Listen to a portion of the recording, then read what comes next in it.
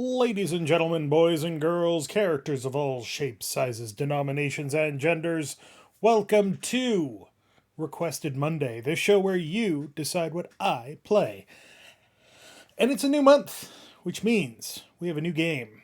And as you can see from the picture, it is not Total War Warhammer 3, which overwhelmingly won in the public vote. Overwhelmingly. I'm talking like at easily like 45% of the vote was for Total War Warhammer 3. But then it went to the patrons. And they chose, by a very narrow margin, to be fair, Disco Elysium. And that's the game that we're playing today. Happy 4th of July, everybody. You know, on the 3rd, because that makes sense. This game does have Twitch integration, but it's not working. So maybe next week. Oh, that's loud.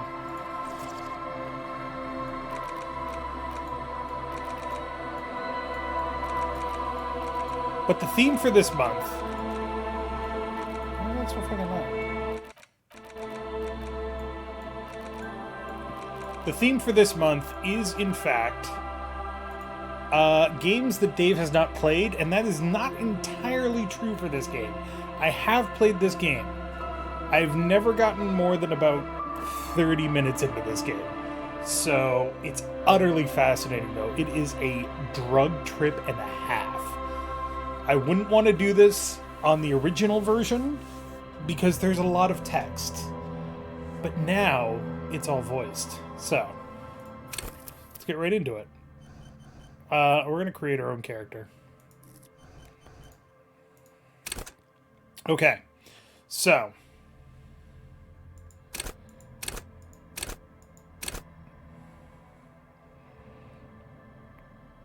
let's see.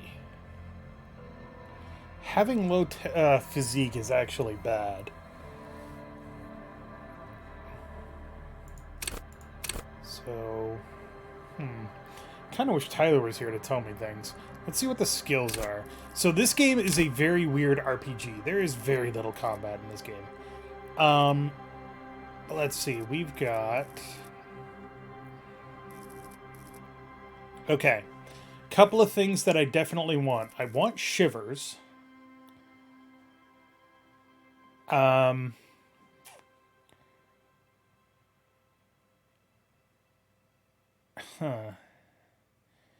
want shivers. Savoir-faire is pretty good. I'll go over these in a second. I'm just taking a look for now. Okay, so I want to be smart. Don't need to be as emotionally intelligent. Let's be more physical. Okay, so this is an RPG, obviously, but it's an RPG that's, if you've ever played Planescape Torment, which is a game more about talking to people and solving puzzles, that's kind of what this game is. Normally, when I play this game, I go all in on intellect and psyche. This time, we're going to go with 3, 2, 3, 4. 4, 2, 3, 4. There we go. Okay. So you have a lot of skills in this game. You've got logic, which is raw intellectual power, deduce the world. Encyclopedia, call upon all your knowledge, produce fascinating trivia. Okay.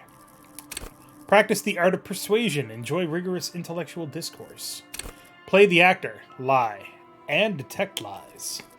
Understand creativity, see art in the world. Reconstruct crime scenes, make laws of physics work for the law. So visual calculus, you can look at a crime scene and say the bullet came from there, blah, blah, blah. Volition, hold yourself together, keep your morale up. Inland Empire, hunches and gut feelings, dreams in waking life. Empathy, understand others, work your mirror neurons. Authority is intimidate the public, assert yourself. Authority is respect my authority, essentially. Esprit de corps, connect to Station 41, understand cop culture. Suggestion, charm men and women, play the puppet master. Endurance is basically what it sounds like, don't let the world kill you. Pain threshold, shrug off the pain, they'll have to hurt you more. Flex powerful muscles, enjoy healthy organs. Electrochemistry, go to party planet, love, and be loved by drugs. Shivers, raise the hair on your neck, tune into the city. Half-light, let the body take control, threaten people. Half-light is like, I want to say it's your fight or flight response, but like half-light lets you just react instinctively to things. Hand-eye coordination is exactly what it sounds like. Perception is exactly what it sounds like. Reaction speed is exactly what it sounds like. Savoir-faire is the ability to do things carefully, I think. Interfacing is exactly what it sounds like. And composure, straighten your back, keep your poker face. But we have to set a signature skill.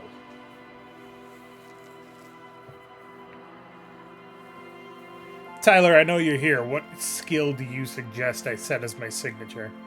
And for fuck's sake, don't choose electrochemistry.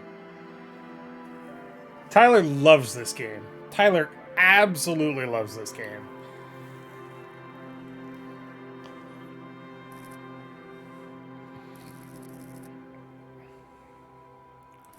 Physical instrument might not be bad. Visual calculus? Visual calculus is good, but I've already got 4 points in that. If I set signature on that, it goes up to 5. But it doesn't need to be that.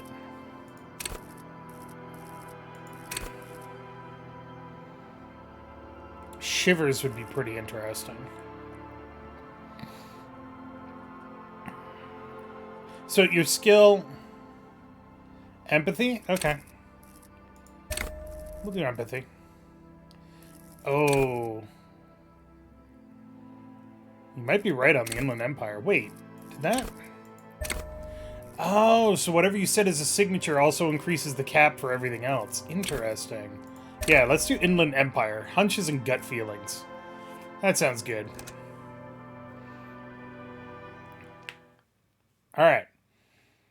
Let's talk about this game. And how insane it is.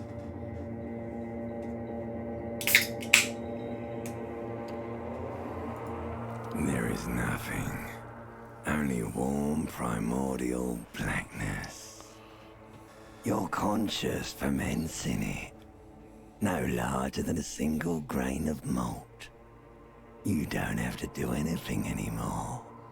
Ever. Never, ever. Never, ever, ever? Never, ever, ever, baby. Alright, I'm gonna keep on non-existing. An inordinate amount of time passes. It is utterly void of struggle. No ex-wives are contained within it. This is great! Yes, it is. What was that about the X something? An awareness creeps up on you. A mass lies hidden in your dead angle, soaking in some lurid acidic sauce. It's bloated and shameful. A ball of meat surrounding you. This is a terrible line of questioning, and it will only lead to more awareness of the meat thing. No, I wanted to know about the X something. Ex-love. Ex-tenderness. It is foolish of you to resurface to the loss. Not after all the damage you've suffered to get here. Some of it irreversible. Stay. Sail with me through the abyss of pelagic zone. Allons-y, never let me go. Alright. Nothing town to fuck all borough. Let's see. Look, I am tired of being this type of animal, and who gives a shit? Not you. Your days of giving a shit and being that type of animal are over. Wait, no, I need to belittle myself instead. Do you really? I do. Let me off. You wouldn't like it if I told you what was back there. Why'd you think you had to bludgeon yourself into oblivion? Or did you not sense yourself marinating? Poured so much on yourself, got a bit carried away, did we, Chef? Fear and apprehension. You should ask what's out there first. Wait, I did this to myself? Yes, your one disco mother. Tell me, what's waiting for me? There's this giant ball there. An evil apes. And the evil apes are juking it out on the ball. You're one of them. It's basically all just evil apes juking it out on a giant ball. How big is the ball? You can't even make out it's a ball when you're joking it out. It's that large. Well, how small are the apes? Infinitesimally small. And this duking it out I keep hearing about. What's that? Vying for resources. It's just a stupid expression you picked up somewhere. The part of the presentation you want to take home with you is this. You have to beat the other evil apes in the face, or you lose. That's sad. Yes, it is. And you drowned in that sadness a long time ago. I'd like to point out this is the intro to an RPG. What do you mean drowned? You lost. The sound outside, you recognize it. It's a Caprice Canela motor carriage.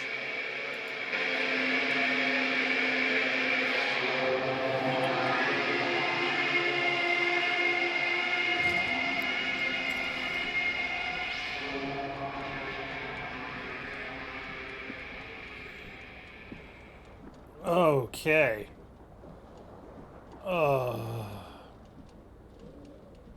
Doing fine.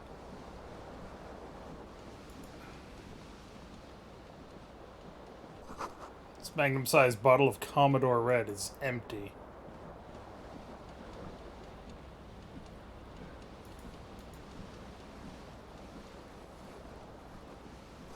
This real tape player is still on. Rolling empty.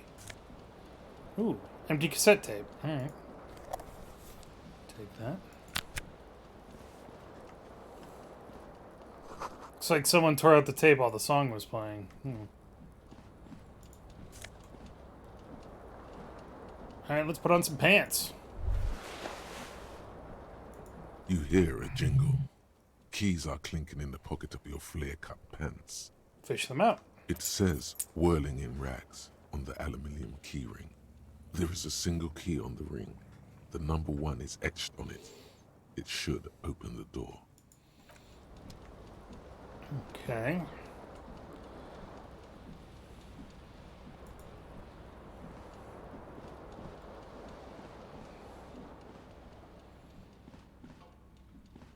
I see a shirt. Might as well grab that.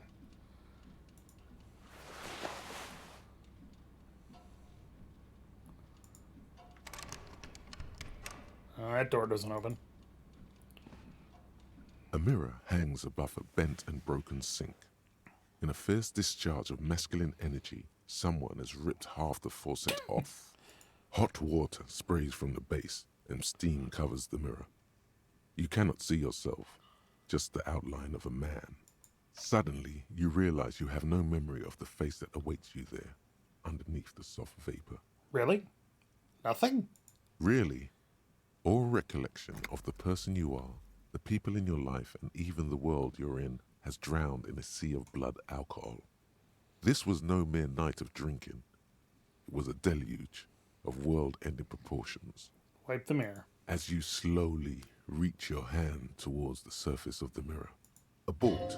You clearly have not thought this through. You won't like what you see there, and you will never unbecome it. So basically, every time this shows up, if you succeed, then the dialogue is a bit different. Maybe I should touch it first. Make sure there's nothing wrong with my face. Yeah, there is definitely something wrong with it. What? What's wrong? Where to even begin? There is the bloatedness, then the swollenness. It's like there's an upholstery of alcohol underneath your skin. I'm sorry, touch your nose. Bet you are. Your nose feels like a small balloon in the middle of your face. It hurts when you honk it. It doesn't appear to be a particularly tiny nose either. Not with all the drinks it's absorbed for you. At least my tongue is okay. It's not. It's swollen and snail-like, wriggling between your fingers. I'm scared. I want to stop doing this. Don't be scared. It's only your face. It's not like anyone's going to see it. Now, you do have the option of just fucking walking away. But... Behold, you have no idea who this thing is, do you?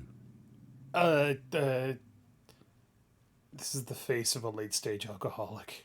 Too late. You clearly have rigor mortis on your face. Oh wait, is that an expression?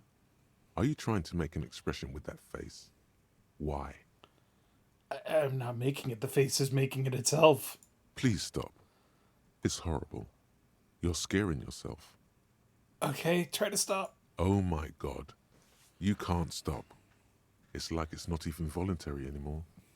You have worn that grin into your face and now it won't come off. What does it even mean? What is the emotion you're trying to convey? I think it's supposed to look suggestive. I'm afraid it's meant for the ladies. Please promise yourself you are not going to try it on any of the ladies, whatever happens. No one tells me what to do. That's right. Not even yourself. Go ahead, try something. It's not an order. Okay, so a very low chance of this, 28%. White checks can be retried, but you have to do something to make it better. And then this is basically impossible. In order to do this, I have to roll a 12. My electrochemistry isn't high enough.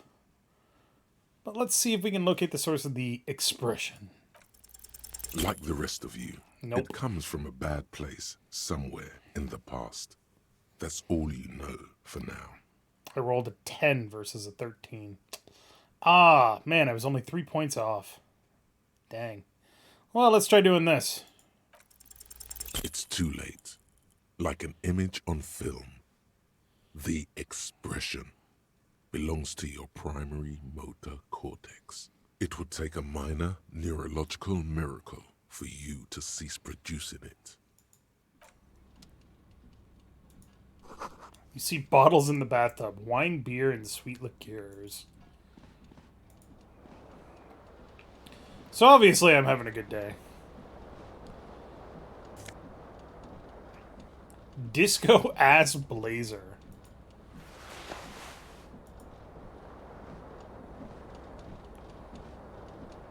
This fan has two chain pull switches. One ends in a tiny fan, the other in a light bulb. A truly horrific necktie has somehow attached itself to one of the blades. Pull on the fan. The blades come squeaking to a halt. It should be easier to reach the tie now. You swoop up and catch the tie. Snap. It's released from the blade. Excellent. What you have in your hand is a truly hideous necktie with 4 or 5 different patterns. The knot reminds you of a noose. Now you may be tempted to pull on the light bulb. Don't do it. It will only hurt. Just leave it alone. The window stands broken in its frame. Cold wind blows in. What do you mean, assess the damage? How would you do that? What are you even trying to do? So if you fail this, which I failed by getting a 1 and a 2, then you have to put points into visual calculus to open this white check, which you can do with items as well as level ups. The morning light hurts your eyes. It's hazy, but you see the ocean and some war-torn buildings.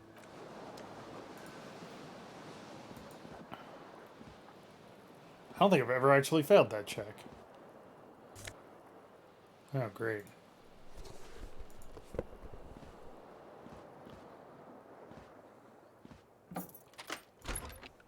Okay.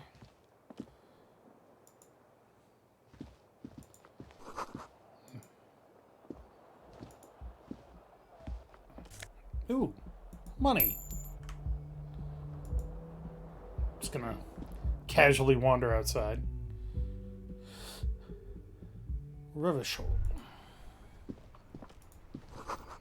Smell of the sea makes you dizzy. Gust of briny wind washes over you. Well, I got my shoes. There they both are.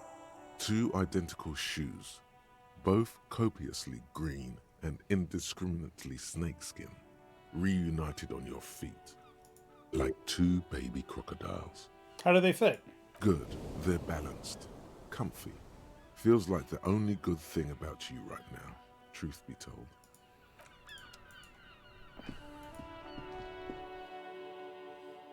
So that restored morale. So you've got two things here: health and morale.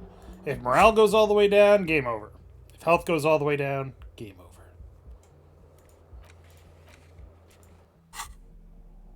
Do I have anything that increases composure? That increases Inland Empire. Nice.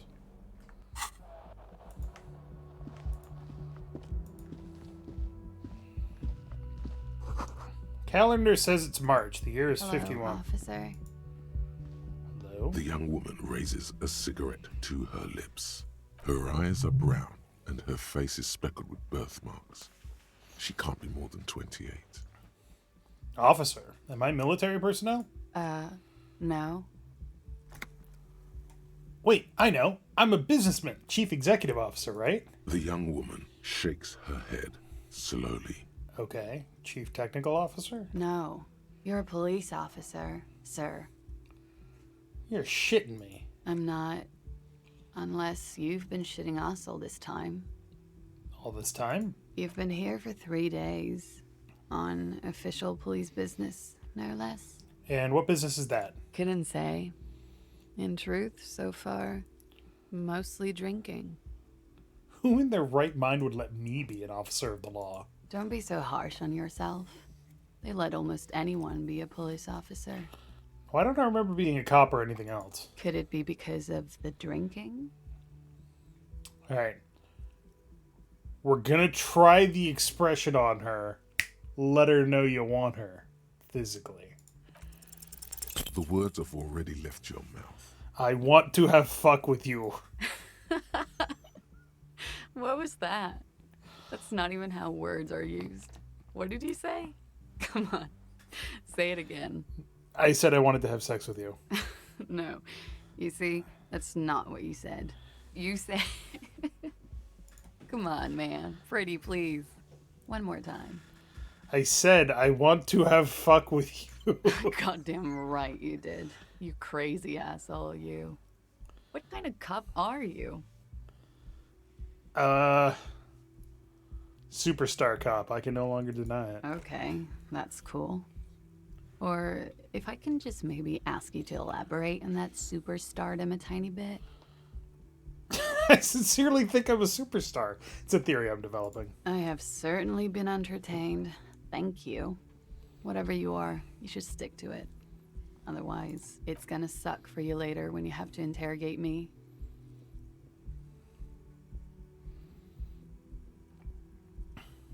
And for the record, no, I didn't do it.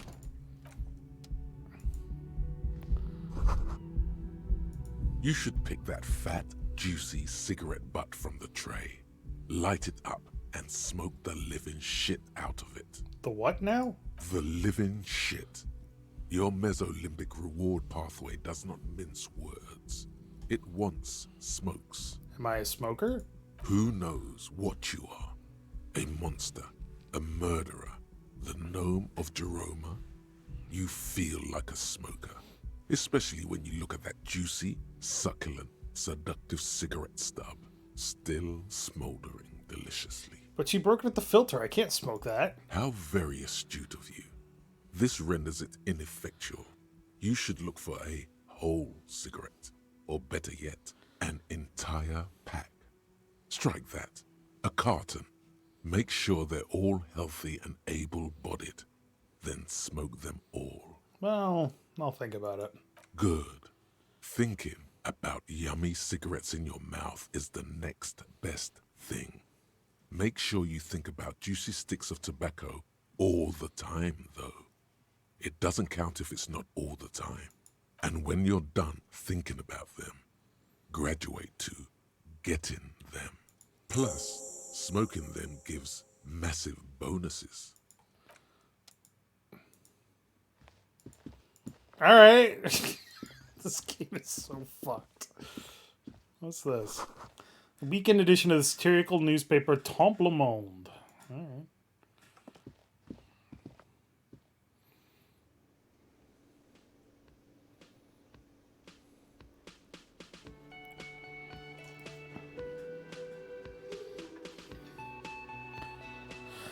Okay.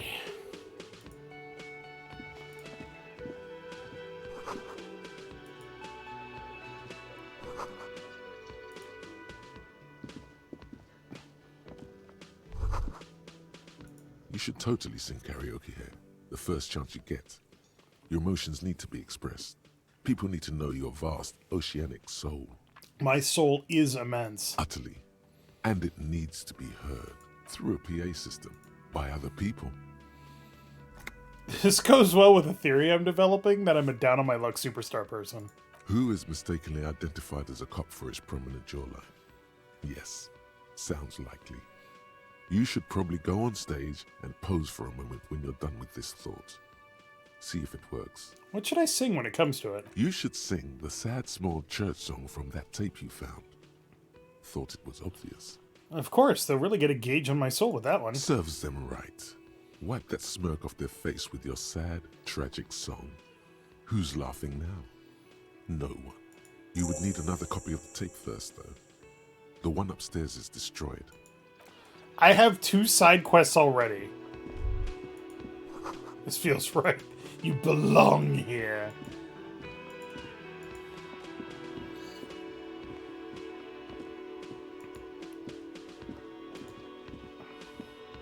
A bespectacled man in an orange bomber jacket is tapping his foot on the floor. Looks like he's waiting for someone. As you approach, he narrows his eyes and extends his hand in greeting. Yeah, I'll shake his hand. Hello. I'm Kim Kitsuragi, Lieutenant, Precinct 57. You must be from the 41st. You realize he's waiting for your name. This is your chance to come up with a really good name for yourself. Get creative. Conceptualize. All right. Invent a name for myself. Raphael. Fucking goddamn it. Cousteau. I keep failing these easy-ass checks. All I needed to do was roll higher than 3. Christ. It's very cool. It's very, very cool, but maybe it's a little bit too ostentatious. No, it's not. Raphael Ambrosius Cousteau is one classy name for one classy cop. Say it. My name is Raphael Ambrosius Cousteau. Yes, well, He doesn't even process what you just said, just moves on. Not for a moment does he believe that's your real name. He casts it aside as an intra-departmental joke or a peculiarity he doesn't understand. it looks like we had a little scheduling error on Sunday. Saturday too, actually. Have you had time to talk to the manager here? What he means is, he has been trying to meet up with you for 2 days, but you have been otherwise occupied. No, I haven't. Then we should ask him for a rundown of the area. Get me up to speed. I understand the scene is out back, right? It also wouldn't hurt to assure him the police are finally here. In full force, I mean. Have you mapped out the initial interviews? Yes, the police. I'm aware that I am a policeman. Right. And the interviews? What interviews? At the 57th, we like to prepare an initial list of persons of interest, and then just skim the surface. Prepare the field, get to know the players. You don't do that? Maybe it's not an inter-district practice. I haven't. Okay, we'll have time for that after we take a look at the coroner's case. Have you removed the dead body from the tree? Dead body? Mm-hmm. I don't like dead bodies. Sure. But did you take it down from the tree? No. So, the body is still in the tree. This is the first time you detect a weariness in the lieutenant's voice. It is obvious he would have preferred for the body to no longer be in the tree. Where it has been hanging for 7 days straight. We should go there as soon as we are done talking to the owner. But I can't remember anything. I can see you drank last night and the night before, and that you are still drunk now. But I have seen officers go through worse. Much worse. If you need something for your headache, there is a general store nearby. But as I said, the dead body should be our #1 concern. How can you be so sure I'm from the police? I was sent here to meet a detective from Precinct 41. You have the insignia of the citizens' militia on your sleeve and on your back. I suppose you could be impersonating him. You could have gotten the insignia from the black market or forged it. But for now, I'm going to set those possibilities aside. I'm not from the Inspectorate General. Inspectorate General means internal affairs.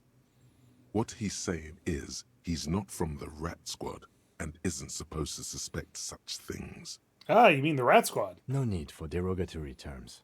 They're only doing their job. You said insignia. These white rectangles, you mean? Yes, But they're just white rectangles. they're not just white rectangles. They bear a halogen watermark with the letters RCM and a pattern resembling the street grid of Revachol West. I would ask you to step into the headlights of my motor carriage, but again, it's none of my concern. I just need you to do your job. But shouldn't I have a badge or something? You mean you don't have a badge? It was not on me when I woke up. Losing your identification card is a serious matter. My vehicle has a shortwave. You can use it to report your badge missing. I would advise you to locate it as quickly as possible. But getting the body down should still take precedence. What if I told you I'm not really a police officer? We all feel that way sometimes. There is no such thing as a police officer, I'm afraid. What remains is that there is a dead body in the tree. Someone has to figure out who put it there. If we don't, no one else will. And then, soon after, dead bodies would be dangling from all the trees. But first, we have to take it down. Let's roll. After you, officer. Lieutenant Kitsuragi is now in your party. All right. We're just gonna do a quick save here. A man in his late 20s with a thin, unimpressive beard notices you approaching. He drops the ledger he was holding and turns to the lieutenant. Mr. Gart, right? You run this place. Yes. I am Kim Kitsuragi from Precinct 57. This is an inter-district investigation, so joining me from Precinct 41... He looks to you, realizing he still doesn't know your name. I'm currently in between names. Fantastic. It's like when you've left your band, but you haven't decided on a solo artist name yet. That's wonderful. Really, I think so. But there's a dead body out back. No one wants to work in these conditions. It's been a week. Sir, I understand your concern, but we are here to do a job. And for us to do it, I need you to stay calm. Yes, of course. I know it took us a while to arrive at the scene, but it also took you a while to call us. It was you who placed the call, correct? No, I only just got here. It was probably Sylvie who called you. She usually works the bar here. I'm only temporarily taking over her duties. Do you have her number? As a matter of fact, I do. He looks behind a pile of coasters, finds a slip of paper, and hands it to the lieutenant. You said you just got here. From where? Are you a local? What, of Martinez? No, I live in Jamrock. I only sometimes come here to keep an eye on the place. This is just one of the many, many cafeterias I manage. But you still know your way around, yes? In case we need directions. Yes, I know where some things are, but as I said, I don't live here. I just used to work here. And I'm not going to start working here again, if that's what you think. I didn't imply that. Detective. He probably means this is where you step in and ask your questions. Right then, questions. I got this. His face expresses profound doubt in your having this.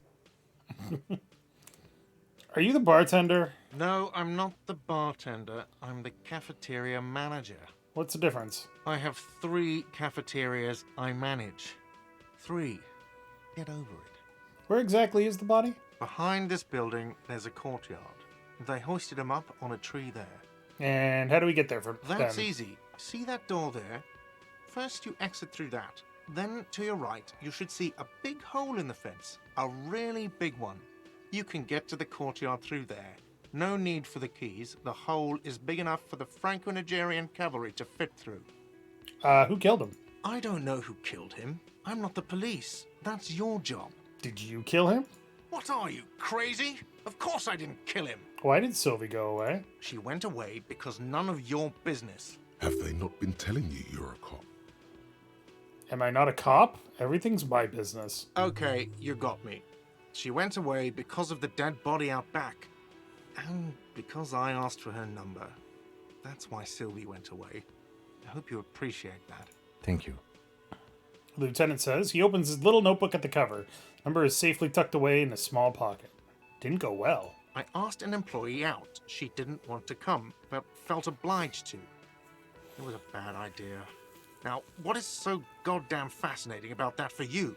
It's got nothing to do with the lynching. This stuff gets on my nerves. I am a feminist. I guess I like to be thorough. Everything has something to do with everything. Good for you.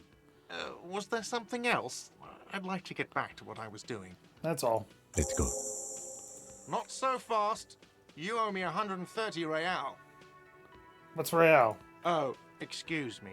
You owe me 130 real. The IIR, or Inter-Isolary Real, is the global reserve currency. Whatever part of the world you're in right now, it's safe to assume he means you owe him some money.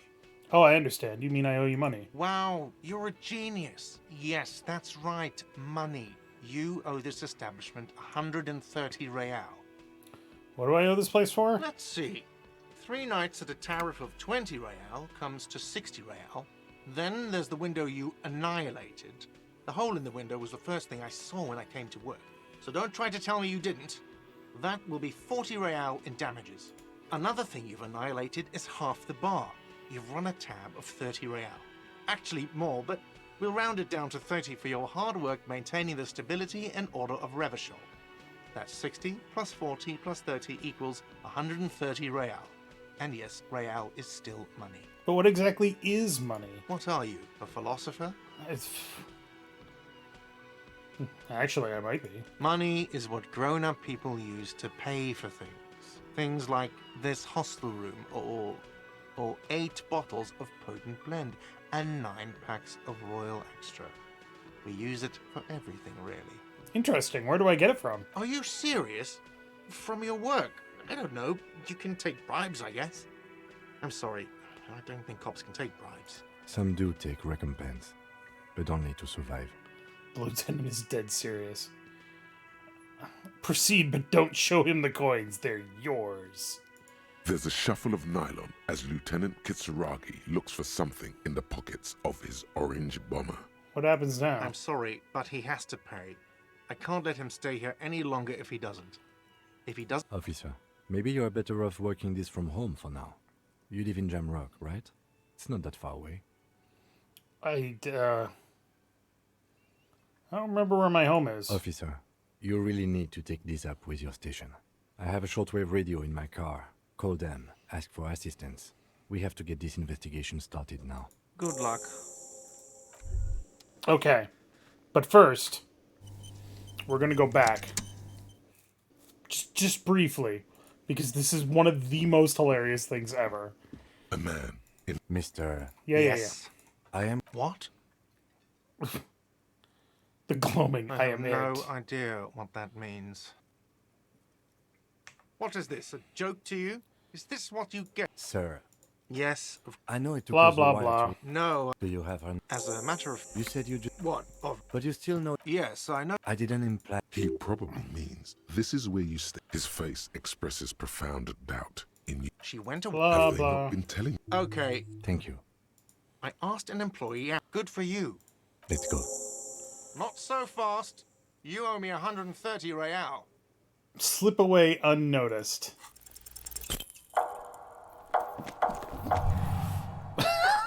One moment you're running like the wind, then you've suddenly turned around and are giving him the finger, furiously, with both hands. Why? Fuck you, asshole! Watch out!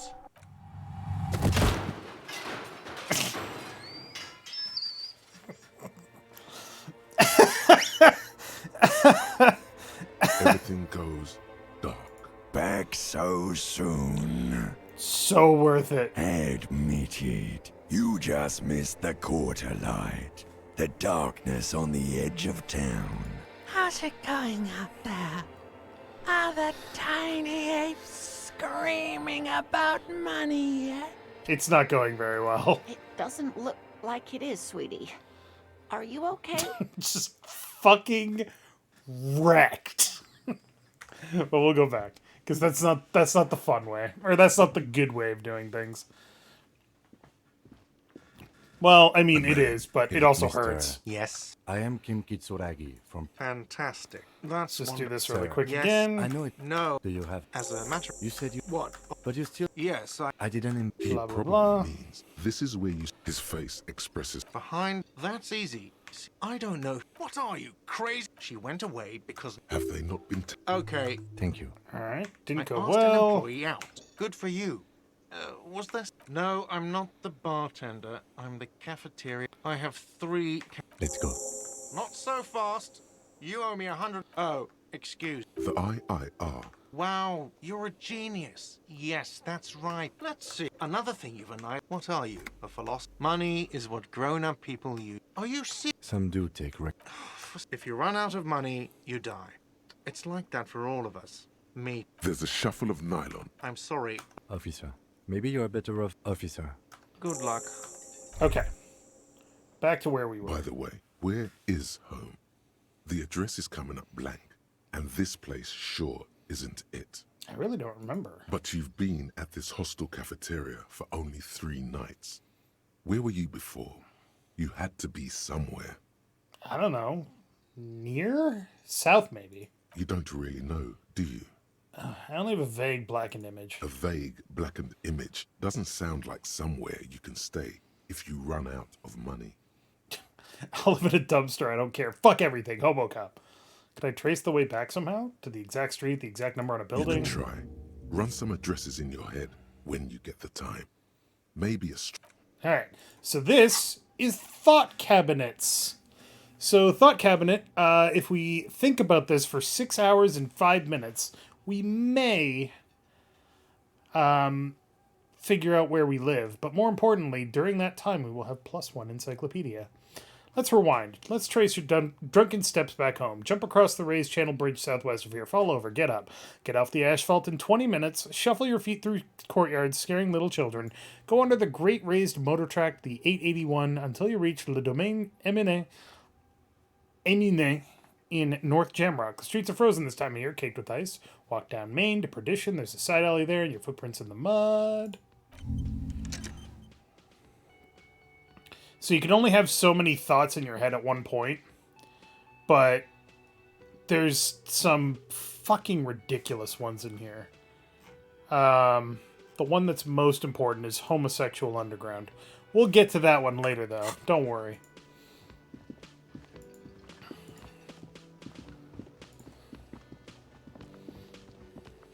Hello, sweetie. Wait, who's Sweetie? Reaction speed. Success. Who's Sweetie? Why, you are, officer. Maybe I am. And have you found anyone to be sweet to?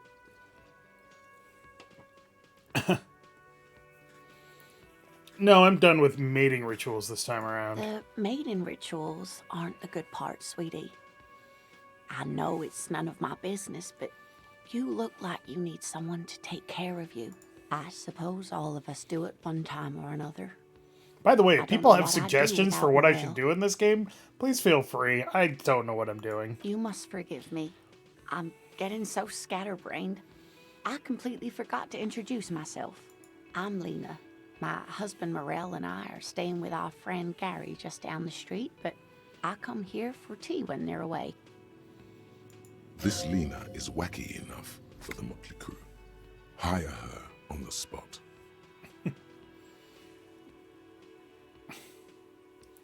I don't know if you've... dude, you seem to be in a chair. Yes, dear. I'm a paraplegic. A paraplegic is someone with limited or no ability to use the lower half of their body. Paraplegia is caused by spinal cord injuries, like falling from a great height, or a grenade explosion. A grenade? Did you fight in the war? No, dear. I'm not quite that old.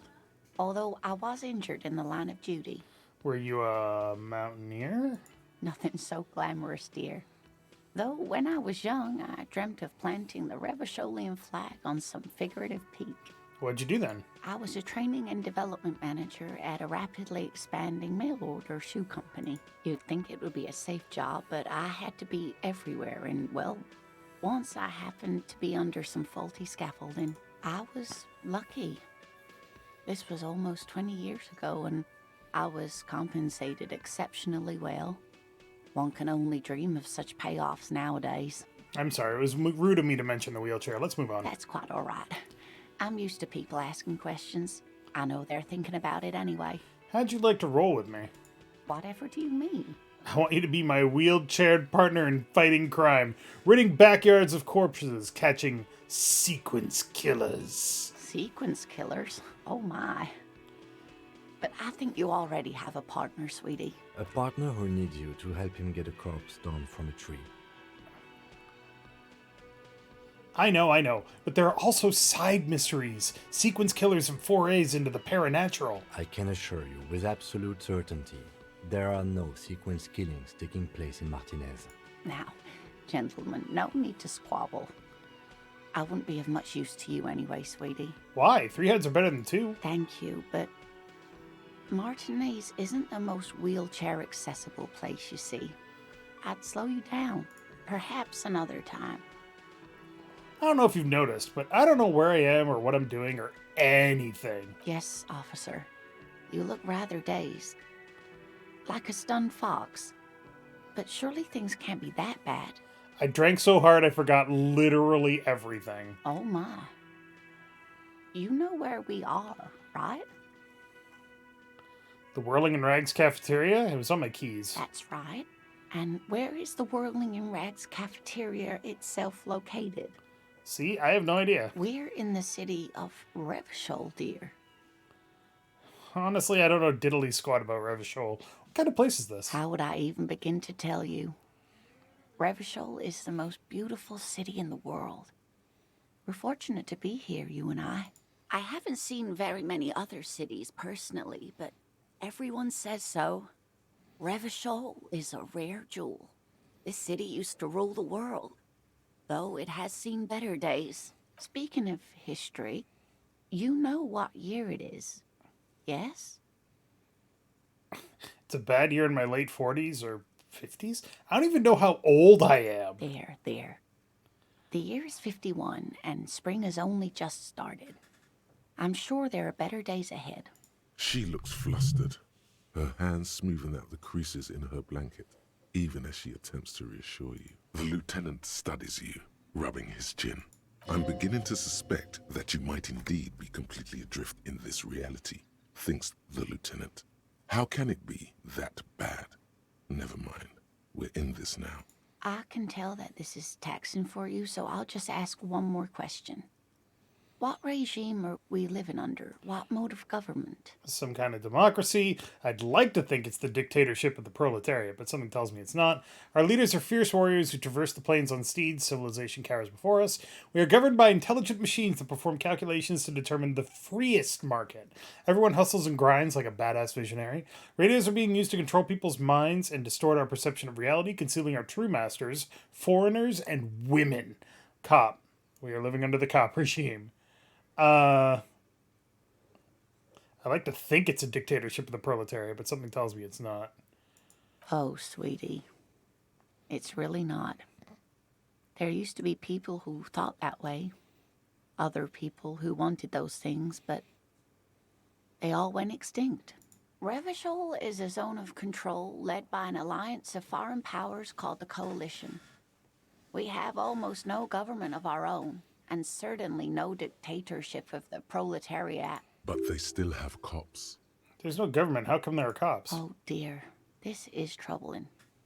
You really ought to know that, being one yourself. There aren't any cops in Revachol, not in the traditional sense. The status of law enforcement has been a complicated matter since the revolution. But we should stop for today, sweetie. You look like you need a break. Besides, I'm not the best person to explain the big things to anyone. She's scared now. She's realized you really are brain damaged. So, how did I do? You didn't do too well, dear. It does look like you're having trouble remembering things. History and places. Remembering reality, in a word. It's very odd. A sigh. The lieutenant buries his nose in his notebook. But maybe a fresh set of eyes is what the world needs. And while I'm no doctor, such bouts of amnesia are often temporary, so I wouldn't worry too much. Who could tell me more? Someone more educated in sweeping matters. Maybe you should ask. She turns to the lieutenant. No, I'm not an encyclopedia. I won't be a guide either. I'm a detective. Of course. Then I don't know. Someone rich, maybe? Wealthy people are educated. Though I don't know where you would find a wealthy person in Martinez. Sweetie needs money. Do sweeties get money? Oh, sweetie, I heard your conversation with the manager about your financial troubles. When do you get your next paycheck? What is a paycheck? I haven't seen any paychecks. You must be joking. Although our pay does sometimes feel like a joke. It's not easy to assert your right to a decent living wage when you don't have a strong union behind you. Maybe you should talk to Everard, the union leader. Interesting idea. This Everard sounds powerful. Maybe you can wrangle some coins out of his pocket. Try to force God a tear fucking out of your damn heart. it. Really rip into the whole emotional aggression thing. God, I missed it by 2. Fuck. Oh God, I'm gonna die on the streets, aren't I? Officer, get a hold of yourself, please. Oh. Sweetie, I'm sorry, but I think you need more help than I can give you. Okay, then let's change the subject. No, I'm so sorry I don't have money for you. If there's anything else I can do for you, just ask. I gotta get going Of course, now. dear. Okay, we're doing fucking great. Already damaged our morale. Alright, so we need to go this way.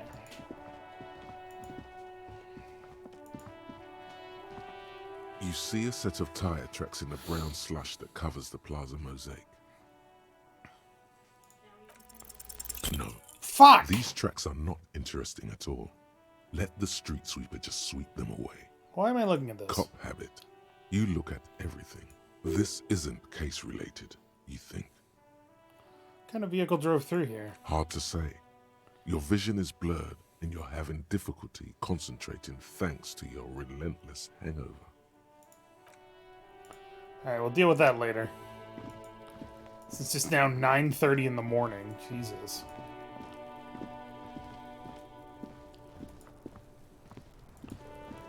Oh, that's a body, alright.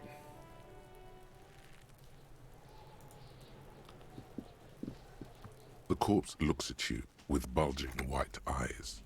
The face around them does not look human. It's swollen and ready to burst. His lips are fish-like and his tongue like a ball gag in his mouth. You seem to be holding your breath. A cargo belt twists his neck at an unnatural angle. The body below appears stiff. It's letting out an ungodly rot. The smell seeps in even through your clenched nostrils. God, what is that? Why is it so bad? Active decay. It's okay to throw up, officer. No one is judging. He's about to blow! Cop's gonna blow, Kuno! The smell is repulsive. It pushes in from your mouth, more instant and more familiar than anything you'd expected. More fever than odor.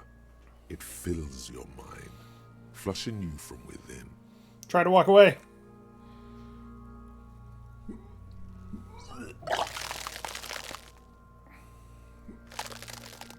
Well, at least that might sober me up.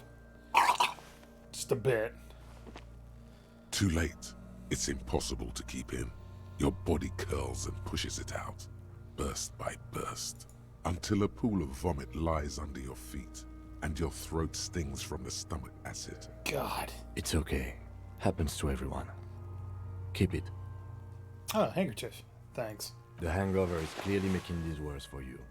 You could use some ammonia to clear your head. You think ammonia would help? If you can handle the headache. Some officers use it to deal with cadaverine odor. But not you? I can't handle the headache. It's more likely he can handle the smell, unlike you. Okay, where do we get ammonia from? There is Frit nearby, east of the hostel. They usually have a small apothecary. If they don't... He points to the greenhouse. There's a greenhouse here, and a gardener with a wheelbarrow on the corner of the whirling in rags. If she works here, she might have something for the smell. Pretty clever. Acquiring ammonia will provide a modifier to the white check. Modifiers make checks easier and allow you to retry them. Well, we can't do anything with that yet. Oh, look, a thing.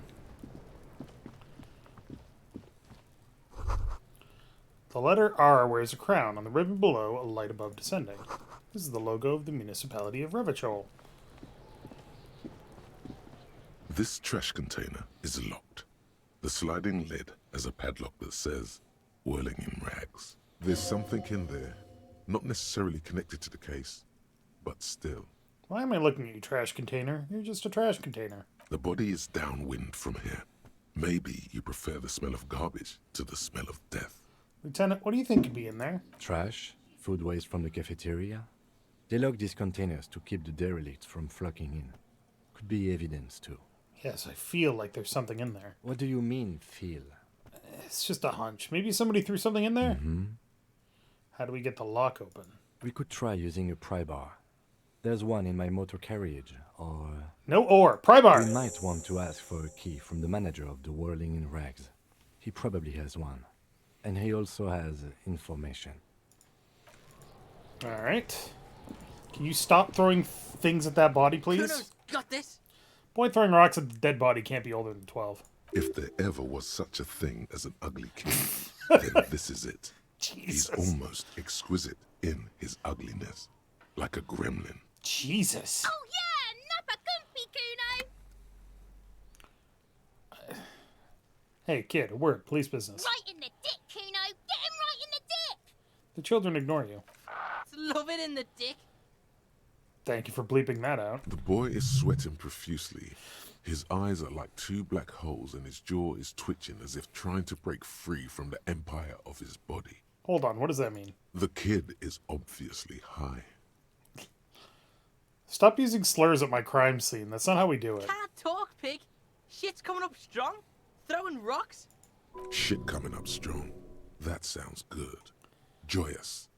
You should hang out with this kid and see what that juicy shit is all about. Electrochemistry just wants me to get fucked up. Yeah, Kuno. Ride the lightning, Kuno. Kuno's riding at sea. Wipe sweat from his brow and sends another rock flying. Rake, Kuno. You should throw the rake at him, Kuno. The fuck does Kuno know what a rake is? Kuno's not a gardener. Kids, you want to hang out? I'm not a narc. Fuck no. Kuno doesn't buy that shit. Fucking entrapment shit. Kim, what should we do? We shouldn't do anything. I don't tempt such forces. What forces? You will see. The language these kids are using, pure unfettered id. There will be no reasoning with those creatures. Are you kids siblings? The fuck are you talking about? He's calling us Kuno. He says we're fucking each other. Look, I have questions for you. Alright, entertain the Kuno. Show me what you got. What you got there? What you got, huh? Show me what you got. Jesus. The body, what do you know about it? Shitload, pig. What's your question? Don't tell the pig shit, Kuno. Kim, help me out here. What do we want to know? If I were to want to waste my time, which I do not, I would ask them who he is, how he got there, and the usual. The usual being, have you seen anything out of the ordinary? Or have you seen anything suspicious? Do you know who he was? Kuno's fuck imp. Kuno uses the fuck imp for target practice. He's trying to hide the fact that he doesn't know. So you don't know anything. Kuno knows all kinds of shit. Kuno's not a snitch. That's all. Trying to make the Kuno sing into the popo phone. Do you know how it got up there? Probably climbed. Kuno was busy down the road when that shit went down. So you didn't see You it heard happen? Kuno. Kuno wasn't even in Martinez. Kuno wasn't in Revachol. Kuno wasn't regional. Oh, okay. Where did you go then? I don't know. Some fucking He looks around trying to come up with something. Mesk or I don't know. Some other place. Night City. Kuno is in fucking Night City. There is no Night City anywhere. That sounds like the name of a city in some pulp science fiction novel. Okay, about the dead body. Yeah. Kuno didn't smoke him, if that's what you mean. He draws snot up his nose. Thanks, Kuno. That's one name you can now cross off the list. You seen anyone suspicious around? Just a couple of pigs sniffing around in the dirt. That seems pretty fucking suspicious to Kuno. Yeah, you tell the faggoty, Kuno. Looks like you're a faggoty now, whatever that means. The suspicious question doesn't really work in antagonistic situations. More on this later. Right now, let's talk about something You're else. testing Kuno. Get lost. Okay, I'm off. Kuno doesn't fucking care. Good.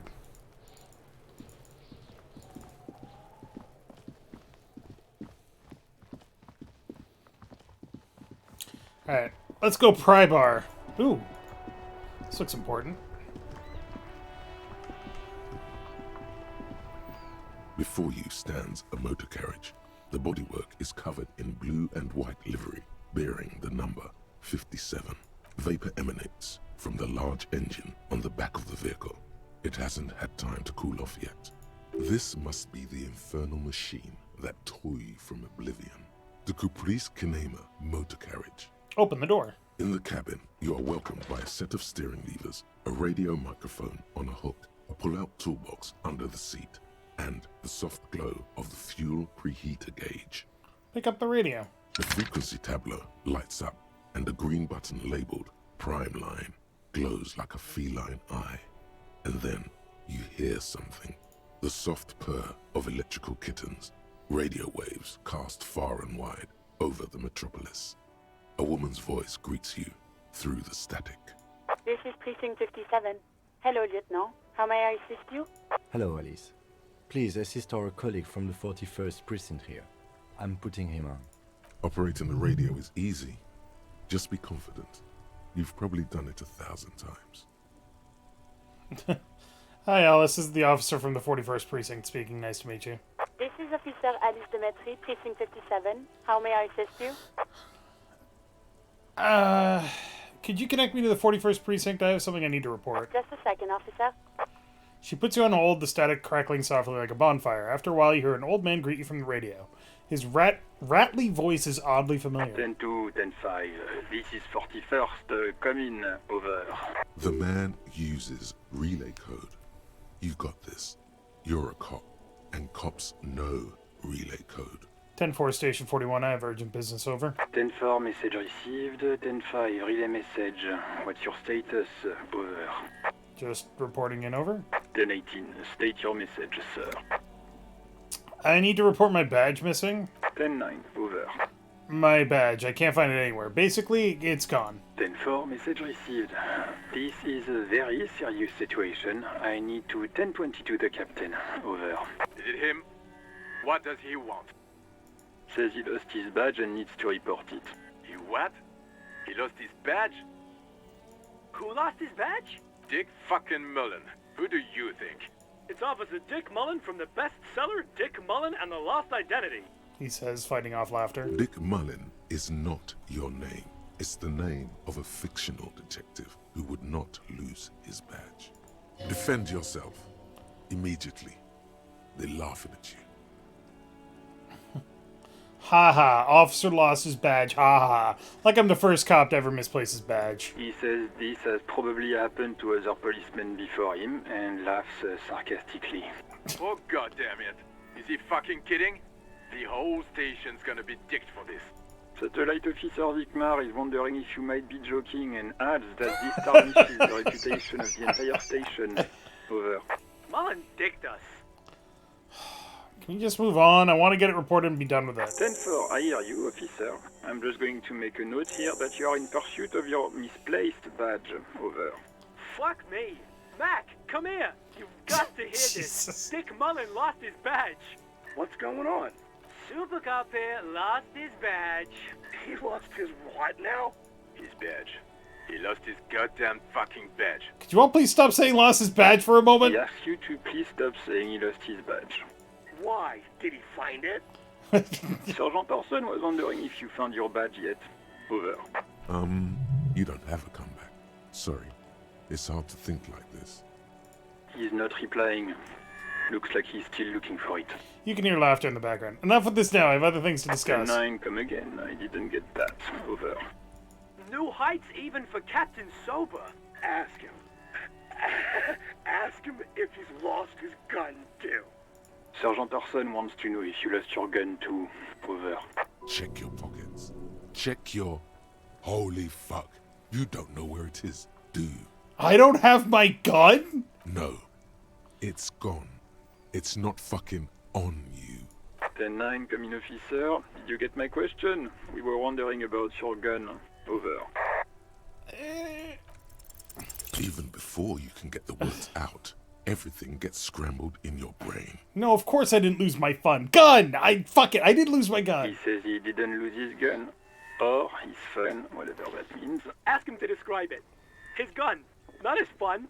Just the gun will do. Satellite Officer McLean requests a description of your weapon. Over. Oh, request a description, huh?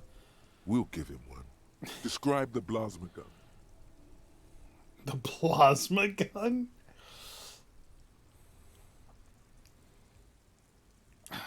Kim, what are you packing? It's a single-shot kill A9. An armistice, to be precise. It's single shot armistice kill A9, over. Says it's a kill 9mm armistice. Armistice? What, is he a fucking... Clearly he doesn't have his Villiers anymore. Dear God, he lost his gun. Oh my, I can't. This isn't really a laughing matter. Mac can face a giant of Coco Nur by himself, but Disco here made him piss his pants. What the fuck? Oh, I can't. Fuck. He lost his... Ask him if he still got his wiener. I'm not going to. Ask him. Sergeant Orson here is wondering if you are still in possession of your genitalia. Over. After that, his mom is after I fucked her ass all night. Tell him that. That's a negative. I'm not going to say that. Over. Fuck you guys. Share with the class. He said he sodomized your mother. The prick ate Mama's vanilla waffles at the captain's birthday party. Some nerve he's got. Sure her vanilla waffles were the only thing he ate? Shut up, Chester. This isn't funny. This is my mom we're talking about. Tell him to apologize right now. Sergeant Orson requests that you apologize for the claims that you made about his mother. Over. Hey, if you don't like the Fallout, maybe don't fuck with the Firewalker. He says you shouldn't have antagonized the Firewalker in the first place. Who? Satellite Officer V. Firewalker. I'm afraid he might be referring to himself as Firewater, sir. Firewater? He's lost it. Fuck it. Tell him to find his goddamn badge and gun. That's the only thing that matters. Satellite Officer V. I heard him and I'm on it. 10-4, affirmative. Officer is in pursuit of his firearm. Oh, God, Officer, do you need further assistance? Over. I am in dire need of financial assistance. 10-4, I hear you. I don't have the authority to grant your request, but... What does he want now? He's asking for money. Is he fucking kidding? I don't think he is. Don't give that asshole anything. He's just gonna drink it all. Right. That's a negative on the additional funds, sir. Over. It's paramount to the investigation that you grant me more money. He says it's important. He isn't getting a red cent. You can tell him that. Request denied, sir. Over. Okay, I heard you. No funds. Anything else, sir? Over. It might sound odd, but there's personal details I'd like to discuss. Okay, 10-4, sir. I hear you. Relay your question. Over. Wait. Before you say anything stupid, think it through. What's there to think about? You're going to be looking at a straitjacket if you tell everyone you lost your memory. Be smart about this. Ask if he's there alone. He's not. We know that. Sir, I'm not hearing your question.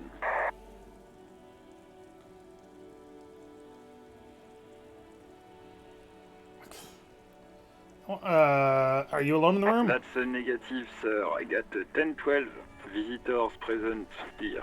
Over. Wanted to know if you got my badge's description right in your report. Could you read it to me? Name, rank, date of birth? What? What is it? He wants to verify the information. But of course.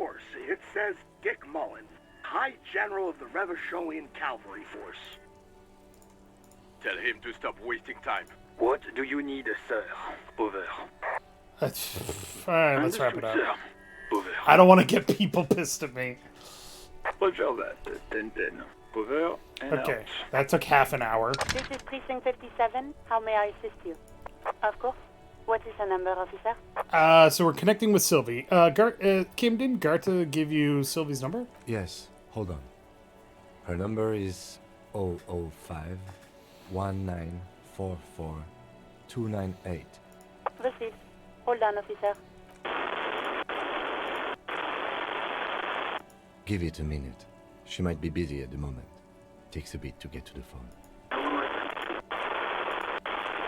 Officer, I have Sylvie Malaika on the line for you. Yes, hello? Hello, this is the police calling. Sylvie, I believe we met before. This is me, a detective from the Whirling in Rags. Oh, right. Hello, officer. What can I do for you? There is no resentment in her tone. She wants you to ask her out. No question about it. Fucking shut up, electrochemistry. You quit your job. Was it you who called the police? No, not me. Do you know who made that call? No, sorry. I don't. Not a lot of people have phones around here. Copper thieves take the wires. People don't have the money to have the cables put in again. They use the Union's phone, or the one on the coast. So the Union has a phone, and there's one further down the coast. Got it. It was someone else. We'll find them sooner or later, officer. It just might take a while. Why didn't you call? Oh, well, we already know that. Okay, next question. Yeah, go on.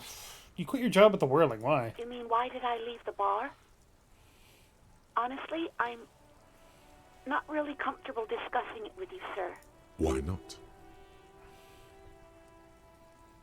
Wait, why aren't you comfortable discussing it with me? Let's just say I left because I needed to get away from someone. Okay. Did you leave because of Garta? What? No, why would you even think that? He told me he asked you out. Are you saying it didn't happen? Please, don't bring Gar into this. It's none of your business. I already said I don't want to talk about this. You're messing everything up again. Have you seen my badge? Yes, I know who you are. You're a police officer. The law. This exact conversation has happened before. Establishing authority before this young girl seems to have been important to you in the past. Don't go there again. My badge is missing. Have you seen it anywhere? Oh, no, I haven't. Sorry. Real policemen have uniforms too, by the way. Where's yours? Kim doesn't have a uniform, and he seems real to me. He's in plain clothes, voluntarily. It's different from not knowing where your uniform is. Have you seen my policeman uniform? Uniform? I never saw you in any uniform. You had your things on. The disco things. Have you seen my gun? Please, no. Not this again. Everyone saw your cool gun, detective. I showed you my gun? When did it You happen? were trying to impress some people with it. Everyone was eating, and And what? What did I do? you were waving it around in everyone's face, begging them to describe it. You said it calms you, and then you started making suicide jokes. It got pretty graphic. Damn. Oh, those again. I have been trying to wean you off them. Off of what? You know, when you put your gun, your actual gun, on your temple and pretend to shoot your brains out, off of that, people don't like that. I remember this. You were screaming things like, "My brains are all over the wall," painting them red. I won't be seeing it, 'cause these are my brains. I can't see without my brains. Very nice visuals there. Jesus. Okay, I don't know what to say. Me neither. Yes, but what happened to my gun? No idea. All I know is next you were waving around money instead, saying things like big bucks cannot lie and guns can't buy money, but money can always buy guns. It almost looked like you pawned it. But believe me, I did not ask. Okay, I think she left because of me. I think I got everything I need, thanks. I do hope so. Please, don't call me again. Bye. Wait, why does she seem angry with you? Yes, you have obviously done something to upset her at the Whirling in Rags when she was still working there. Wait, before you go, you're mad at me, right? Tell me, what did I do? I can't remember I'm anything. not mad. It's just you were so drunk and so emotional all the time, and then the skua thing happened. It just made me want to quit. What skua thing? The stuffed bird, the great skua. You threw it against the wall while screaming, "Fuck that bird," and laughing like a maniac. I think you said it had been giving you shit ever since you got there. That sounds like me, alright. Didn't seem like you had fun doing it, though. So you're telling me that I was the one who made you want to quit? Yes, obviously. You were the worst client I've ever seen. And I have seen so many assholes in this place. I've had sailors fighting, union guys grabbing my ass, kids stealing booze. Once a guy was glued to the karaoke machine every night for 2 months. But you... Go on, I want to know what I did. Well, you were worse than all of them. Honestly, you were getting borderline aggressive. Even about little things like not turning down the volume at 3 a.m. I even liked one of those songs you kept listening to on repeat. No more. I hate it now. Hold on, which song? We Go On by the O.O. I can't listen to it anymore. You've turned it into a parody. Right. Was that all? Then there was your room. Your project. An experiment to see how bad it can get in there. I tried to send the cleaner, but you wouldn't let me. Threatened to make me understand. I had no idea what you meant, and I don't want to know. And then you screamed something about how you're actually a real cool guy, and no one understands it. One of the coolest guys there is. The coolest guy in Jamrock. Something about disco, too. Sounds intense. And then I had to deal with your toilet. The one you clogged with police documents, causing water damage downstairs in the kitchen. I won't even mention you waving your gun around, harassing customers, threatening to sing karaoke, threatening to kill yourself. Threatening to sing karaoke. Wait, police documents? The ones I had to wrench out of your toilet. What happened to them? Damn it, I don't remember what I did to your damn papers. I don't remember every little thing I do. Especially when there's a hurricane loose. It's your fault for losing them, not mine. Something in you wants to immediately forget about this, as if there was a reason you threw them away. Okay, I get it. I wasn't a very good tenant. No, you really weren't. You were simply the worst. Huh. I don't even know what to say. God, I knew I shouldn't have brought it up. Just try not to call me again, and let's pretend it never happened. What else did I sing besides the O.O.? I'm looking for a song. All sorts of things. From disco, rock too. So much disco and rock. Was I singing The Smallest Church in St. Sands? Yes, that's the one you like to sing along to the most. The later it got, the more that one came on. Interesting. You still have to find a copy, though, before you can blast it. When I spoke to Garrett, it made it seem like he thought you left because of him. Wait, really? No, this is absolutely not true. I like Gart. I really do. Didn't he cross a line when he asked you out? No, I was actually flattered. I've always liked him. It was just bad timing. With the corpse and all that. There's a pause. You can almost see her on the other side. The telephone cord coiled around her index. I didn't know what to say to him later. Then you came and destroyed the place. So I left without explaining. I should have told him, maybe. I could tell him. Okay, but please don't mess it up. Please don't take... Oh, the fireworks are going off, everybody. Sorry if you can hear them. Right, thanks for talking to me. Take care. You hear a sigh of relief on the other end of the radio. Anything else I can help you with, officer? I'm done with the radio for now. 57's over and out. In the cabin, you see a set. A metallic drawer slides out from... Take what you need, officer. It's going to be a long case. I'm not protective of my tools, like some men are. He's clearly a little protective of his tools. But what can you do? Work is work. Take the red tip pry bar. The pry bar feels nice and cold in your hand. Heavier than you'd think. Useful for opening all sorts of doors and lids. Take the rubber-handled chain cutters. The handles are long and sleek. Snap, snap, go the cutters in your hand. Take the hand-cranked flashlight. It's robust, weatherproof, and well-made. Police issue. Blue Lets you see things in the dark you would otherwise miss. The pull-out toolbox slides back into its nest. Alright, we've wasted enough time on this. What is this? Ooh, I leveled up.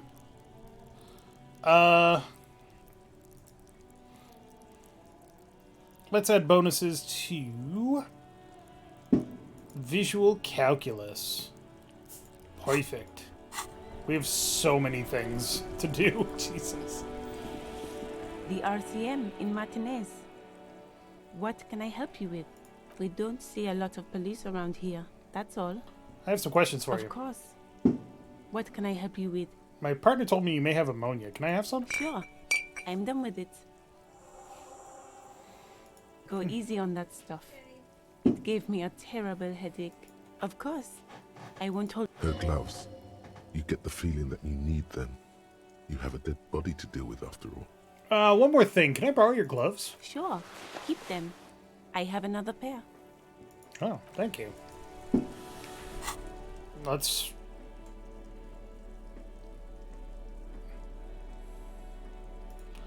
put them gloves on, baby. Which gives us more interfacing.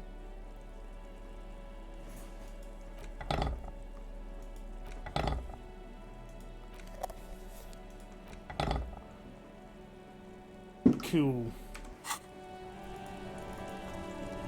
Just running around with the fucking flashlight now. Nice. Hey, before I start breaking locks, can I have the keys? Can I help you? Talk to Sylvie. She left because of me, not you. Wait, what?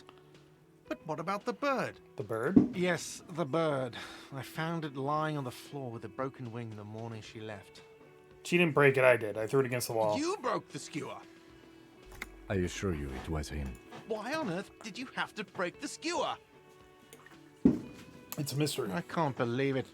I was so sure it was Sylvie. Yeah, I can hear them. Even worse, I thought she was trying to Lovely. send me a message. Symbol of hope and all. A tender type of hope. Something stirs in you. Perhaps this is why you broke it.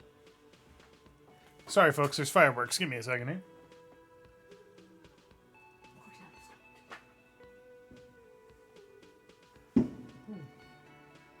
Those are like 100 feet away. Yeah. No wonder they're so freaking loud. The cat's okay? Luna freaked out. They're both a little... Tense. Yeah. All right. Did she say anything else about me, you know? Did she say anything about me? She said she was flattered. It was just a bad timing. Really? I should give her a call then. Thanks, I guess. Was there anything else you wanted, or...?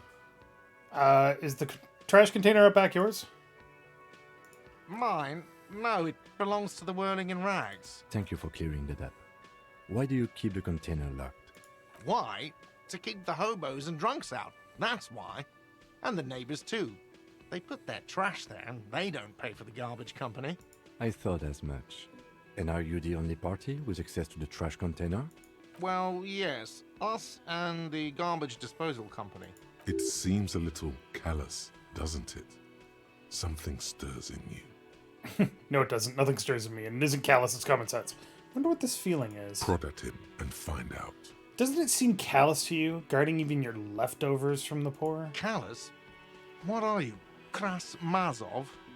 Almost all establishments in Revachol keep their trash locked. The Whirling in Rags is not special in that regard. Krasmazov, nom de guerre, was an economist and a historical materialist. He was a leading figure on the Grad side of the Centennial Revolution, where he headed the 9-day government. 11. Mazov is considered the father of scientific communism, Mazovian thought, or Mazovianism. I'm no Krasmazov. No one was implying you were, officer. Where were we? We need those keys. What do you need them for? It concerns the case. Please cooperate. Just bring them back once you're done, please. Oh, by the way, I'm going to sing karaoke here. Absolutely out of the question. Absolutely in the question. First we find a sad banger. Then we sing this place to shit. Your body is ready, sire. Alright. I'm not examining these because it's not all that interesting. Alright, let's try visual calculusing this thing again, huh? You see a set of tire tracks in the brown slush that covers the plaza mosaic. The tire tracks were left here by an unknown event that took place some days ago. It's a message, written in the language of burnt rubber. Some of that rubber stuck to the tiles right in front of the whirling in rags. This is point A. The driver started there and then accelerated straight into the fence, left a hole big enough for the Franco-Nigerian cavalry, according to the cafeteria manager. What happened next? The driver proceeded to back out of the yard, barely stopping before hitting the adjacent building, before heading south. Must have been in a hurry. Car drove through the fence. You are correct. This is a rather motor carriage-friendly city. Somehow that makes you feel scared. You don't know why. Is this connected to the case? I'm not sure. There are plenty of traffic accidents waiting to happen in Martinez. With the jam right here on the roundabout, I would keep them separate. You could follow the track south. There seems to be a canal there. See where they went, if you find the time. Alright. Well, we got some sweet fucking ammonia. What's this? There are several footprints in the mud, left by work boots. Anywhere from 6 to 12 pairs have walked here. Get an exact count. Maybe more than 12. No, 8 pairs of boots have shuffled back and forth in the mud. Go over them one by one. 1. Standard work boot, steel reinforced toes, number 46. 2. Standard work boot, steel reinforced toes, number 44. 3. Hobnailed work boot, steel reinforced toes, number 43. 4. Standard work boot, number 45 or 46. Wait, which is it? You don't know. It's a miracle you can tell the prints apart as it is. The cold must have preserved them. Count more. 5. Another standard work boot, steel reinforced toes, number 44. 6. An aberration, light as air, even pace, same make of boot, but number 41. Male or female? Impossible to tell. Could also have been an adolescent. The gait is undeveloped. I'm pretty good at this, ain't I? You're not bad. It's as if the whole world darkens. Everything else has a thin film of unimportance on it, and the tracks burn in the middle of it, in a strange, beautiful way. Count the rest. 7. The glowing outline of a standard work boot, number 46. But the imprints are twice as deep as the others. The weight exceeds 200 kilograms. 8. And yet another standard work boot, number 44. There's an aberration in the pattern of the sole, however. The right sole is smoother, more worn. How many? 8. I was pretty off then. I counted 20. Same guys are going back and forth. I never got the hang of it. Hyperopia. Do you see anything out of the ordinary? Light step, number 41 shoe. A woman? Or a kid? I don't think there's any way to be sure. Understood. Anything else? Heavy one, 200 kilogram imprint. 200? Could it be the combined weight of 2 people, one carrying the other who's tied up? Let's say a heavily built worker carrying a similarly built, soon-to-be-dead man. He might be right. 200 kilograms of living weight is unlikely. One of them was carrying him over. Possibly, yes. But why? You're thinking, why did they have to carry him? Yes, they could have used a makeshift stretcher or just march him up to the gallows. Maybe the victim wasn't conscious. Even easier to carry on a stretcher, or between 2 men. Anyway, it's for future consideration. What else can you see? An aberration. One sole is smoother than the other. Interesting. Let's name it the odd sole. Do you have any ideas, Lieutenant? Someone operating a workbench with a pedal? Like a joiner at the harbor. Or maybe a drummer? So one of the people we're looking for is a drummer? No, it's not. Forget I said it. We are not looking for a drummer. Okay. Perhaps it could be a driver. A driver would wear out the right shoe before the left. The accelerator is on the right. Nod thoughtfully. We should keep our eyes open around the traffic jam. See whether anyone strikes out as a potential suspect. Seems prudent, no? Yes, prudent. Mm-hmm. How old do you think these tracks are? A week, maybe? 7 days would fit the time frame provided to us by the caller, who reported the hanging. It is not impossible. How do you know? I pulled last week's forecast for coastal Havashol. 7 days below freezing. The day before, the day of his hanging, was the last warm day. Correct again. Sub-zero temperatures would preserve the tracks in a good state. The commotion here could have taken place a week ago. What do you think happened here? What do I think? A mob of people brought something heavy to the tree. One of them was carrying the victim. They shuffled around, especially under the tree. Then, after hoisting him up, they stood in a semicircle facing his direction. At first glance, this appears to be a lynching. Indeed. They all stood in a row here and looked at the tree. Yes, everything fits so well. Carried him over, hoisted him up, watched him hang. This is easy. I think we have a firm understanding of what happened here. The lieutenant's eyes narrow. He's thinking to himself. Either way. What else? We've been through all of it. Alright, let's try doing this body thing again, huh? There he still is, looking right through you with his white eyes. The body below is entirely dedicated to that corpse smell. Emitting it is the ammonia only makes it worse. Damn it! The combination forces tears out of your ducts. You manage to keep it in once. The second time, not so much. When the vomiting is done, your cheeks are wet with tears.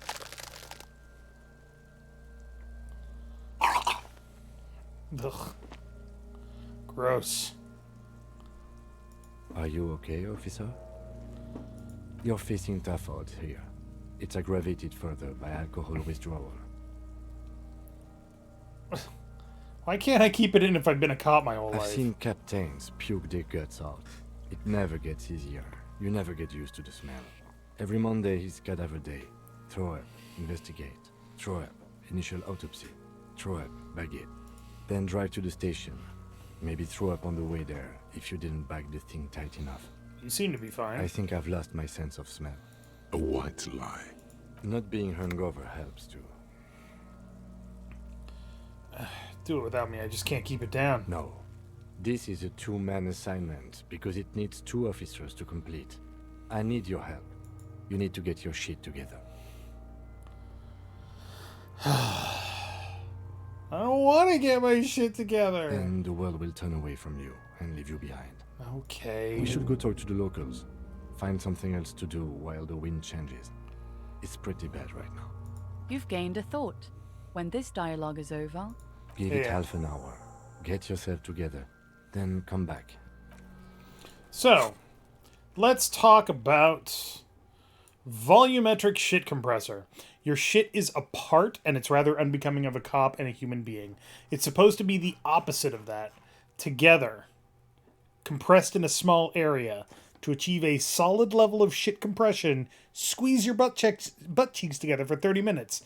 Do something similar with the 2 hemispheres of your brain. Talk to people. Maybe that'll help. So we need to spend 30 minutes getting our shit together. And in the meantime,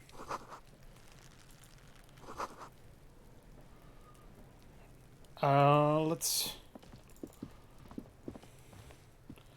This trash container is locked.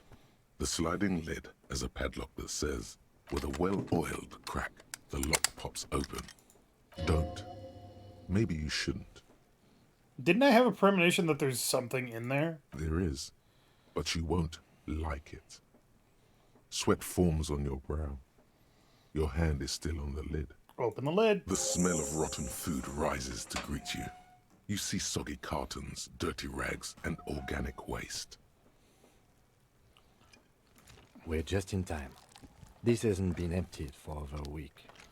Look under the boxes of carton. You see milk, an egg rest with 1 broken egg in it, some pasta wrapper.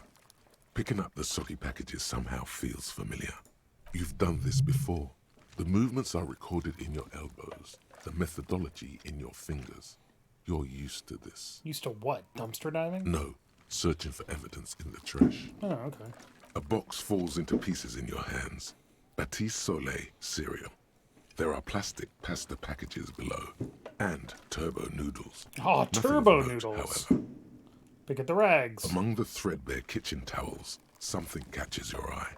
A pair of denim trousers. As the legs of the slime-covered jeans begin to unspool from the garbage, a rank corpse smell fills the air. The victim's clothes? Cadaverine odor is faint. If these belong to the deceased, they were removed when he was still in the early stages of decay. Someone took off his Drop them pants. in here, officer. All right, bag the trousers. Guitar mark, blue jeans. Pockets empty or emptied. He wore them with a belt, too. A white belt. The loops appear stretched, but the belt is missing. That's it. Do you see anything else in there? I have another bag here. Something slimy catches your eye. Reach for it. A drab, long-sleeved shirt, olive-colored, appears from the food waste, dripping with pus. Ugh. Bag the This shirt. is a military-type overgarment. No label or serial number. This is the kind of rib-knit shirt that's worn over light armor to conceal it in an urban scenario. Anything more? The rest of the rags are just kitchen variety waste. A yellow old mug that catches your eye. But other than that... Thrown out towel, the mug, that's all. All right. We should go to Gart again and ask if he knows who put the clothes in the trash. It could be as simple as someone from the hostel cleaning the yard. Or that one. I'd advise against confronting that force. Think someone from the whirling might be been involved, maybe? Not really. All we know is the victim's clothes are in the trash. The lid was locked, and his establishment had the key.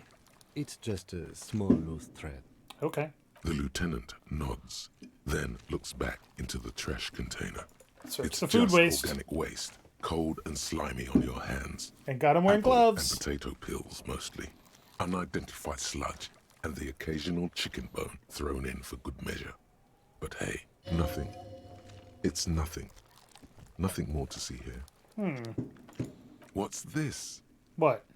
A blue piece of plastic sticks out from the apple peels. It's shiny. Looks like the corner of something. Grab it. Something larger. A clipboard. A blue plastic clipboard with moist papers hanging from it. They look badly damaged, but you can still make out forms and notes, written in a man's handwriting. Officer, is that your paperwork? I don't know what this is. It is. Look, the plastic has the RCM street grid on it. You've even got an autopsy form in there. Yep. Found my paperwork. If you don't mind my asking, how could you have let your paperwork end up in the trash? I think I didn't want to be a cop anymore. That's why I tried to flush my cop life down the toilet. Well, He doesn't know what to say. lucky we found it. You should take stock of what remains, just to be sure some has not made it into the hands of the RCM's adversaries. Organized crime and the like. There might have been police secrets in your notes. Okay, I'll do that. It would also not hurt to start taking notes on the case. Now, tell me what your eagle eyes see. Or are we finished? Some items, such as the ledger you found, So, are Inland interactable. Empire was trying to Go tell me your not to inventory find that. and select the Interesting. Interact tab to read your paperwork. The mug. I'm getting that mug too. You pick out a broken mug with an oddly racist depiction of the yellow man frolicking in saffron. An antique? Only in its social sensibility. Take the mug. You've acquired an interactable item. The container sounds a muffled gong. That's one thing off the list. Alright, let's take a look at this stuff. It's just a racist mug. What's there to read here? Not much. There's quite a lot to read into here, actually. Look at all that content. Oh boy, here we go. What are you going to say about a broken, tossed-away mug that you dug out of the garbage? What the fuck are these options? This mug is an example of prejudice. I'm going to use it as an example of what not to do. But it was in the trash. Why not just call it out when you see it? Or do some volunteering work. Just finish your case, detective. Okay. It's the ledger you found in the trash. A pitiful cabbage of white and yellow papers hanging from plastic board, barely held together by a metal clip. This sad display is made complete by the faint smell of urinal cleaner. Urinal? Interesting way of pronouncing that. Anything else? There's a piece of toilet paper, or is it cleaning tissue? No, it's toilet paper, desperately sticking to the back of the blue plastic clipboard. It's a metaphor for you. Below the pathetics, terror. Do not look into its blue heart. Inspect the clip. An aluminium block runs the width of the board, biting down on the paperwork. Its crocodile teeth are the only thing keeping the papers together. A regular pencil, the tip worn down to nothing, has been attached to the clip. Run your finger across the aluminum. The surface is interrupted by a silvery sticker. It's rectangular, sparkling with iridescence. You don't know how you didn't notice it before. It is similar to the RCM watermark on your blazer the lieutenant mentioned. Didn't he say something about the headlights of his motor carriage? Lieutenant, you can read these there. Is this one of the hologram watermarks you mentioned? What? Yes, halogen watermark used for adding information to RCM property.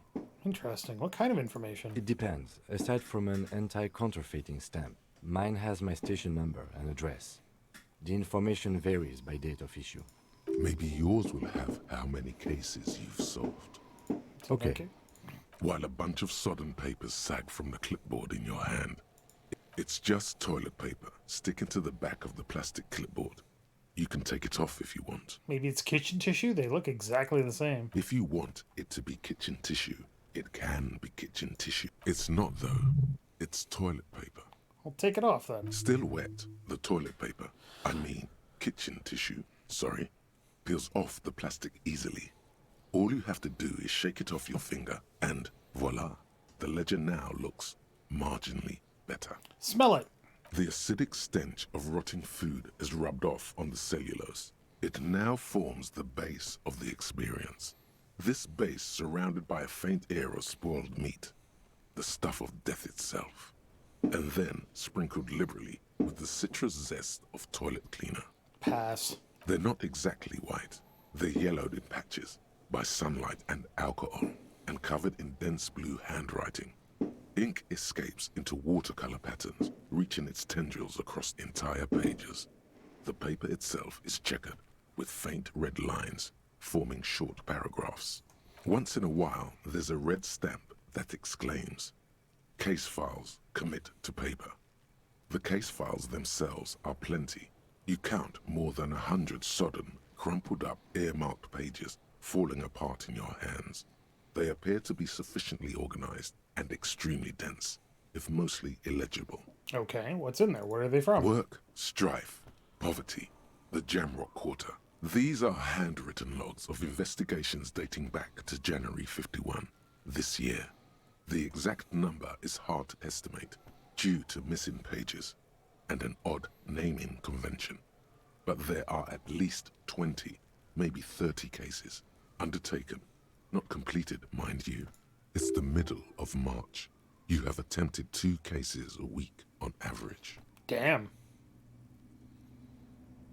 Is 2 cases a week a good caseload, Lieutenant? Huh? 2 complex cases to undertake is a lot, yes. You really have to push yourself. I would not suggest it, lest you start making mistakes. 2 cases a week appears to have been my load, Lieutenant. I'm not sure I completed them, though. 2? That's a lot. I didn't mean to say you are making mistakes, by the way. That was presumptuous of me. I am sure I made plenty of mistakes. It's okay. We all make mistakes. Like a fan of gills, the checkered papers dry in your hand. The handwriting is extremely dense, if mostly illegible. There's mention of a naming convention here? Yes, it appears you employ a, shall we say, robust yet literary system. Each investigation has its case number written on the margins. Yet, still more tellingly, most are accompanied by a name, a title, one might say even. One that draws inspiration from snoop fiction and vespertine cop show staples. Oh my, and they're written in capital letters, too. Yes, all caps. One is called The Next World Mural. Another, The Square Bullet Hole Murders. Another yet, the unsolvable case. More? Others appear more light-hearted. The guys on a couch in an unexpected location, and the murder at the hookah parlor.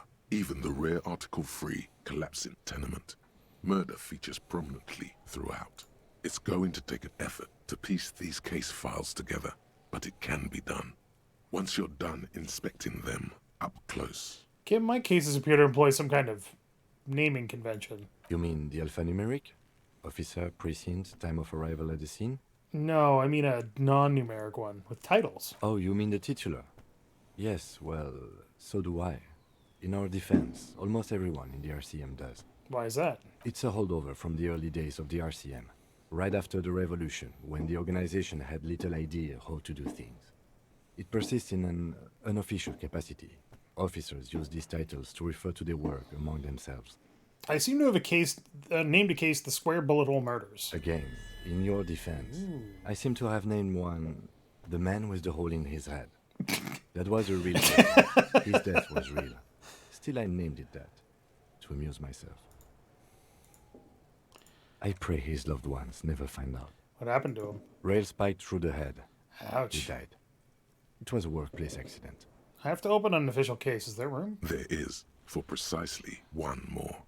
15 pages near the end remain untouched by the damage. The checkered grid forms a structure of passages, breaking the case into subtasks to accomplish. Once all the tasks are accomplished, the case is complete. Commit to paper. Sadly, the ledger only comes with an old, worn-down lead pencil. It's unfitting of this monumental event. The ledger only comes with an old, worn-down lead pencil. It will do, barely. But... Kim, do you have a pen? The lieutenant looks at his blue notebook. 2 fat, shiny pens hang from the binder, like large-caliber bullets on an ammo belt. He is not really saying anything, just standing there, looking at them. Can I have one? Know that I give this to you with resentment. With this beauty, commit to paper. The tasks you've completed flow out of the blue oblong Is this pen so in a dramatic? brash freehand, uncannily similar to the rest of the letters. The wording comes easily. It's almost robotically simple. A language developed for mental rigor and simplicity. Inspect the victim's body.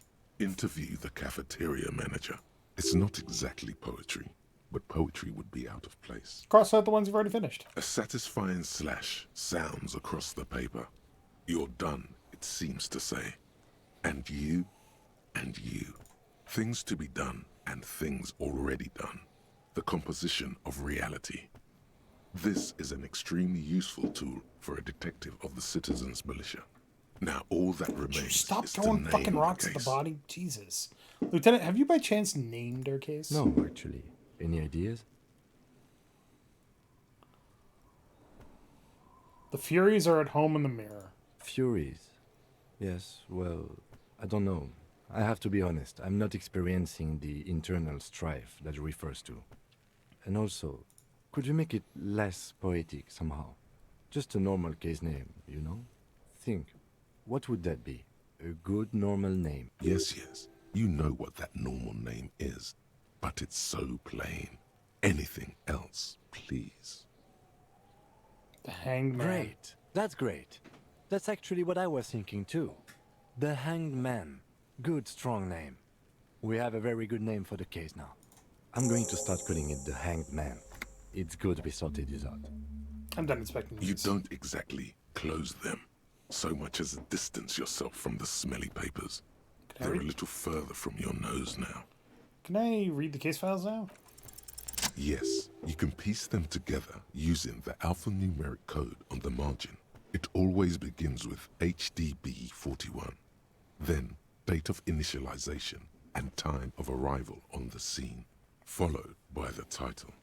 For example, HDB 41120111700, the Next World Mural.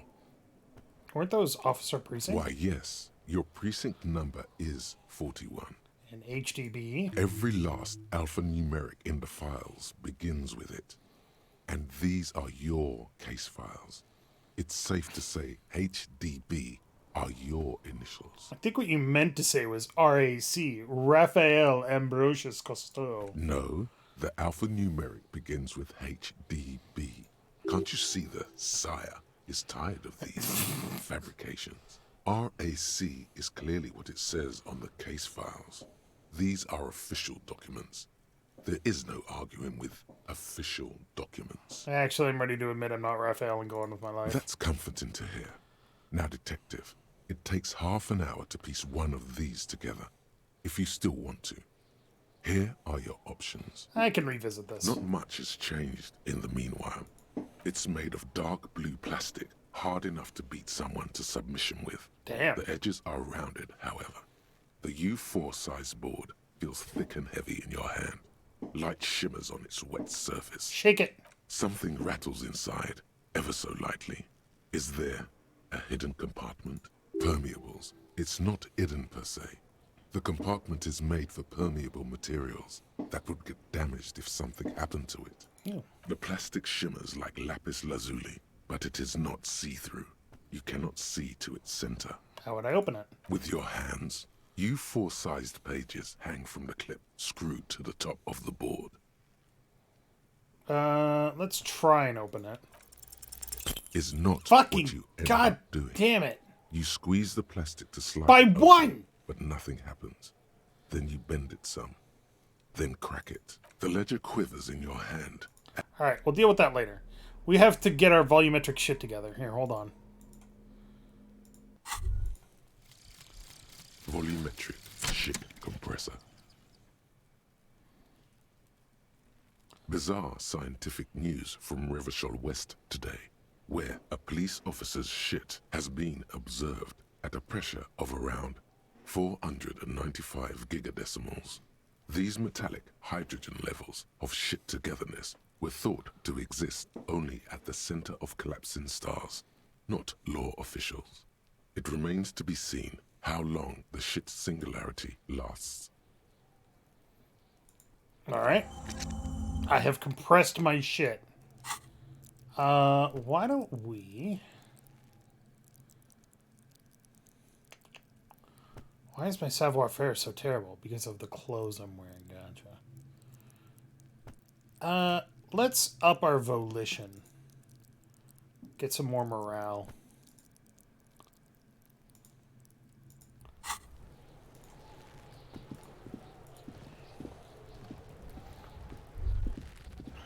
There he still is, looking right through you with his white eyes. Plus the 6. body below Shit is compressed. entirely dedicated to that corpse smell, emitting it. Alright, hold on. We're gonna save.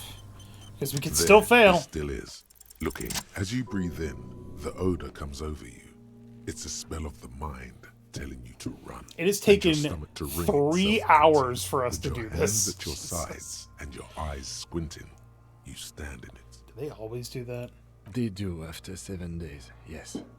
We are deep in decomposition here. The man before you is naked, but for a pair of underpants and enamel boots. Fucking His skin fireworks is greenish, assholes. marbled with decaying veins. I'm wearing my headphones, which are noise canceling, and I can still hear A that fading web shit. of tattoos covers his chest and shoulders. The cargo belt used to fasten him to the branch above appears industrial in strength. Check the boots. The material appears to be ceramic. Its clean white stands in stark contrast to the decaying flesh above the knee. The man wore thick polymer socks, probably for padding. A fine array of interlocking plates covers them, delicate and fragile. They feel alien to the world around you, out of place somehow. These are clearly not boots. They're armor, possibly part of a larger set. These aren't just boots, are they? They're armor. Indeed. Technically speaking, these are sabatons, not boots. What kind of armor is this exactly? Ceramic plate. Zirconium dioxide, most likely. This is where the make would be. Where? Under the heel. Fair weather. Fair weather model T500 VE. I'm guessing that's vitreous enamel. This is advanced stuff. That material looks out of place here. It is. It's expensive. We've requested similar material for our tactical units for years now. The constabularies deemed it too costly. In that time, we've lost 6 men to semi-automatics. How much are we talking about? For a full set, about 4 years of wages. Damn. For the northwest region of Revachol, an officer's average yearly income is 5,500 real, unadjusted for rank. My yearly pay is 5,500 real? Not too much, yes. I need to hustle more and hate less. Sounds puny. No wonder I can't pay my hostel bill. It's a sorry situation, I agree. What happened to the rest of it? The locals probably scavenged it. It would be odd if he had more on after 7 days. We should keep a lookout for these species. The armor could yield information. This is one thing he might actually know. Maybe it's just wearing these boots and there is no rest of the armor? No, I think he had something precious underneath the clothes. They had to remove the jeans and shirt we found to get to it. That's true. And this kind of armor is often worn under fabrics. Oh. Nice. That makes sense. What if they told him to strip before they hung him, to demean him? They usually hang them completely naked for that. La puta madre, the Mazda, the Besmerties and the like. This one still has his underpants. Fucking talking about underpants. Shut up. Clearly, Kuno would like to interject something here, but there's not enough for him to hold on to. How could this man afford such expensive That's hardware? for us to find out. My initial report on the area suggests he was a security guard for the harbor company, but that's just hearsay. These are pretty advanced for a security guard. I agree. This equipment is way beyond what a guard can afford. A small bell-like sound fills the air, like tapping on the side of a porcelain cup. The pry bar in your hand is itching for some action. Sounds fragile. It's anything but. This material is a kinetic redistributor. It spreads kinetic energy horizontally, from plate to plate, dissipating it entirely. See? Faint, organic lines cover the plates where they separate into smaller ones. These plates then divide into smaller plates until there are hundreds of them altogether, like whirls of floorboards. The design looks organic, influenced by highly resistant wood materials, like lignum vitae and ebony perhaps. What does this remind me of? If trees were made of porcelain, this is what their cross-sections would look like. Run your finger over the The lines. smooth, glossy surface fractures into ever more intricate interconnections, peaking on the right sabaton, where you notice the whirls are in the shape of a letter and number combination: E50, 100, 1000. Looks like there's a serial number on the right sabaton. Good. Can you read it to me? E50, 100, 1000. We have a make and a number. That's something. We can use the radio in my kinema when we're done. Either station can chase it for us. Pull the boot off? This feels dangerous. Are you sure? No, you're The right. sabatons dangle off the man's decaying form. The cadaver slowly twists on the cargo belt. An intricate web of blue lines stretches across the torso, from the right shoulder to the solar plexus. Each time they intersect, a small white star is formed in their crossing. Hundreds of fading asterisks riddle his skin. Their concentration is highest around his heart. His corpse is marked by stars. What will mine be marked by? Alcohol and heartbreak. Is this a map of the night sky? A map of the stars. I do see some similarity to astronomical charts. Great Century Messinian, maybe. But this seems more particular. Customized somehow. As if someone left out most of the night sky, filtering it through personal choice. The principle of this filter remains unknown to you. The thought dissipates, and you feel as though you were only half right. I'm missing something here. So am I. He takes a thin piece of milled aluminium from his coat pocket and pulls it open. Sounds like a sword being unsheathed. A small lens appears. Some sort of camera. Let him work. Shit, Kuno! What the fuck is that? An instant color camera. He produces 2 metal-capped ampules and clicks them into place in the side of the apparatus. A thin slot shines there. I have only 2 ampoules, so nobody move. I don't want to waste one. He points the camera at the corpse, peering into it. The lens needs adjusting, then... A sound, a shrill flash, followed by the breaking of a small ampoule of glass. You see streams of color pour onto the thick, glossy piece of paper, rolling out. In case we need it. The lieutenant says and shakes the paper, letting it dry in the cool wind. On it, a color-perfect copy of the dead man's tattooed chest. Cool machine. Yes, it is pretty cool, isn't it? There is only one ampoule left. Use it wisely. What do we need this photo for? It contains insight to the victim's person. By his build, I'd say this was a man of physical violence. The story he wanted his body to tell was important to him. It is his letter. To us. Someone should decipher it. We'll need to show it around. Can I have it? I should look at it later without the corpse smell. Sure. Just don't lose it. It's no larger than a pack of The cigarettes. glassy-eyed corpse looks by, his mouth mute, and the hangman's knot is pulled tight by the weight of the corpse below. Yellow, hard-edged polyester cuts into his neck. Above, a sliding buckle ties the belt to the branch. This is a steel-reinforced cargo lashing belt, big brother of the regular cargo belt. It's used for tying cargo under 6-rotor airships. Don't ask me how I know, but this is a lashing belt used for airlifting cargo. Airlifting? I thought it was used on lorries for strapping cargo to them. Apparently this is the reinforced kind, for air transport. My brain tells me so. The local harbor uses 6 rotors to shuffle containers around. I get the sense they use whatever was on hand, without paying much attention to not incriminating themselves. You're assuming dock workers from the harbor did it? The brief suggested as much. Politically motivated by the ongoing strike. Did you not get a briefing? My past has undergone total annihilation. Nothing remains. My mother, the love of my life. Certainly not a briefing. Okay, you should ask me for one the first moment we get. They sure wanted him to stay up there. The rope is reinforced with steel wiring. I was afraid it would be. Thin steel wiring, parallel strands. This makes getting him down more problematic than I had assumed. How did they even get him up there? A noose is one of those things that's easier to use one way around. Did they climb up using the kid's ladder? That ladder can't carry a grown man. I didn't see any splintering either, did you? I think they lassoed the branch, then pulled on the belt to close the buckle. Could be. The shape of the branch supports the theory.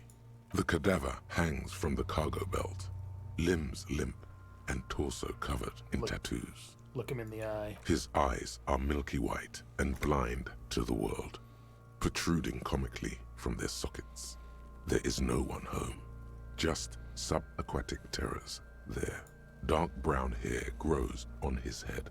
His face is ready to explode from the organic processes inside. The death's head grin has passed. What remains is an unrecognizable mess. Tell me, who are you, dead man? I'm gone. Where have you gone? Into the wild pale yonder. Where is that? In the past. Way out in the west. I can't get the damn compartment in my ledger open. The Blue Heart. Oh, that's good shit. You'll love it.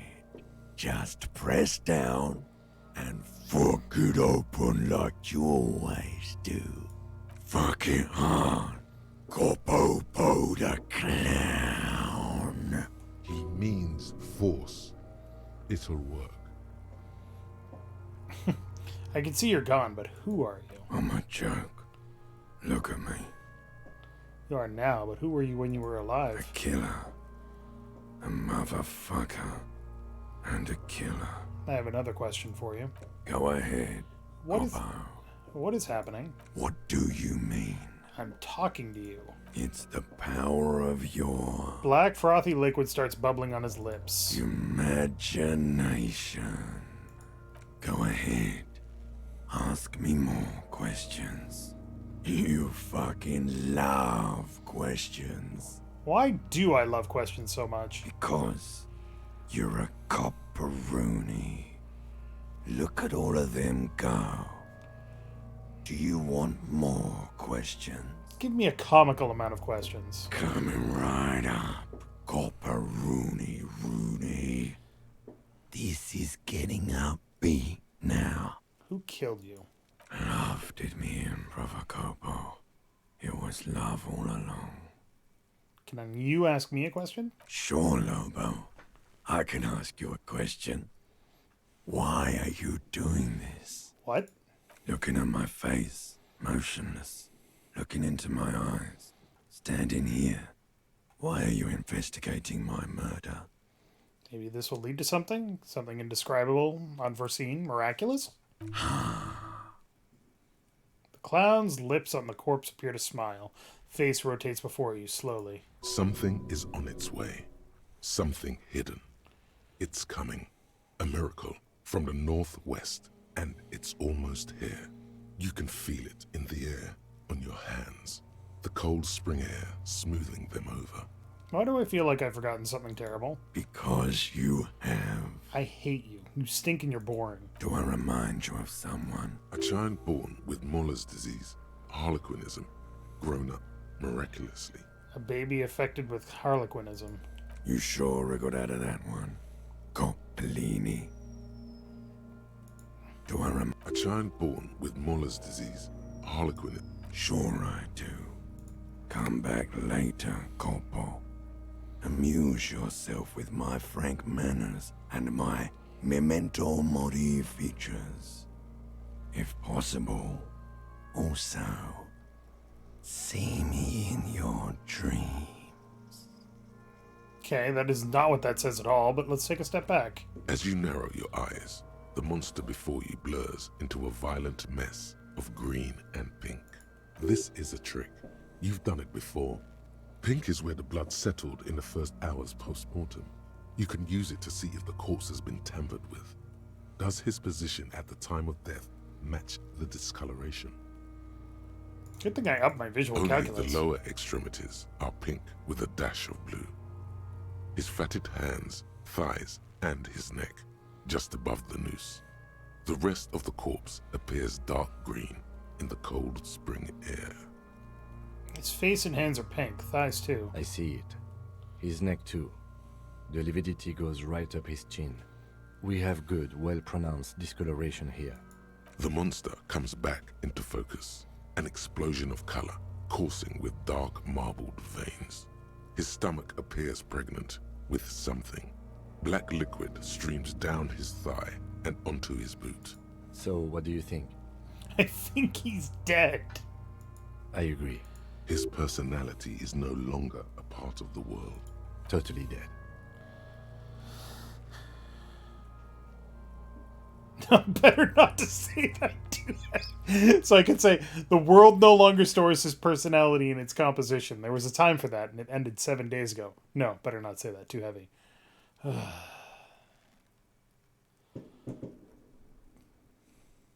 That sounds about right, yes. I think he was upright after death. His hands, feet, and neck are discolored. Agreed, especially on the neck. The belt acted like a tourniquet, keeping the blood in his head. The hypostasis supports her hanging. Could it still be he was moved after death? There's always a chance. We should check for ligament marks on his neck to see if they're in tune with the belt. We'll have to get him down first. Something is coming out of him. A pool of blood and feces has eaten into the frozen mud below the man's feet. Purge liquid is dripping into it, drop by drop. The victim appears to have contained no more than half a kilogram of digestion at the time of death. The fuck are you saying? Talking about shit.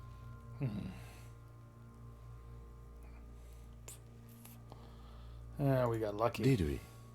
I don't feel lucky. He's beaten up. See the bruises? I do. Most of them are post-mortem. Maybe even all of them. The delinquents have made our jobs harder with their little sport. Stop talking in riddles, coin slot. It means you fucked him up good, Kuno. Fucked him up brutal like. But there is no breath to catch. Only the cadaver filling the air and your nostrils. He slowly rotates before you, decomposing. Of course. Is my name Rooney? Fuck no. You're no Rooney. Rooney is obviously not who I am. Between you and me, your name is probably Harry, I feel like I've been getting a lot of Harry lately. you might be onto something there. Enough. Come back later, Corpo. Amuse yourself with my friend. So how do we get him down? Are you sure we finished the preliminary examination of the cadaver? We might miss some of these things once he's done. We've been thorough. Do we have a plan for getting him down? The steel-reinforced belt presents a unique challenge. I brought chain cutters, but I don't see a good angle of approach to the belt. He doesn't actually think the challenge is unique. He thinks it's frustrating, annoying, and harder than he thought. The cadaver is a good 1.2 meters up. Neither one of us can reach the belt without assistance. And even if we do, there's the question of cutting the airship strength material.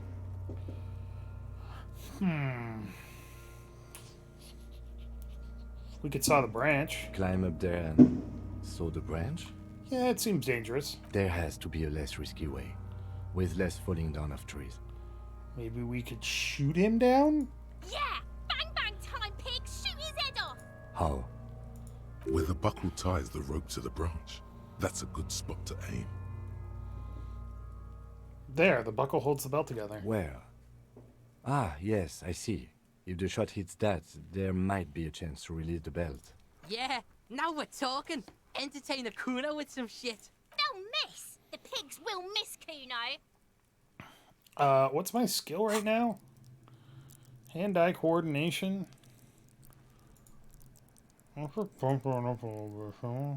Cool. Wait, let me try. The lieutenant's brow is furrowed. He appears too deep in concentration to even notice what you said. Actually, don't. It has bad idea written all over it. What else can we do? Maybe we can ask for help from the harbor? I was really hoping we wouldn't. The Union appear to be suspect in this case. It seems like a dangerous route to go down. Yeah, wait, let's reconsider. But what other options? The corpse twists on the belt. He breathes out heavily. Oh yeah, do this shit! Fuck it up! I'll blow his head off. Take it! Take the shot! Yeah, take the shot. Kuno wants some of that shit. Silence. With his elbow sharp, the lieutenant unzips his jacket and produces a lightweight firearm. He drops a paper cartridge in the barrel, separates the scouring stick, and gives the cartridge 5 tucks, securing it in place. That's a Kiel A9090 Armistice, mass-produced muzzleloader, ascetic, frugal, one of the most common firearms in the world. He then steps back and assumes the fellow's desk position, taking aim. The corner of his eye twitches. His finger is on the trigger. Easy does it, partner. He's gonna fucking miss! The kid's voice is drowned in a shrill blast that echoes off the walls of the surrounding tenements. A cloud of smoke slowly parts in the air as the lieutenant steps back and says to himself, God damn it. A lot of things were wrong with that shot. The fellow's test was the wrong choice. His shoulders were raised, but above all, he cannot trust his eyesight. Fucking idiot! Mookaba asshole! Kuno could have hit it easy, but then Kuno's not fucking handicapped, is he? It's okay, man. Kuno's sorry too. Kuno feels sorry for the Beano Cloud. The lieutenant doesn't say a word, just looks at the gun in his hand. What now? I have to say, it's beginning to look unlikely we can get him down without assistance. You know, you don't feel like too bad of a shot yourself. Can I have the gun? I should try. It's bad as it is. Us shooting firearms like punks. He pauses, then shrugs and proceeds to load the pistol Go out. ahead. I'm not stopping you. Just don't lose it. They only have one gun! This is the sorriest pair of pigs Kuno's ever seen. Yeah, take it, you fucking banani pointer! Take it and shoot yourself in the mouth! Feel the weight first. The cold piece of bakelite and gunmetal is surprisingly light. Your fingers fit right through the guard, instinctively resting on the trigger. The fuck are you waiting for, Kuno? Tell him to shoot himself in the mouth! Point the gun at the belt. The buckle comes into focus in your sights. You stand with your feet planted firmly in the ground and your left hand supporting your gun arm. Why don't you just shoot yourself in your mouth? At least you won't miss. Point the gun at Kuno's. Close your left eye first. Your field of view narrows. The branch slowly moves, becoming entirely two-dimensional. The slow movement of the branch in the wind, and your shoulders directing the gun sync up. Look, he's crying.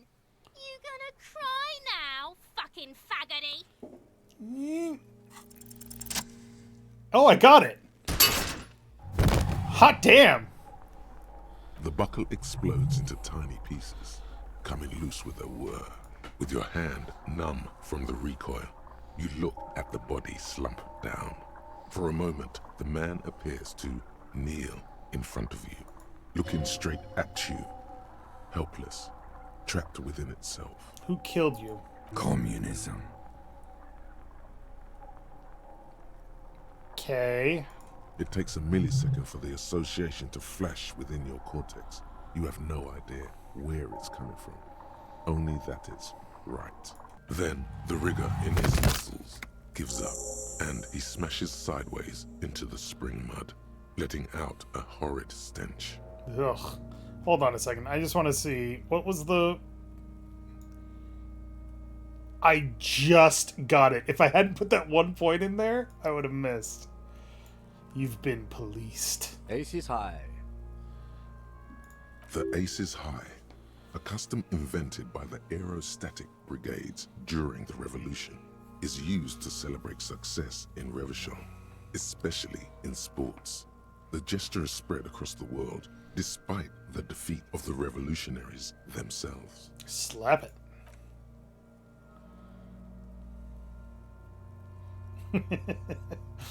The lieutenant takes a little hop to perform the customary salutation. Your palm hurts from the slap. It's precise and down to the point. I knew these guys were Yeah, we're fine. Got a problem with it? Kuno cracks with laughter. Sounds like someone strangling a seagull. It's clear he enjoys himself. I knew they suck each other off. What now? We will perform a field autopsy and determine the cause of death. But before... Excuse me. It looks like I feel like taking a break from the stench. I'm sorry to interrupt the jubilations here.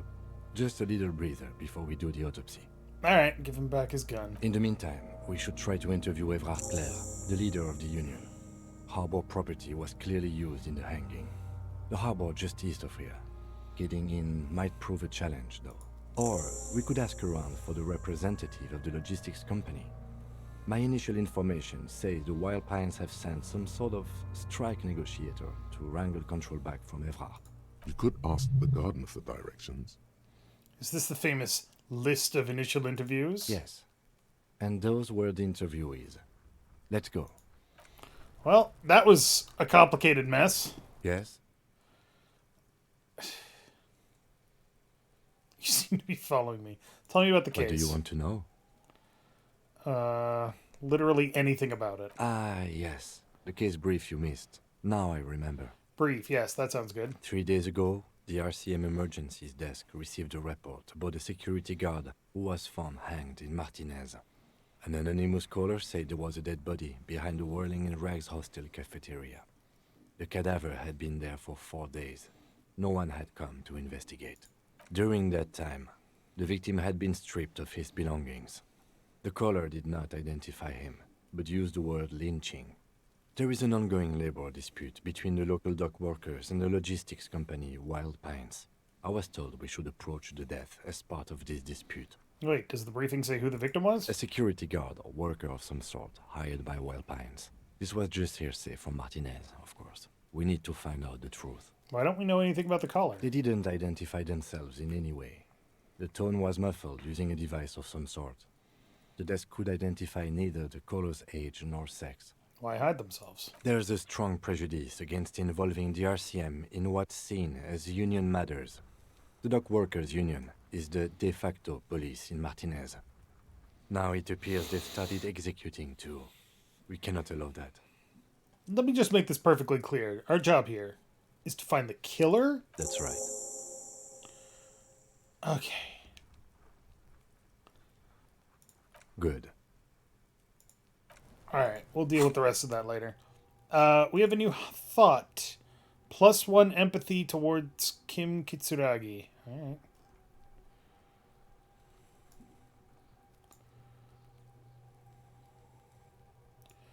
So the Insulidian Civil War was not the first war to see the use of aerostatic aircraft on both sides, but it was the longest. For 8 years, folded multi-rotor aircrafts crisscrossed the air above Revachol, Ozone, Face à la Mer, and the Arcade Islands.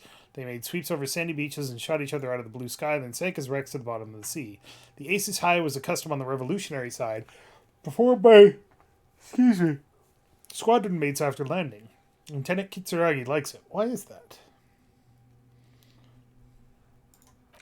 Let's see if we can't find out.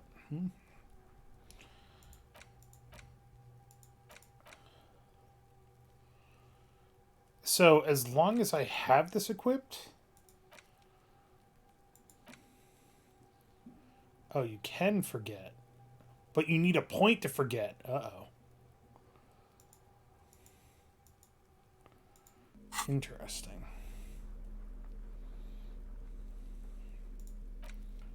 An intricate web of blue lines stretching. It still kind of looks like a map of the stars in the night sky. But for you to discover, someone who knows about it. Okay, someone who knows about history could tell me more about that. Comes with a side order of resentment.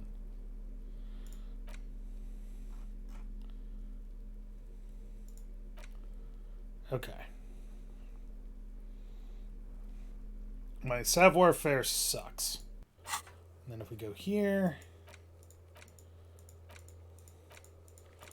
all kinds of tasks.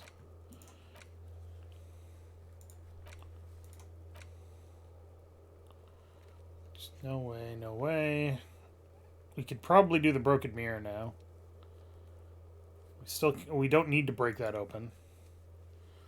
But we could probably take a look at our ledger. It's the ledger you found in the trash. A cabbage of papers hanging from the board, with the permeables drawer inside. Just relax. The two sides of the board are slightly misaligned, like a drawer that's come off the slides. All you need to do is bend the plastic on your knee, slowly. The slides snap back into place. It should be possible to just, slide the drawer open. Without resistance or sound, the two panels move against each other. The compartment is now open. What's inside? 2 ticket stubs and a handmade postcard. Okay.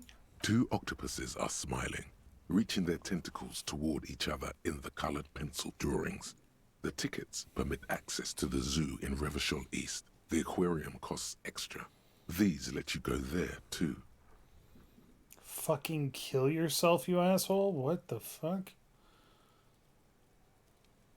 Thin wax paper has been glued to a piece of cardboard. Sounds like leaves rustling when you pick it up. You see violet flowers, floral patterns, patches of glue. Smell it first. It smells of chewing gum. Apricot flavored. A touch of cinnamon. The end of summer. You think the label says tutti frutti. Open it. Familiar handwriting lines the inside of the card. Looped, round letters in a woman's hand. A young woman in her 20s. There is care, effort, and a smile, you think. Although that is not something you can read from someone's handwriting. Harry, it begins. You're already reading. I wanted to write you a letter so you can read it when you wake up. Maybe it will make you happy. Throw it away, please. But it will make me happy. A merciful wind blows in from the bay of Revachol, dusting the ground at your feet and raising newspapers far away. You feel the card slipping into it.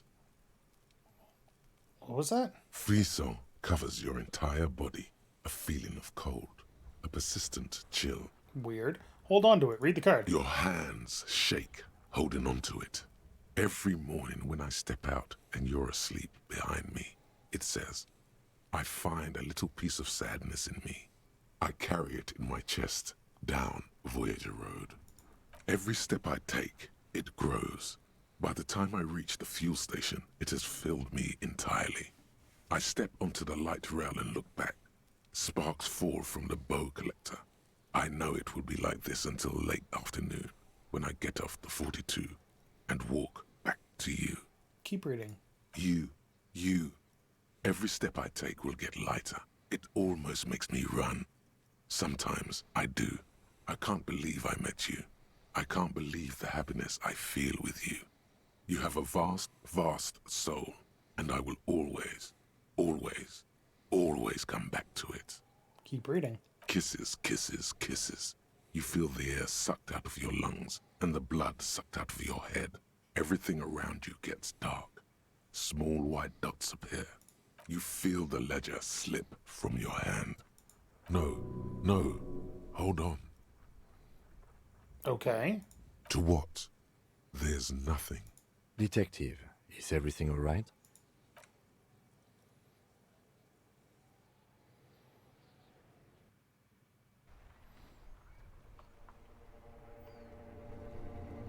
What just happened?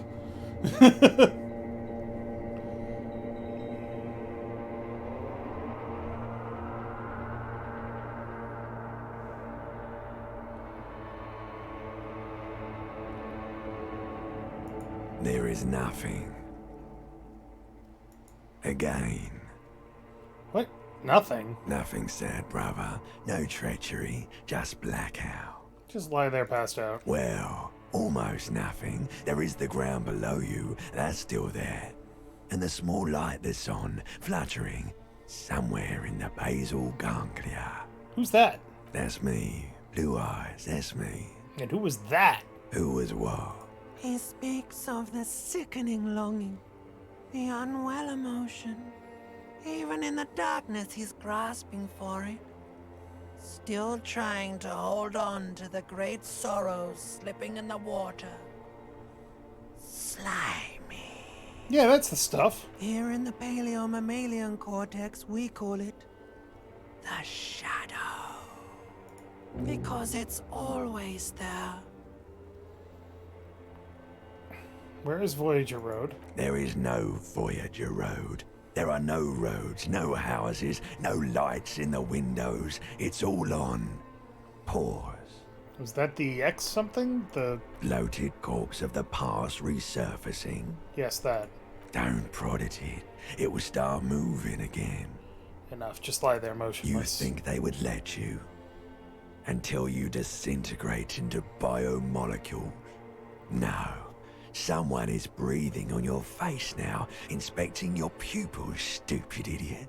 What is that? It's cold. Yes, they're pouring something on you. It's in you.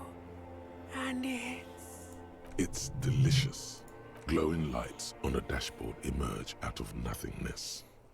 Okay, where am I? In the upholstered cabin of Lieutenant Kitsuragi's motor carriage, seated in the driver's basket. The air is thick with leatherworks and heavy fuel oil. Cold water runs down your chin. Drink. Water. Drink. The water is cold, silvery, the stuff of life itself as it pours down your parched throat. The pounding in your head recedes. The darkness parts. Whoop. While we're doing this. White morning. Little guy gets further and further away, -1 authority. You see yourself from above. You passed out on the blue tiles of the hostel room floor. Even from this distance, you can see your eyelids flutter at the mention of what? A great white object letting out its sweet smell like a lily of the valley. The little man's forgotten its name, but he still remembers the feeling. And look, he moves! The feeling animates him. He instinctively reaches out for the feeling's best friend, a bottle of Commodore Red. He puts on his disco clothes and gets smaller and smaller. Okay, so I don't have any more slots. I have to unlock them with skill points.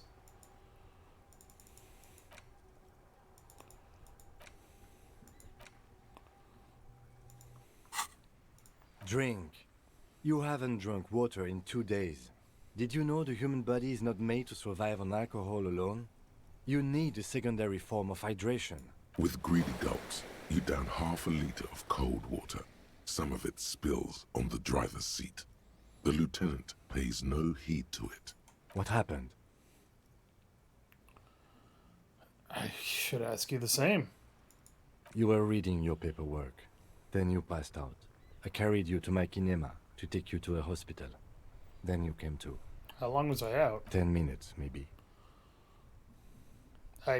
Fuck it. Good. Ledger of failure and hatred? What? You dropped these. Are you okay to proceed? Let's solve this case. Good. The Ledger of Failure and Hatred is a special item that can be used both as an interactable and a tool equipped in your held slot for skill bonuses. Find... Got it. Alright.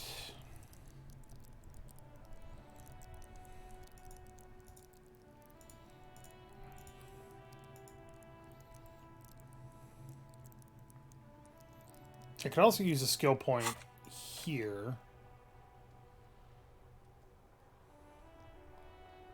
I don't know that I necessarily want White Morning. Let's... Encyclopedia needs to calm the fuck down. Let's add some points to Physical Instrument. 'Cause, you know, sometimes you just need to be a physical instrument. Okay.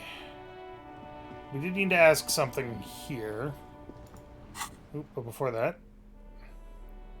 -2 authority. Why does it give me -2 authority? Whatever.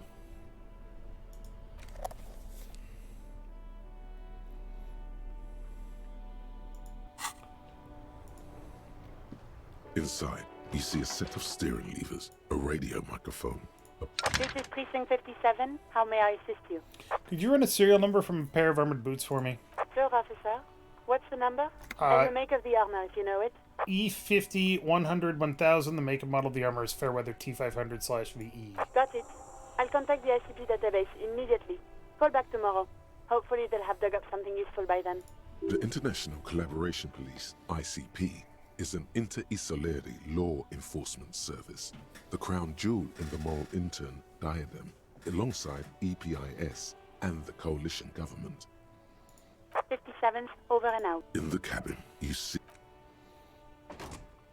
Alright, before we go talk to Everard, there was a thing where if we go south from here, what in the fuck happened here?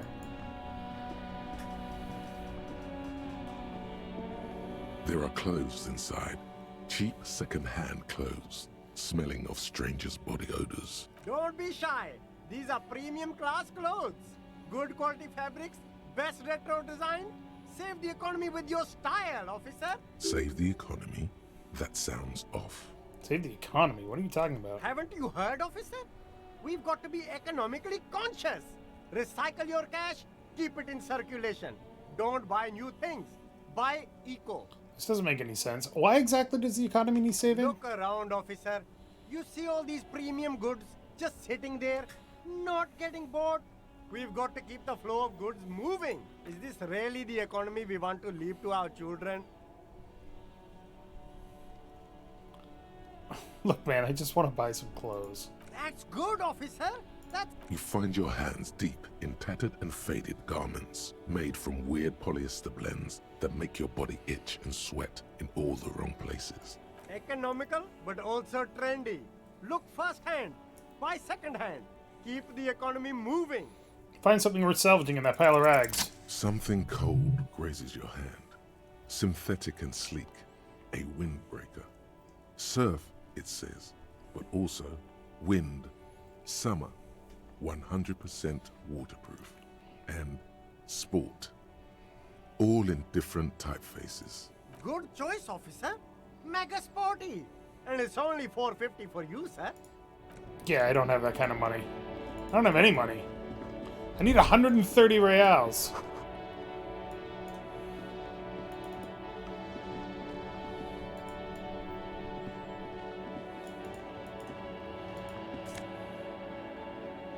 Ooh. Free gloves.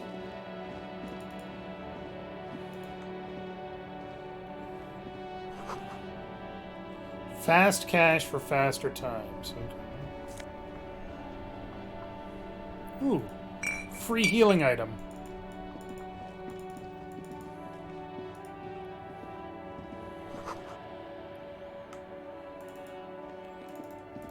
I need cash. Can anybody bribe me?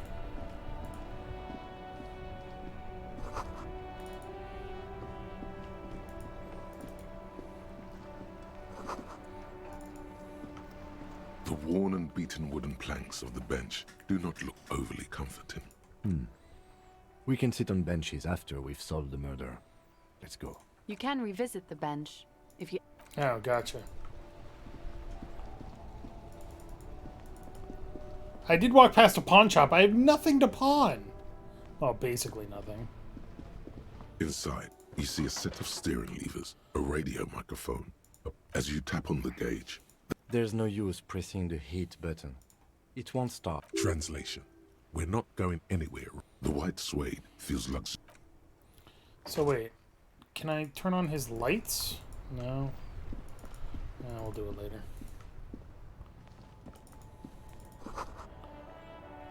Okay.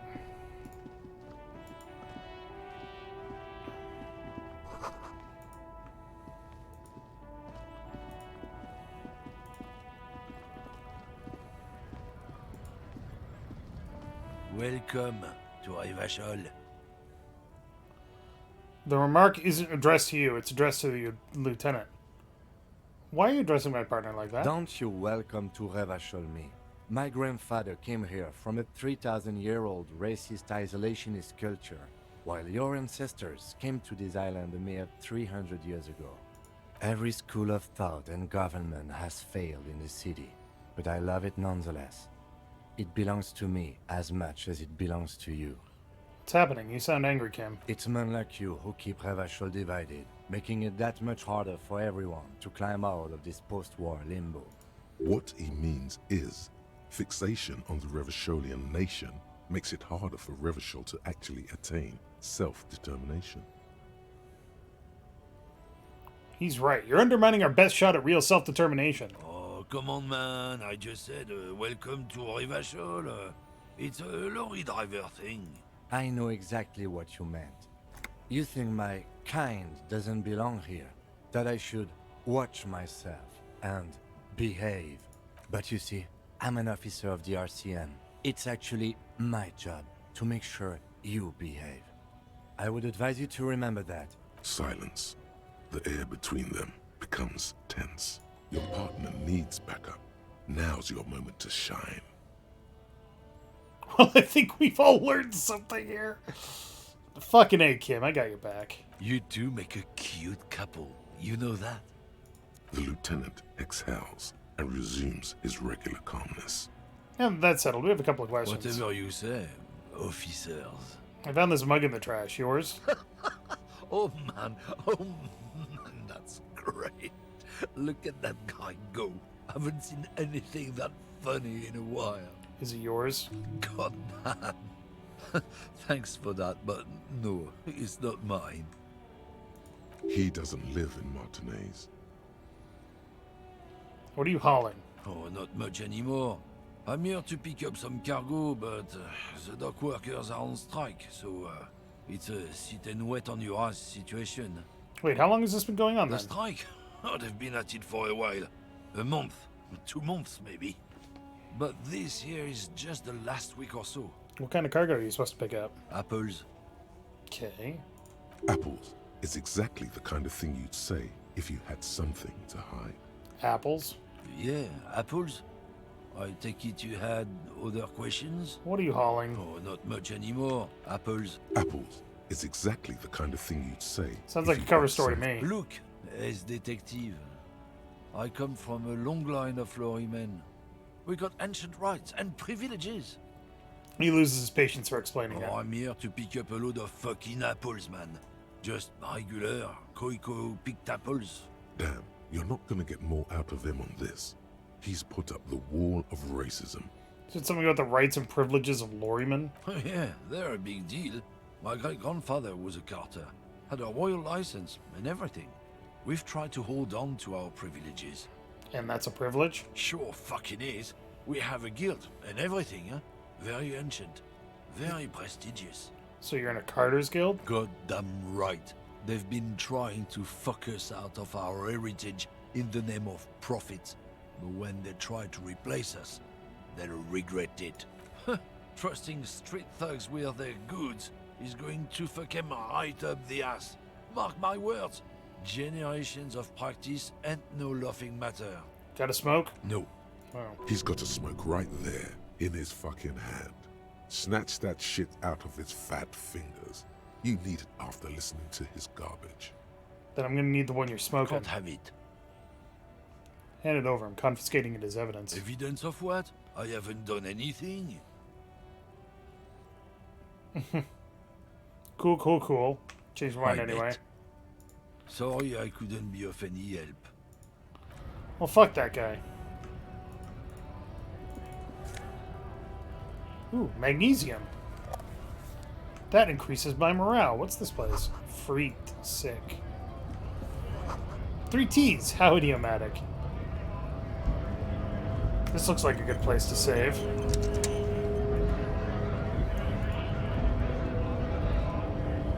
Bastards! We have a right to work! What's going on here? Hold up and stay frosty, everyone. Cops are here. You here to fuck with us? Beat the honest worker down. Why should I? We're here to fight for a cause. Stripes usually have problems with people who have causes. Okay, then I'm thinking no. Good. We're fighting for a cause here. Right to work! Right to work! Besides, we're not that different. It helps if people see us talking, cops and strikebreakers together. Shows authorities are on our side. Builds confidence. I don't think I've chosen any sides yet. Might be time. Don't let the fat bastards tread on you. Cops tend to side with the higher-ups, but you're essentially still workers. I don't trust cops, but I can see you understand the right to work! Right to work! Regardless, I have some questions for you. Maybe you should ask them the questions, like why we're not allowed to make a living here. Shame on you! We have families to feed, you piece of shit. So do we, Scab. I actually need to speak to the union boss? Have fun. Union shits are on full strike. Don't think they're going to let you through the gates. Why you want to meet that fat asshole? It's an official matter not to be discussed with outsiders. Right to work! It's shameful. Cops doing nothing. You should bring backup. Open up the gates for us. Blockading gainful employment for workers is a crime. Sure, why not? Why not? I see numerous reasons not to pick a side in this local matter. Pity. Let us work! I'm just gonna leave now. That's not really helpful, is he? Scab?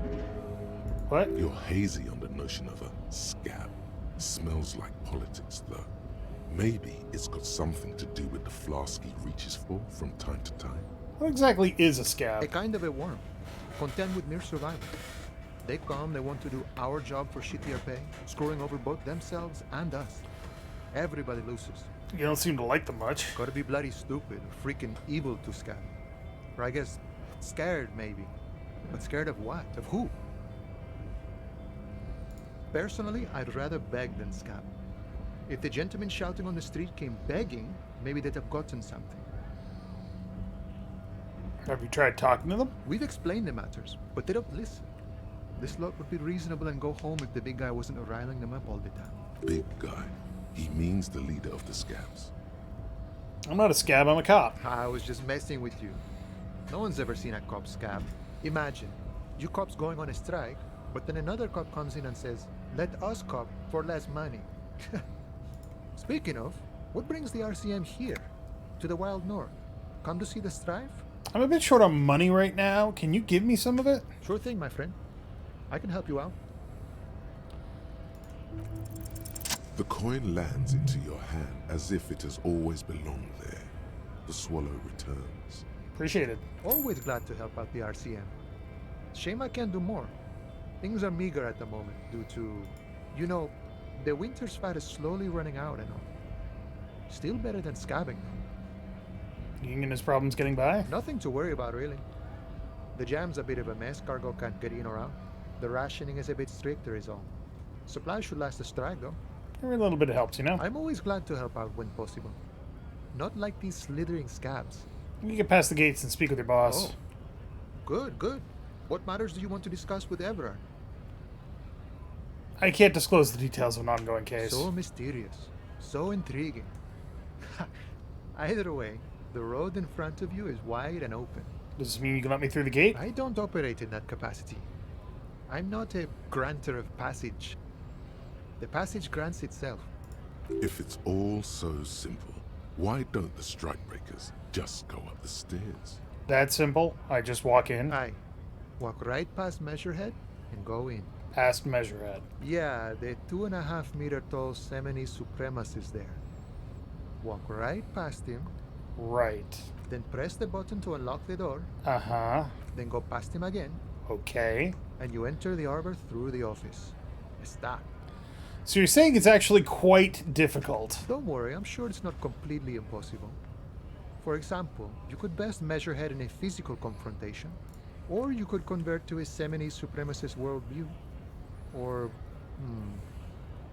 maybe it actually is completely impossible. Has anyone here ever bested him in a physical confrontation? Not yet, no. He's incredibly strong. Nothing a couple of solid hooks from Dexter and Sinister won't fix. Got it. Another thing. Sure. Nice talk. Gotta get moving. This is literally as far as I made it. Because the only two things that you can do here are beat him up or convert to his worldview, and I wasn't able to do either.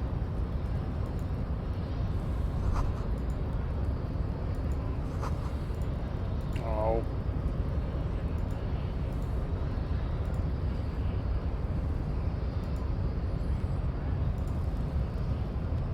Your body betrays your degeneracy. Yeah, Measurehead. His body totally betrays his degeneracy. Are you admiring my morphophysiology? Ripple of muscle passes underneath his skin. He lets you look. It must be frightening to stand in the shadow of this racial pinnacle. Be calm, Sandwich. You are not in danger because you are not a threat to me. My body is unimportant. I'm with the police and we need to get into the harbor. That is precisely the negligence that has led you to succumb to Al Ghul. His face contorts in disgust as if he were smelling a dead rat. You reek of it. An invisible sword of Al Ghul emerges from your throat. You cannot see alcohol. it, but others can. It is making the woman in my company sick. Kim, is it really so bad? It's not good. Oh, okay. It's like a rat crawled into your stomach, got drunk and drowned. You're right. I'm an alcoholic. Now I need to enter the harbor. No, you don't. You need to get another drink. Occidental Haplogroup B4 is done giving orders around here. The influence of the Am Sandwich race is waning. Does this remind you of someone? The guy down there? Fat racist over there. You're just like him after pumping some iron. Look at my craniology. I am the pinnacle of my haplogroup. The pink blob is a bad example, even of yours. It saddened me. You were once a noble and powerful race. You gave the world eugenics, electricity, and powerful weapons of war like missiles and aerostatic aircraft. You made great gains in metallurgy, race theory, and statecraft. You dominated lesser cultures, like the deformed Hemians and the inexplicably potato-obsessed Khoikos. But now your ascent to the genetic summit has halted. You are obsessed with sadness and with frivolous pop culture. You will be superseded. Isn't that right, babe? It is, baby, yeah. You know it. Uh-huh. There is a button right behind him, just out of reach. It must be the one that opens the door to the harbor.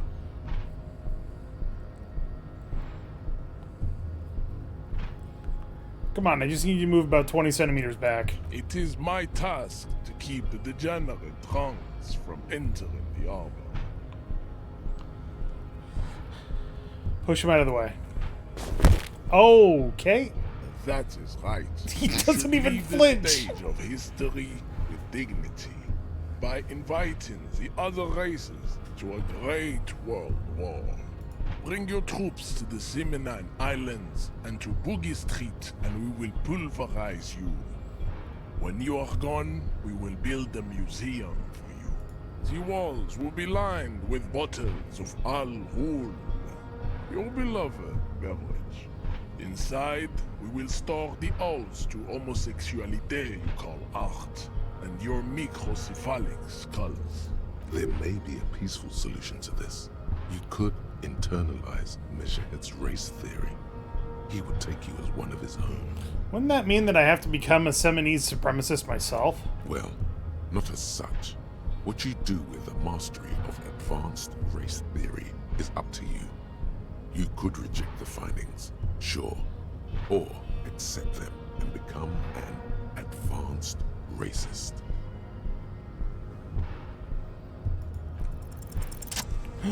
Did it work?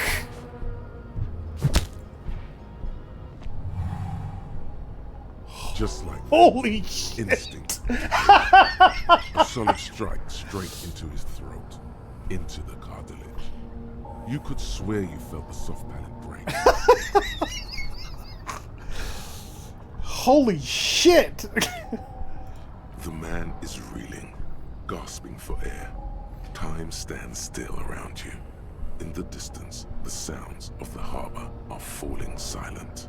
All you hear is a small gurgling sound as a trickle of blood appears on the man's. Back up and perform a 360 flying spin kick!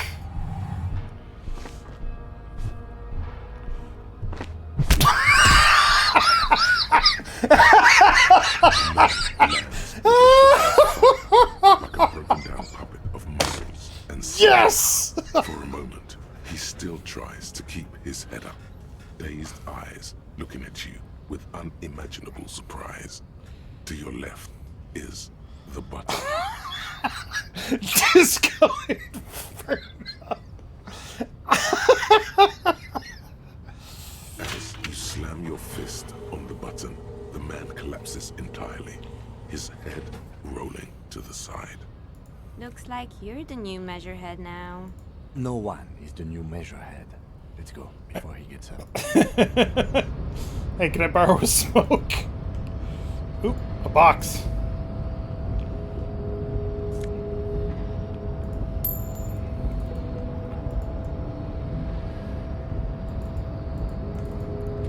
I did not expect that to work. Oh, I got supremely lucky with that dice roll. Knocked him out good. Like the Flying Desperado. Who or what is a Flying Desperado? It's that really cool Flying Desperado spin kick you did, Boyadero. Often performed by the most hard-bodied boyaderos on the steps. Yeah, sure, I did that thing. So, what's on your mind this time? You got it. Good talking to you. Gotta run. That was fucking amazing.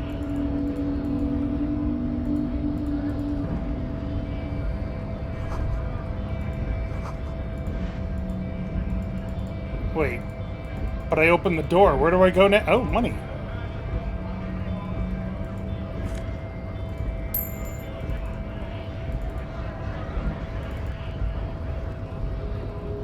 Oh, this door. I have to go through this door. Gotcha. 28% chance isn't that bad. Hey, look, I play by XCOM rules, alright? That's pretty bad. Demand democracy. What is this? Postcard, Le Jardin 21.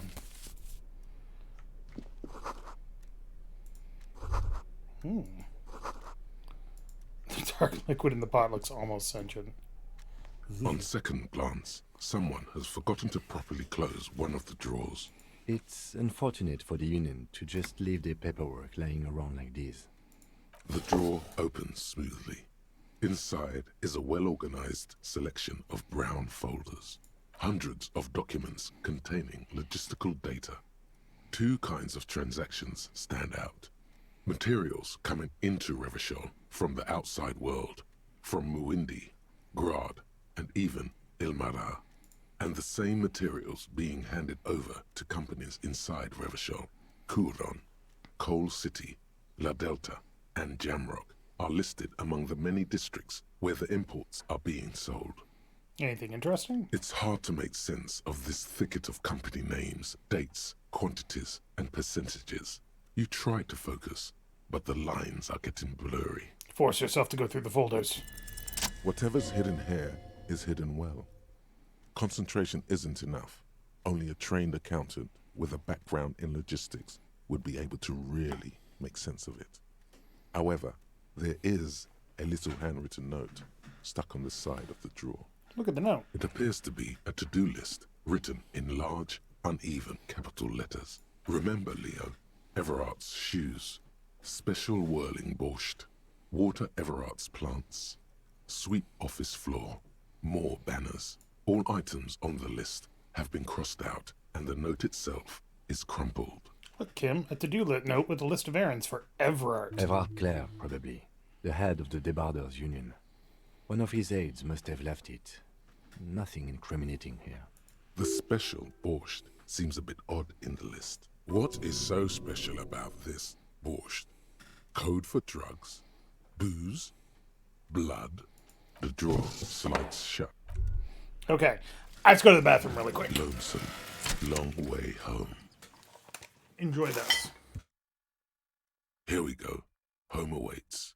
Walk past Station 41 and through the market, past the Boogie Street spearhead to the other side of the lake, the frozen eye at the center of the district. Then past the video rental store on the corner. There, at the end of a street lined with pine trees, a small house no larger than a matchbox. 11 Voyager Road. You no longer live there. Those times are gone. And so are those people. Why did you come here? Why are you still here? And where's the dealer? You have to get back to work. That's all you have now.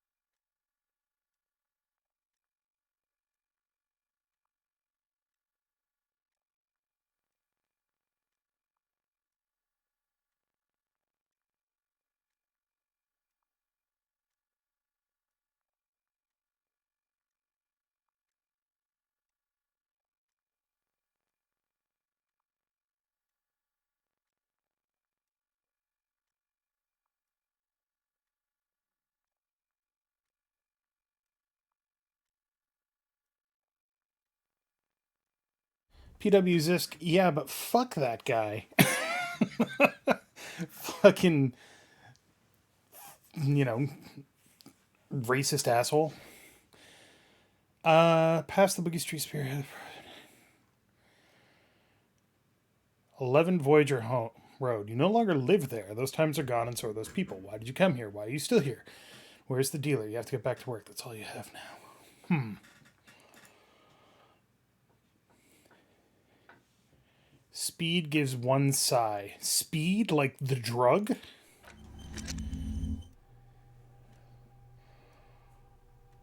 Okay.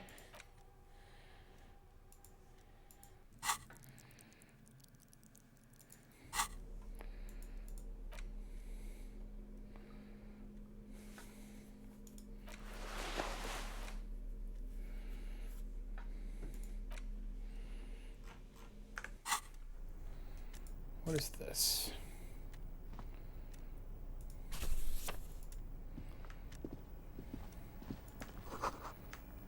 Strange buzzing sounds. Okay. Oh, those are stairs.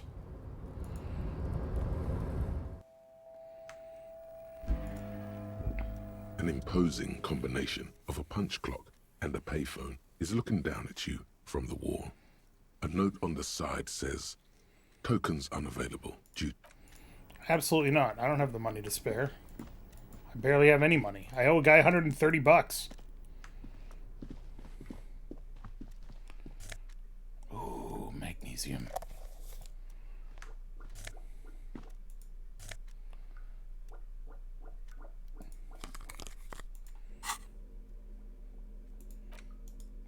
Yes, perfect. Exactly what I wanted.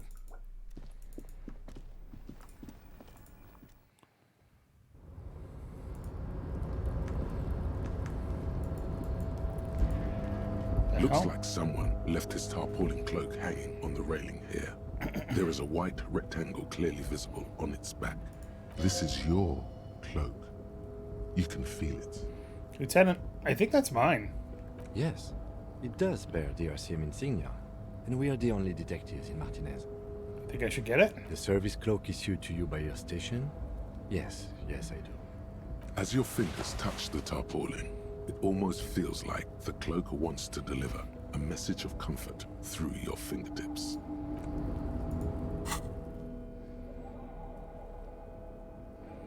Ooh, +1 shivers? Nice.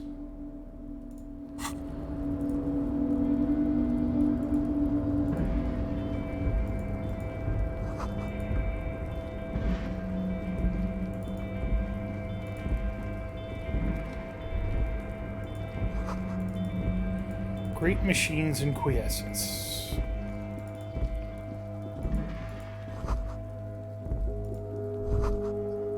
Uh-oh. All those empty wine bottles and cigarette butts on the ground. Someone partied really, really hard here. Wait, how hard? Well, they went through 6 bottles of potent Pilsner, 3 bottles of Commodore Red, and almost 4 packs of cigarettes. It must have been pretty hard.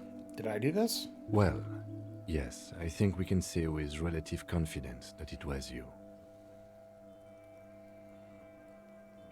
Oh, good point. Looks like I had a lot of fun. It really, really doesn't. Let's turn our attention elsewhere and move on.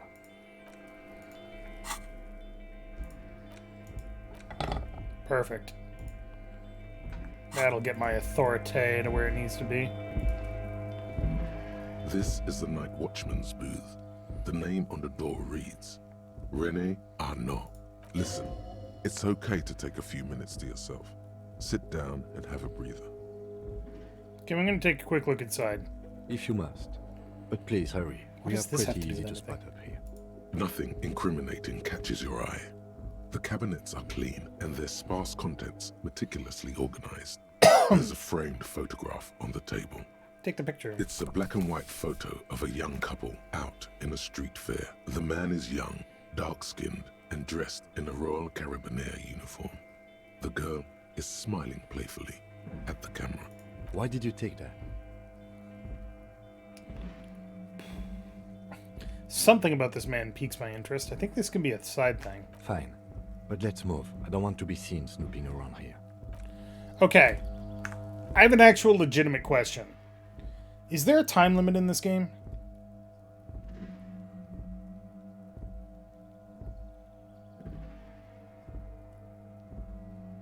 Like, does anybody know?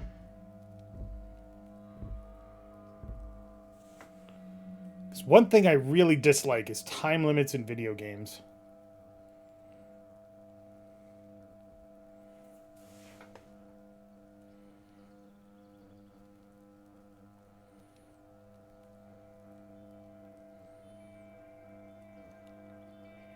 And you have 7 days. Okay.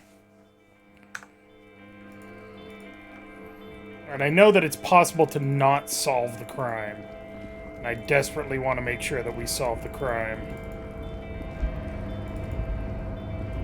There's stuff up there that I couldn't get. Weird.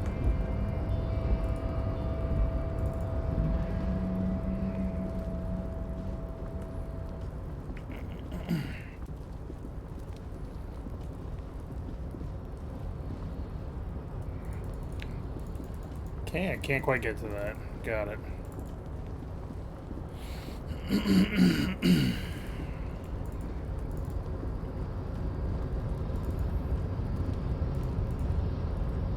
A rusting control panel with several knobs. 2 buttons marked Marsh and Arrête are faded with use. Go and stop. It seems to control the large crane. Marsh. On. I don't need to push anything yet.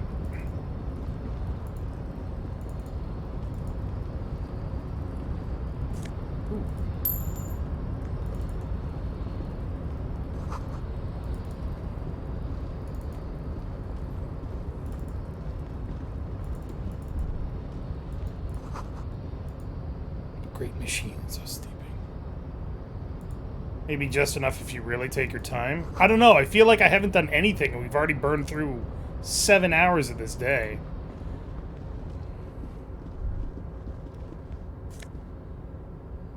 Ooh.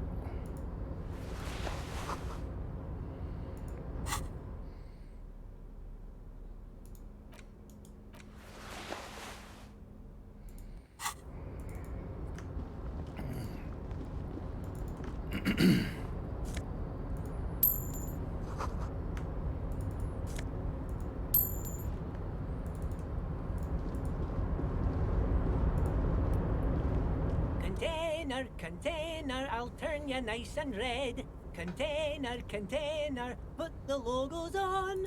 The lyrics to this container song are being made up as he goes along. The accent is so thick, it's impossible not to notice he's Ubi, from the vanishing peninsula of Ubisund on Muindi. Container, container, used to be Wild Pines. Container, container, now belongs to Everard. Yeah, alright, he seems happy.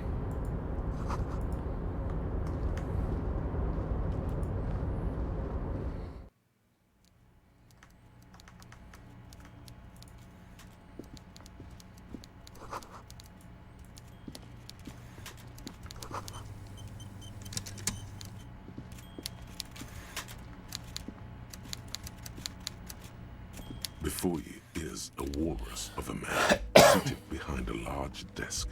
He looks up from his work, not the least bit surprised to see you.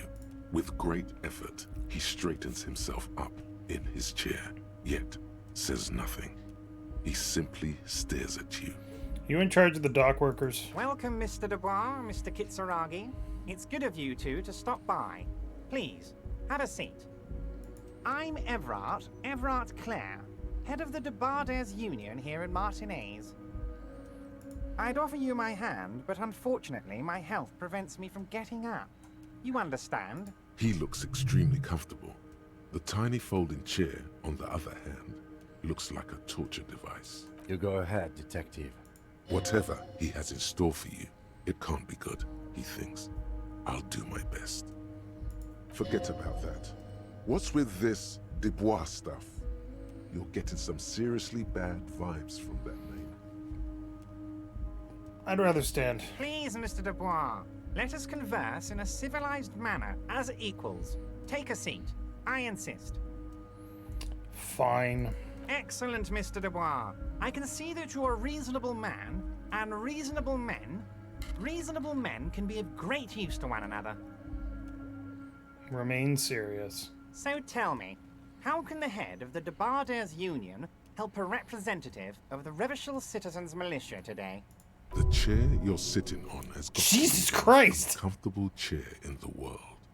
It's violating your backside. That can kill you? Oh my god! By the way, I heard you got a rather rude reception from a certain Lawrence Gart. Some people have no manners, it pains me to say. This should take care of that nonsense. He points to a giant novelty check on his desk. It's absolutely comically huge. It should be sufficient to cover your expenses for a few days and patch over your differences with a cafeteria manager. Go ahead, take it. Wow, that's 25 real. That's good money. You need it.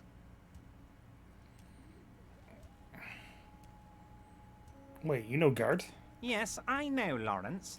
He's a real character. No union man in him. A real piece of work, that boy is. With a grin, he points to the checker game. It's like you're on a game show. At least don't thank him for it. I mean, I'll take the bribe, but I don't have to do anything about it. Is there anything you'd like to say to me? Or... No. No, it's cool. You've got integrity. Cool? I wouldn't go that far. I'm sure there are cooler things than delivering a comically oversized novelty check to a cafeteria manager. But, sure, if that's what's cool nowadays. Now, I'd like to set your mind at ease about one other matter. Your lost gun. Let me assure you... I'm disturbed that this guy knows more about me than I do. I've got my best hounds looking for that lost gun. His slug-like lips move, but all you hear is an echo. Lost gun, lost gun, lost gun. The world is swallowed by a black hole of fear. Only 2 words escape its gravitational pull. Lost and gun. How do you know about my lost gun? I know everything, Harry. Right now, I know that you're worried. Don't be worried. Everything's going to be all right. It's not like you left it loaded. You didn't lose a loaded gun. Local children aren't out there playing with it right now, pointing it into their own mouths. It's in a safe place. I just know it. I have a feeling everything's going to be all right. It was loaded. There were 2 bullets in it. You always keep at least 2 barrels loaded. Kim. Officer, we will deal with this later. We don't need Mr. Clare's help with this. I wouldn't be so sure about that. I took some drugs. I'm fine. Don't panic. Who does this guy think you are? Yeah! Rookie. You ain't worried about no lost gun, or unpaid bill, or forgotten name. You're the bad cop. You're probably more corrupt than him. Wait, that's it? That's my point of pride here? Fuck yeah. Remember when you tried the expression on that little minx in the silver jumpsuit? That was you. Sink deep into the folding chair. Smile and cross your hands behind your back. The fat man does the same, sinking deeper into his chair than one would think is physically possible. He seems to be enjoying your little display. Good. Now lean in with some corruption. Listen, Everett, pal. We both know what makes the wheels of the world turn. That we do, Harry. Let them say what they will about you and me. We're both born fighters. Nice bit with the chair, by the way. Good way to keep your guests on edge. Why, thank you. It's always nice when a fellow professional appreciates your work. That's it. Now kick back and add a final flourish for dignity. Thanks for your hospitality. Feel free to visit me down at the station. Did I just become corrupt? What the fuck? You strike me as a reasonable man, Harry. I like that in a law man. Let's cut to the chase, shall we? What can Everett Clare do for you? I think we'd like to ask you a few questions. Don't you think so, Detective? Whatever you do, don't ask him about the gun first. You don't want him thinking you're scared. Aren't you going to ask me how I got in? Am I going to ask? Hell, Harry. You spin-kicked my strongest man in the face. I saw it from my window. It was pretty fucking awesome, wasn't it? Would you ask a man like that how he got into your container yard? You don't have a window. It was a figure of speech, Harry. Of course I don't have a window. I'm in a container. Anyway, I assure you, I am a very well-informed man. Information reaches me before I even get the chance to request it. I want to talk about the hanging. Oh, of course. That's your main thing here. That's why you're in Martinez. I know everything that goes on around here, and I would love to discuss it with you. Then let's talk. I mean, it's no secret that the lynching is connected to the strike. So much to talk about. Honestly, it's been weighing on me so heavily. I understand you need to interview me. But there's a thing that's been keeping me up at night. I want to talk about the hanging. I mean, If we could just calmly talk, exchange information, we could blow this thing wide open. Yes, that sounds good. Let's do that. But I can't think straight with this thing weighing on me. You're police officers, aren't you? I have a crazy idea. You guys are basically door-opening machines, incredibly talented at opening doors. Kim, is that true? Are we door-opening machines? I'm not sure I understand. If you're asking us to break down someone's door, it's not going to happen. Come now. I just need you to go open a little door for me and leave it unlocked. A simple thing. Absolutely nothing shady about it. Does this jiggling ooze think he's going to use you? He's got another thing coming. Play his game, son, with your eyes peeled. He's going to slip up, and when he does, you're going to come out on top. Interesting. Okay. Whose door is it? No one's. It's just a weasel. A weasel lives there. Nothing for you to worry about. What do you mean by a weasel? A loud blabbering weasel. When weasels feel no one is watching, they start acting foolishly. Just go there, unlock the door, and leave it open. It's been such a burden on me, Harry. I just want this to be over so I can discuss business with you. I don't have to play the game your way. Fantastic, my friend. But I'll just let me know do when it's done it. and we can take our friendship to the next level. You can get the key from Manana. He's down by the gates. Manana's like a free agent in the Union. Special operations. Hardened socialist. A real free thinker too. He'll tell you precisely where the door is. One last thing, Harry. Just open the door. You don't need to go in or anything. I just want that weasel to come home and see the unlocked door. You called me Mr. Dubois. Why? Of course. Let us dispatch with the formalities. You call me Everard, I call you Harry. That's what the hanged corpse called you. Harry. So that's really my name? My God, so it's true. I didn't want to believe it, but you are a fantastic science fiction amnesiac cop, aren't you? What are the odds of that? I think the odds of that are very low. Thanks, It Kim. might be a good idea to hide your confusion. I mean, see what his game is first. My memory is fine. I'm just testing you. So good to hear that, Harry. Apparently my sources were wrong. However, if you did have a spot of memory trouble, I could help you out. With my big fat folder. Words flow like a river of honey from his lips. I guess word has already reached him. No matter. No harm done.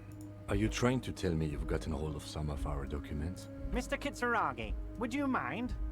Me and Harry are talking about his lost identity right now. Don't just jump to the folder. That's not smart. Shows you're on the edge. Do some probing first.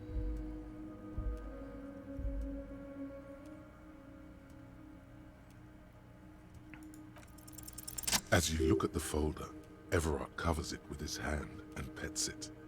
He's hiding it from you because it's not a real RCM folder. It's just another one of those brown folders you saw in the file cabinet. That's not an RCM folder. Okay, Harry, you got me. This is from the Census Bureau, not the RCM. Those Census Bureau people are absolutely corrupt. You should do something about them. He got the name from the Census Bureau, and everything else from your actions here in Martinez. Yes, Mr. Kitsuragi from the Census Bureau. Like I said, now I'm actually a very busy man. So is there anything else I can do for you, Harry? That means he doesn't really know anything about you. Nice. A pity. The mystery of you will have to remain a mystery for the time being. True. But also, he doesn't have anything on me, technically. So the Census Bureau says my name is Harry Dubois? Yes, that's what I said. Try to keep up, okay? Let's move on. Let's talk about my lost gun. Yes, your lost gun. My best men are on it. They're turning every stone, searching every playground, asking kids, grandmas, everyone. Your gun will be found, Harry. Let me assure you of that. It's just a matter of time and effort. The only way to find it seems to be working with him. He might even be holding your gun hostage. Hold on, can he really hold my gun hostage? Who knows? Only one thing is certain. If you work with him, you're going to get it back. And working with him might be the only way to do it. I will not be blackmailed with this gun business. Harry! I was only trying to be tactful. A lost gun is a dangerous thing. I can't have it around in my neighborhood. Kids could be playing gun roulette with it as we speak. Teenage gangs could be arming themselves. Get a hold of yourself, Harry. I assure you, we are working on locating the missing sidearm as well. Excellent, Mr. Kitsuragi. That's excellent news. Looks like we have a friendly gun-finding competition on our hands. Everett, I'm going to leave now, but we might talk again later. You need this to get in and out through the gate. Thanks. I was wondering how I'm supposed to get out. Here, you're one of us now. A real red and white Union man. Take care, Harry.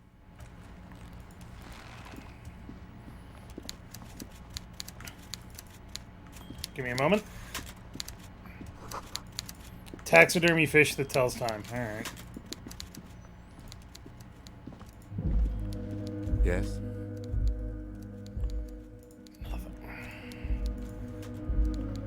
Actually, you know what?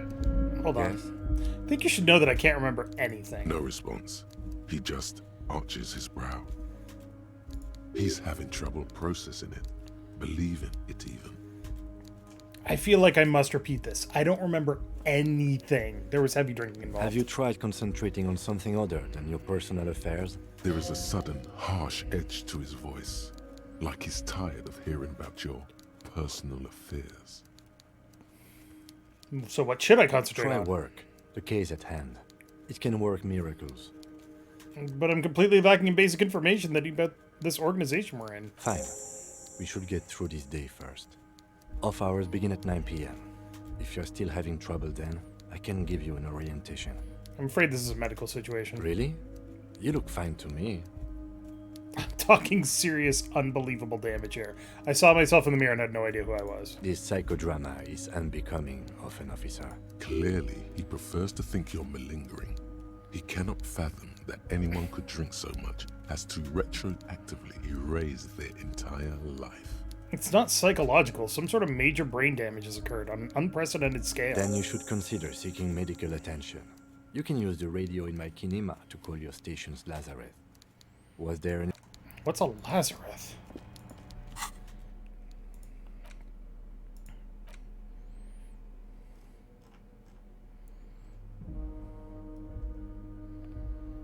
Constable's rent. Nice. Fucking asshole. Alright, so Everard is slimier than black ooze. Ooh, money. I'll take his money. I'll play his game. I don't work for him. Fuck that guy.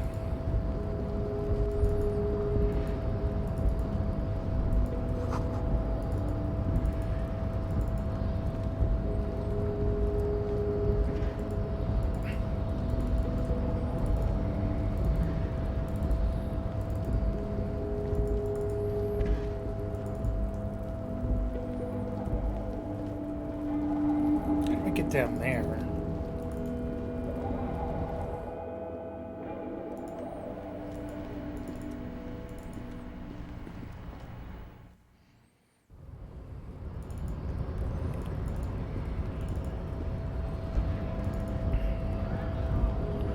So, how'd you like our harbor?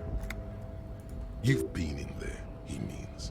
Talked to the boss man too, probably. Was nice enough. It's but a rest area on the path leading across open plains. Right. You talk to the boss, eye to eye, like men of the plain. If you have any more questions, I'm set to talk. Everard said you had a key to a door? A key, huh? What door is this key supposed to open?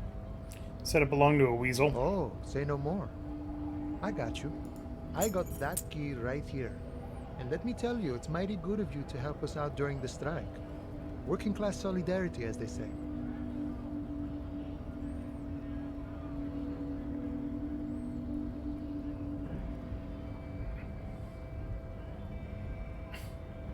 Not really doing this for political reasons. Oh, so the none of the above type, are you?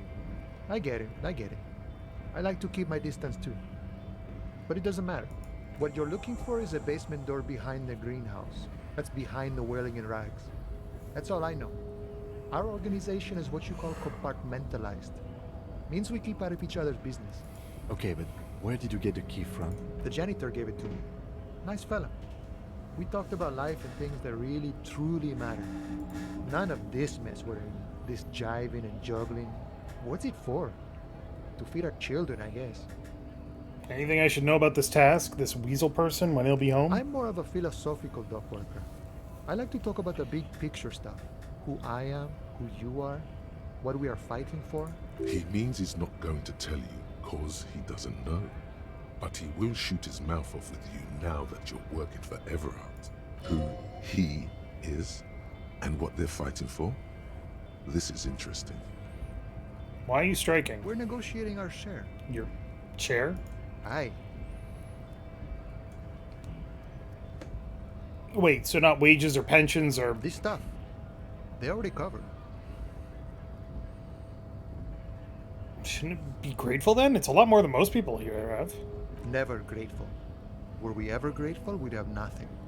You fight for every piece. How large a share would you like? All of it. However, right now we want all the harbor workers to be on the company's board, so they could take part in the decision-making process. This seditious talk sounds like communism. Just so we're on the same page. Communism is basically wanting to kill the rich people or deporting them to a labor camp in southeast Grad. But don't say that out loud if you're a communist. Are you a communist? No. I don't think I'm a communist. Seeing something of value and saying I want it all to myself is a much older and simpler notion. No science to it at all. Even a weak child can think it. The only things holding someone back are I can't and I shouldn't. Right on, brother. Just the way the world works, Boyadero. You got the picture. Let me ask you Sure something thing. else. This was great. You feel mentally reinvigorated. I do? Weird. Any idea who killed the hangman? The mercenary, eh? Who could have killed him? That's indeed the question. Why even do such a thing? The merc was hanged with a very specific type of cargo belt, one often used in heavy transport areas, for example, harbors. What a thought. Why would noble workers resort to such a thing? Unless they were pushed, of course. Pushed how? Your dead guy was an enemy combatant. Hold up, what does that mean? He was an agent of the opposition, attempting to undermine our honorable efforts. Did you kill him? I ain't the murdering type, but that's just me. Large organizations like our union have all sorts of men, with all sorts of skills. He means a more violent faction could easily take care of such a thing. Understood. This has been of limited use. Still, thank you. No problem. I wish the best to you in your search. Sure, I'm glad it's not my search. Good talking to you. Gotta run. Hey. Psst. Who, me? Yes, you. Word on the street is you're ready to start building communism again. Again? Yes, you're ready to start building communism again. You've built it before. They've built it before. Hasn't really worked out yet. But neither has love. Should we just stop building love, too? Can't argue with that. So, what about all that communism you've promised to build? Word on the street is you've woken up from 1,000 years of slumber, promising to erect a version of communism many times greater than any attempted before. Is that true? How come there's word on the street? You keep saying things like, down with the bourgeoisie, eat the rich, sodomize the landowners, impale all people who have more than 25 real in their pockets, literally murder all human beings regardless of their political beliefs. That kind of stuff. I've said some mildly left-wing things, but none of those. Oh yes, the mask of ambivalence. Don't deny it. You're about to rip it off and reveal the monstrous seven-eyed lamb of global communism that would devour and masticate mankind. Everyone can see that. So tell me, do you have any questions before we fire up the big communism builder? Or do we get right down to it? Wait, first, what's this communism even about? Failure. It's about failure. Failure? Yes, abject failure. Total, irreversible defeat on all fronts. Absolutely vanquished, beaten, curb-stomped and pissed on. Until you came along. You will reverse the fortune of the workers of the world. You alone, against every living thing, against every human alive. 800 trillion real in the hands of an impossibly well-organized ruling class. Towering city blocks of bankmen who have the ears of prime ministers. Million-headed armies of nations and the love of your own mother. You against the atom, the charm and the spin, where the whole world failed. Matter failed to bend to human will. Human will failed to get out of bed and tie its laces. You alone, single-handedly, will rebuild the dreams of the working class. You are the last communist. Okay. Now get to work, comrade.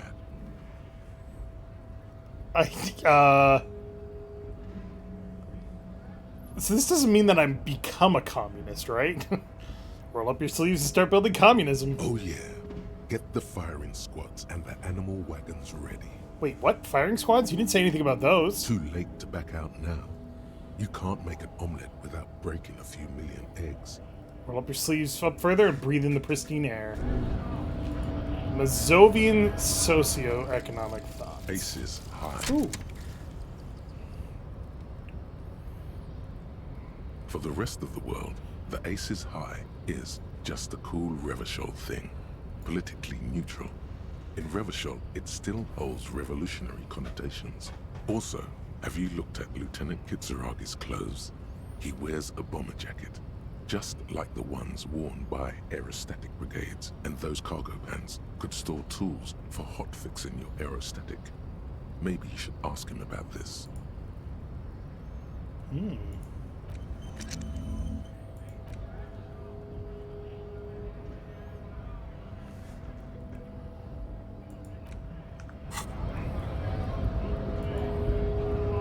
Yes? I want to talk about you. Me? Yes, you. I don't see how my life is pertinent to the investigation. Work better together if we have a more rapport. That's a fair point. Alright, for the good of the investigation, what do you want to know? Kim, you're wearing a Revolutionary Air Brigade jacket, aren't you? What? These? It's just seasonal clothing. Those look like airman pants, good for storing tools. Where is this going? You see, Kim, I had this place in my head where I develop new ideas and connections. Interesting. I think it's called the brain. It's no mere brain.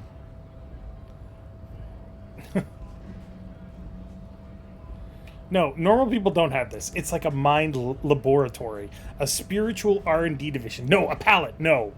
Better yet, a painter's atelier of concepts. Okay, art cup. Okay, indeed.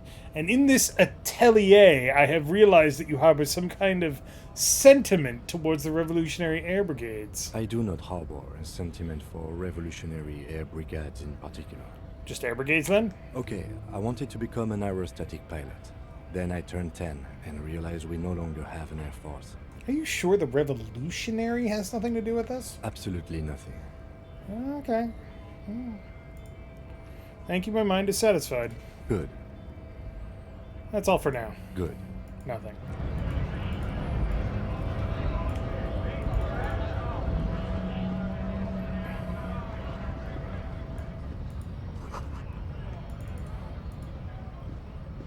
Ooh, money. A lorry stuck in the traffic jam. This big, heavy Grad-made machine is well kept for such an old machine. The windows are clear. They've been recently washed. You can see a lorryman's cabin with personal belongings, stickers, insignia. What kind of stickers and insignia? The driver has adorned his space with a substantial collection of peculiar paraphernalia. Proclamations about honor, strength, and purity are glued to various panels. What about the back seat? The back end of the cabin has a small perch to sleep, large ashtrays. There are several suns and wheels sewn into the curtains. A book with ragged edges catches your notice. The front cover features a large, muscular man. The title reads, Man from Eamdal in the Lost City of the Pygmies. Racist nationalist paraphernalia. Not unusual in this part of town. This is our guy. Think the story belongs to our tough guy? Likely, yes. This guy's proud of who he is. Drapes it all over his machine. He was acting tough before. This probably scared him a bit. Who knows when it will come in handy? A slightly scared, racist lorry man. Good to know.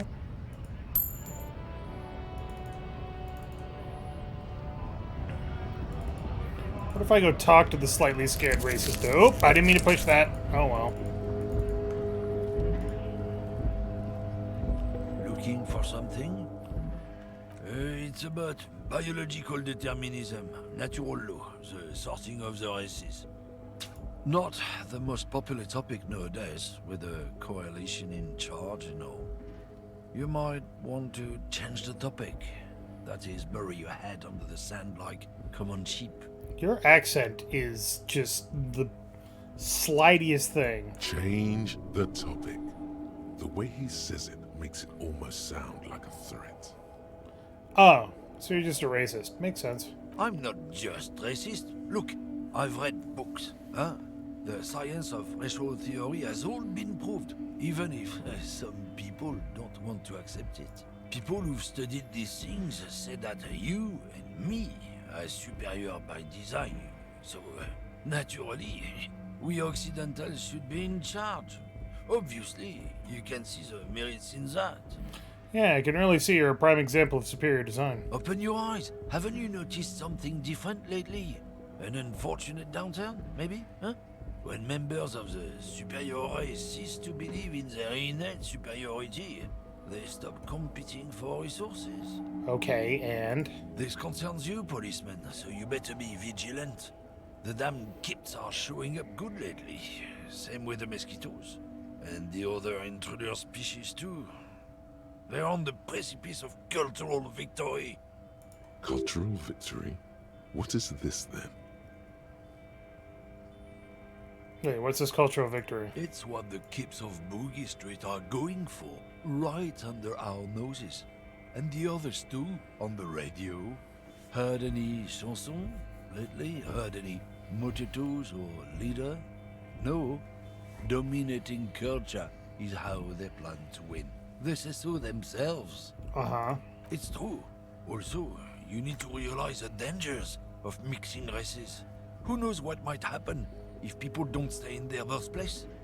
You might end up with a new sub-race, with unknown characteristics, leading to extra competition. That's why you've got to control the offspring. Yeah, I'm not down with this. Why don't you go fuck yourself? Don't push your luck, runt. Dude, I spin kicked a dude that weighs 200 kilograms. Fuck you.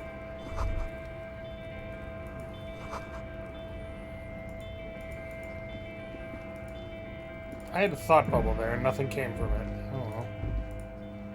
So that's the whirling in rags. Now I've got a constant thought bubble. That's awkward. Ooh, what is this? An old monument stands in the middle of the traffic island, pointing toward the sea.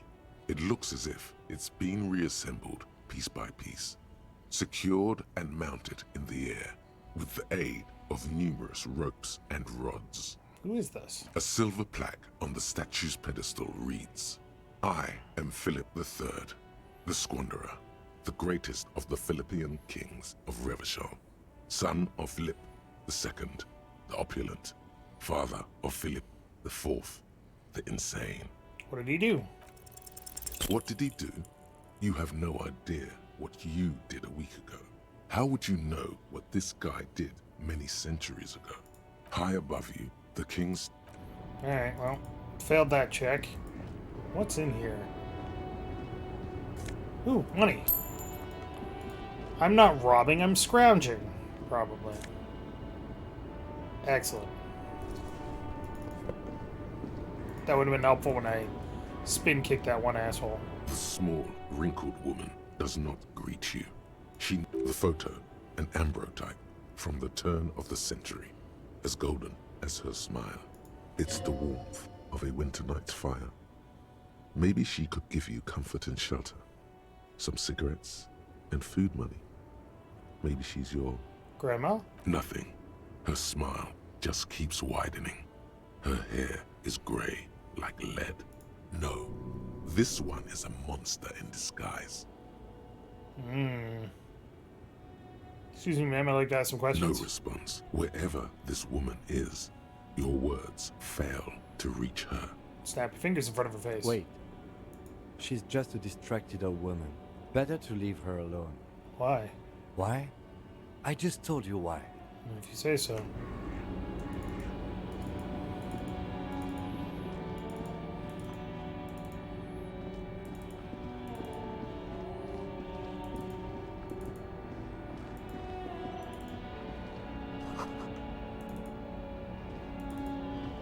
That just leads back down here. Remember, kids, if you're in your advanced racism course, you're doing something very wrong.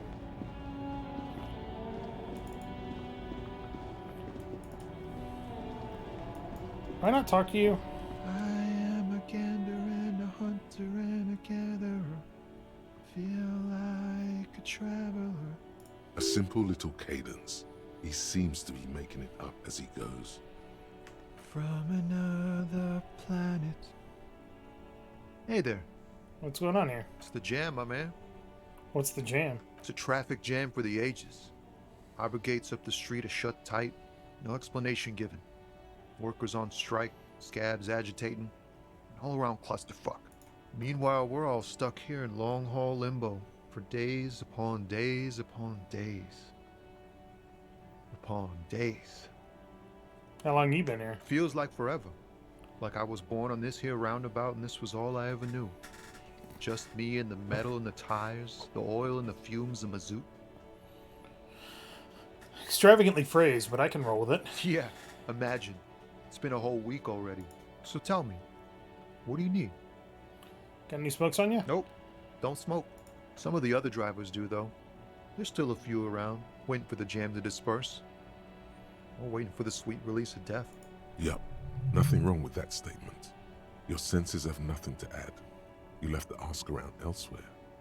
Well, damn it. Guess I'll ask around. You could also check the kiosk down the street. Frit. With 3 T's. Rebishaw's weird. If I do that again, it doesn't re-roll, right? Can I spare some change for work and stuff? Huh? Oh. No, I ain't got any money. They don't want to pay for unfinished work. The Hey, bosses, who? man.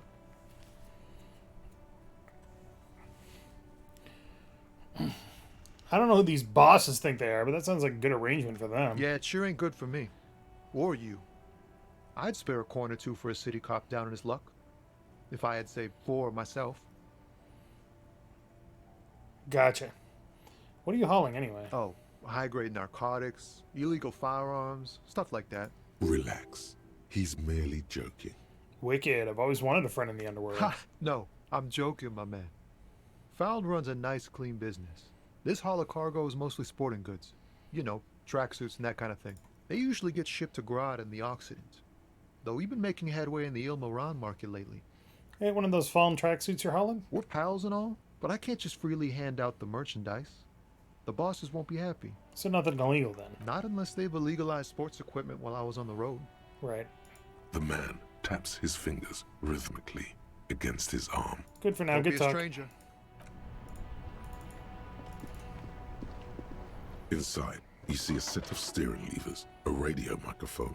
This is Precinct 57. How may I assist you? It will take just a moment, officer. Her voices fade out into the familiar radio static. Gottlieb, what do you want? He's carelessly chewing on a piece of hard candy. I was told to call the Lazarus. People are worried about me. Oh, it's you. I've lost my memory. All of it. With all the damage you've been dealing yourself with drugs and alcohol, I'm not surprised. Not surprised? Okay. Anything else? What else? I'm not a brain doctor. Look on the bright side. You've got a whole new life now. Use it wisely. It's hard to say if he doesn't believe you or doesn't care. I think I've had a heart attack. And you survived it. Congratulations. Are you mobile? You are the worst doctor. Yes. Even better. Anything else? I wouldn't worry about that. Officers your age have coronary trouble all the time. Also, death is a natural part of life. You are a terrible doctor. Isn't there anything you can do for me? What? You want me to do blood work for you again? Tell you just how bad things really are across the board? You want another rundown of everything collapsing inside your body? No, it doesn't sound like something I can handle right now. You want the real, honest-to-God truth? Stop drinking, eat magnesium and vitamin D. Our station is not a retirement home. We don't have the funds to deal with rock stars past their prime. And no, I don't want to hear a political commentary on the topic. In fact, I got work to do. Some idiot has glued his eyelids shut with cyanoacrylate. What? It looks like Mactosin. What? It's not fucking cryoacrylate. It's super glue, Doc. Doc, someone broke my heart. Look, pal, getting pumped and dumped is not a disease. People live through it all the time. You should be happy for her. Do you know who this person was, if I told you? You must have me confused for a close personal friend. I am not. I am a medical professional with a constant idiot emergency on my hands. One needs tending to right now, he thinks, looking around the room. God, these apes. I guess that's it for now. Anything else I can help you with, officer? Well done. 57's over and out. In the cabin, you see a... Let's unlock a new thought cabinet. And then we can think about...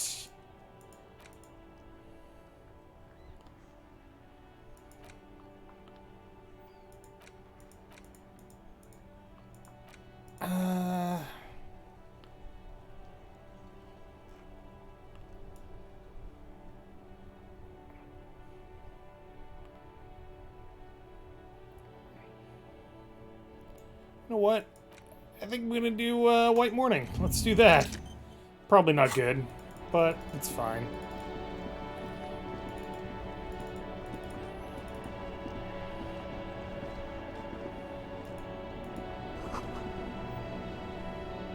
Tire tracks leading onto the roof? The roof here? The fuck? I don't want to think about communism.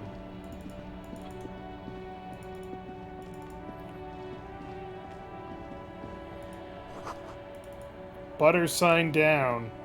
A crumpled billboard reading, Samaran butter soaks in the canal. Two ugly lines mar the bright countenance of the blonde boy depicted. What is Samaran butter? Whatever it is, the boy on the billboard seems very happy about it. Goat milk butter.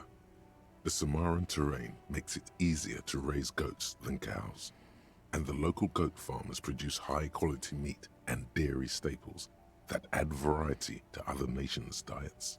It's an acquired taste. Let's see if we can reconstruct what happened here. Judging by the size of the impact and the parallel lines of burnt rubber, the cause was probably a motor vehicle. Okay. These look like the same tire tracks I saw earlier, in front of the whirling rags.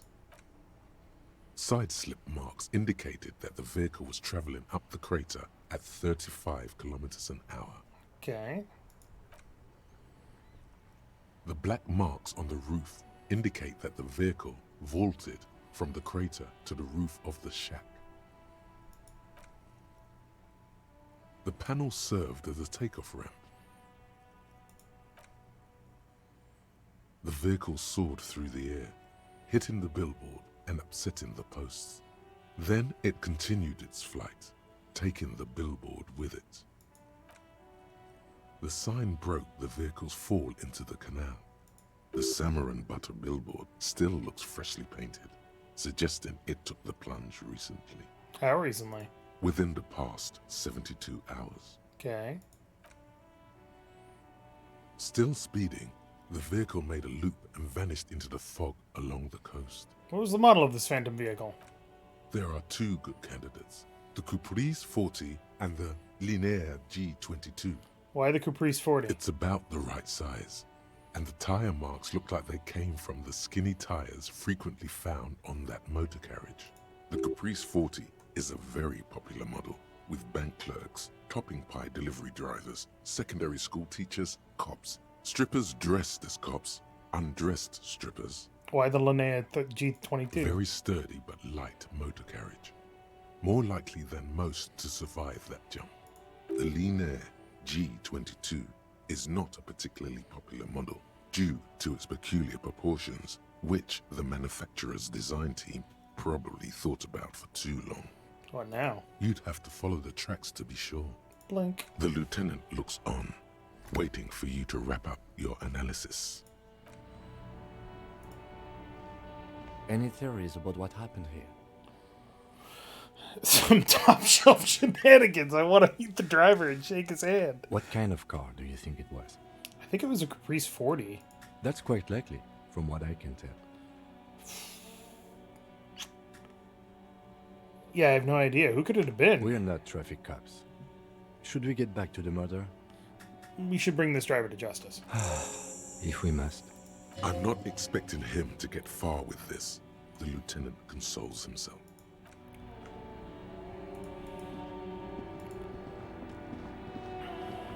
G'day to you, officer. A burly man hangs out by the waterlock, carving up a generous serving of salami with an old hunter's knife. His eyes are fixed on a man stranded on the other side of the waterlock and on an enormous billboard that has fallen down into the canal between them. His posture is relaxed. Despite his powerful build and a knife in his hand, this man resorts to physical intimidation only infrequently, if at all.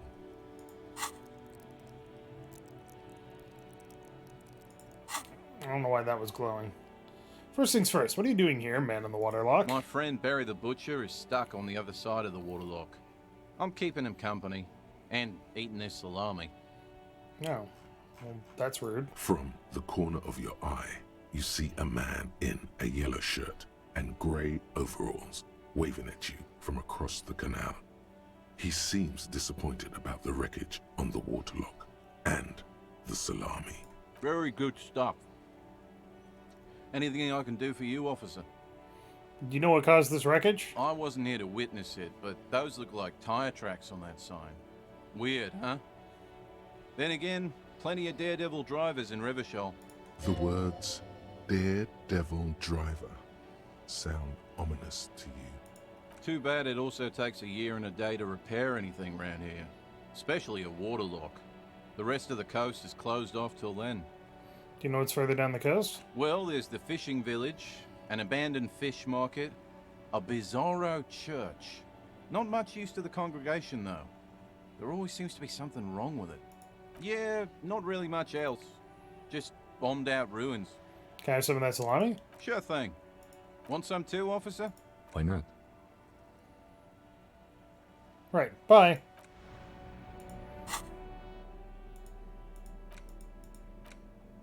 I didn't get any salami.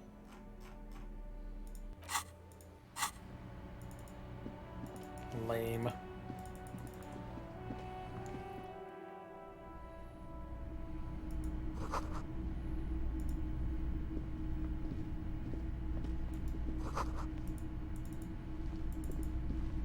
Also, why is my view, like, way to the left? Can I fix that?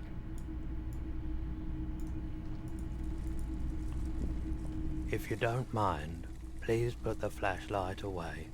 Some of us have... Photonic sensitivity is not generally acknowledged by the medical establishment. Oh, right. Sorry about that. I do appreciate it.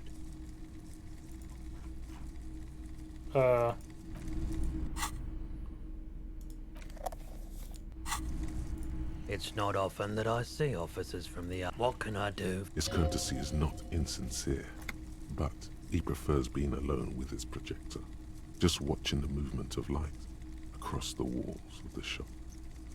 Sorry, I feel like I'm interrupting you. Oh no, not at all. I guess I haven't had many customers lately.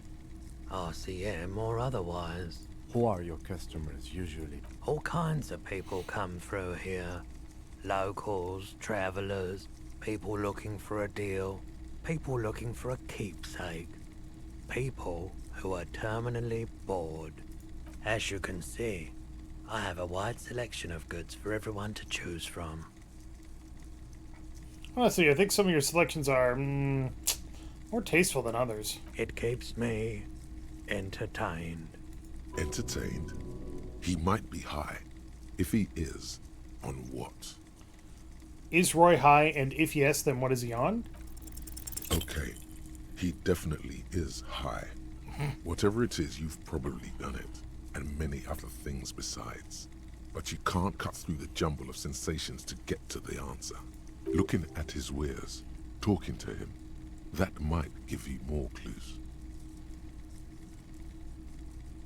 Do you happen to have any guns like the ones carried by cops? Someone else came here earlier today asking the same question. Ah, shit. I promptly sold her the gun you pawned a couple days back. Shit. What? Sold? This is a pawn shop, and it did feel as if you've met before. Oh god. The lieutenant shifts from one foot to another. Alert. Wait, I sold you my gun? You were adamant about getting rid of it, officer. Said you were undeserving of a service weapon of the Revachol Citizens Militia. And I don't like keeping guns around the shop for long. Off-the-charts photon emissions.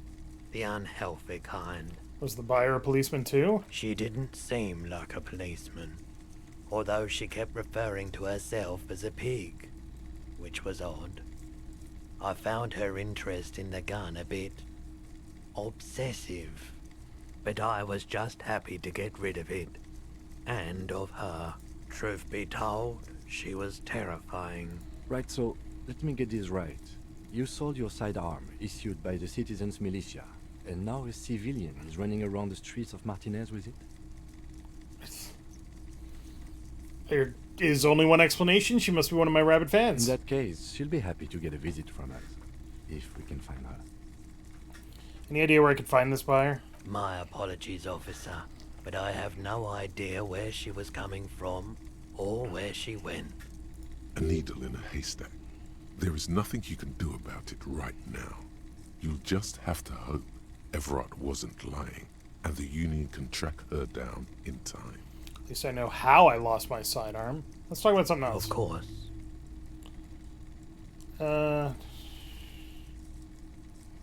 Let me have a look. Fascinating photo of it. No. I'll check my pockets. Anything else you're thinking of selling? You can have that. And that. That. Do not want that. Another time, perhaps. As you turn, a bright light catches your eye, making you squint. Cool. So cool. Where's it coming from? From a distant sunset, a stage light, flash photography, nowhere in particular. It's just what superstar law officers do. They squint at lights, and they solve shit.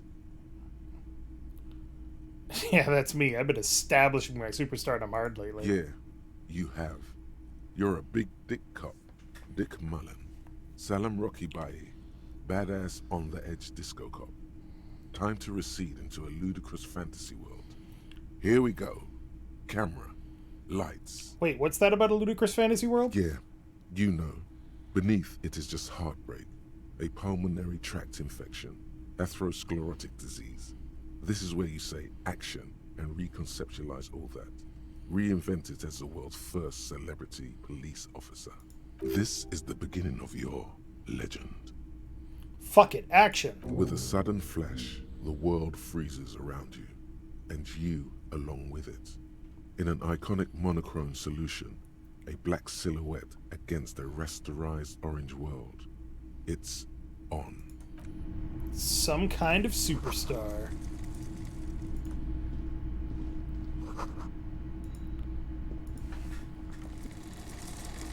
You see rows of toy soldiers guarding the rest of the trinkets. Try to find something pretty and cool here.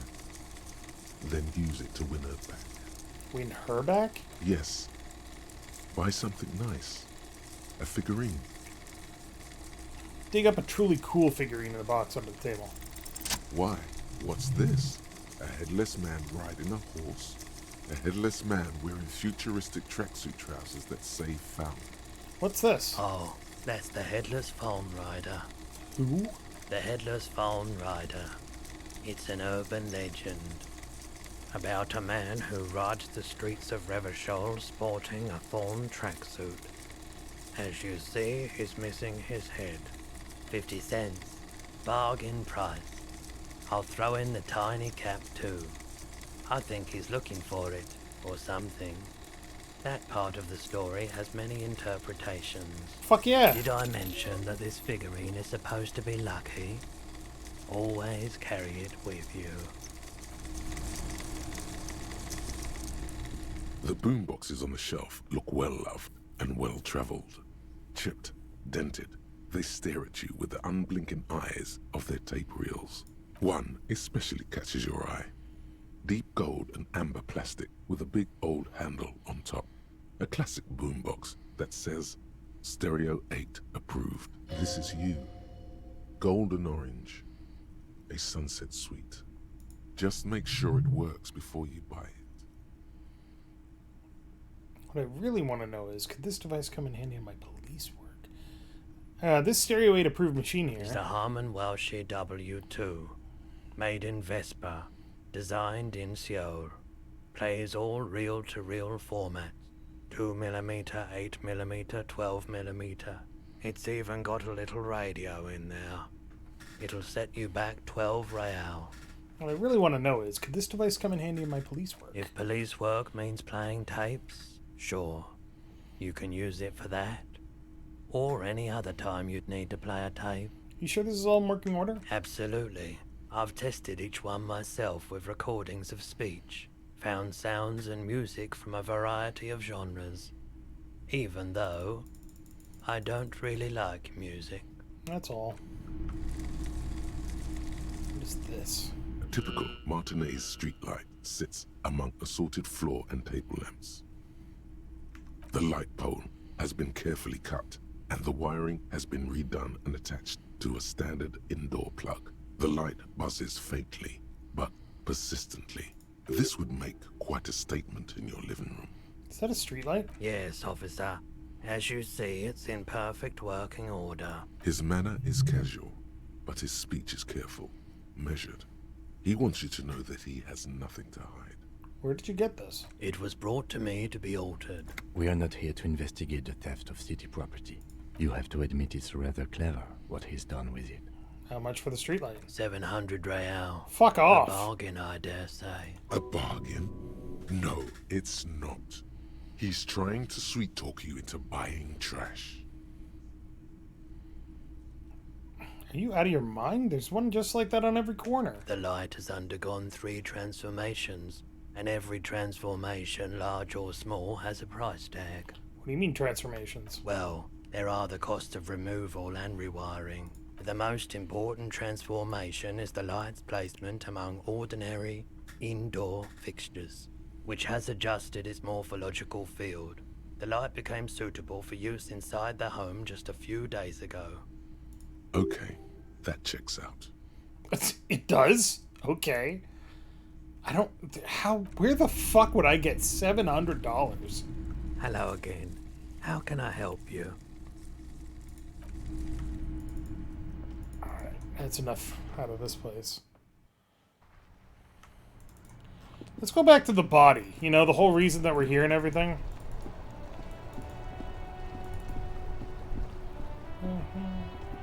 Come on, Harry. Ooh, is there anything in this bucket? pick them up if you had a bag. Why don't I have a bag? This Post Levantorie mail collection box has been heavily vandalized with graffito. A closer inspection reveals 2 bullet holes in the front. Good mail delivery box.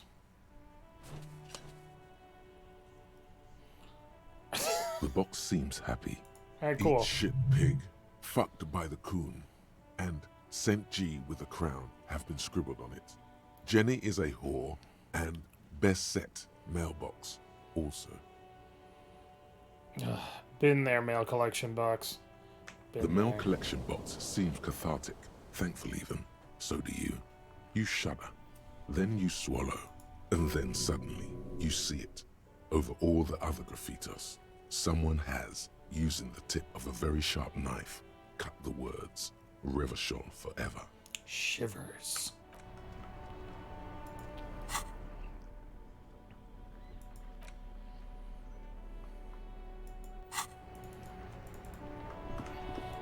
Alright, back to actual work. An old call box with a matrix of push buttons lists all the companies in the East Delta Commerce Center.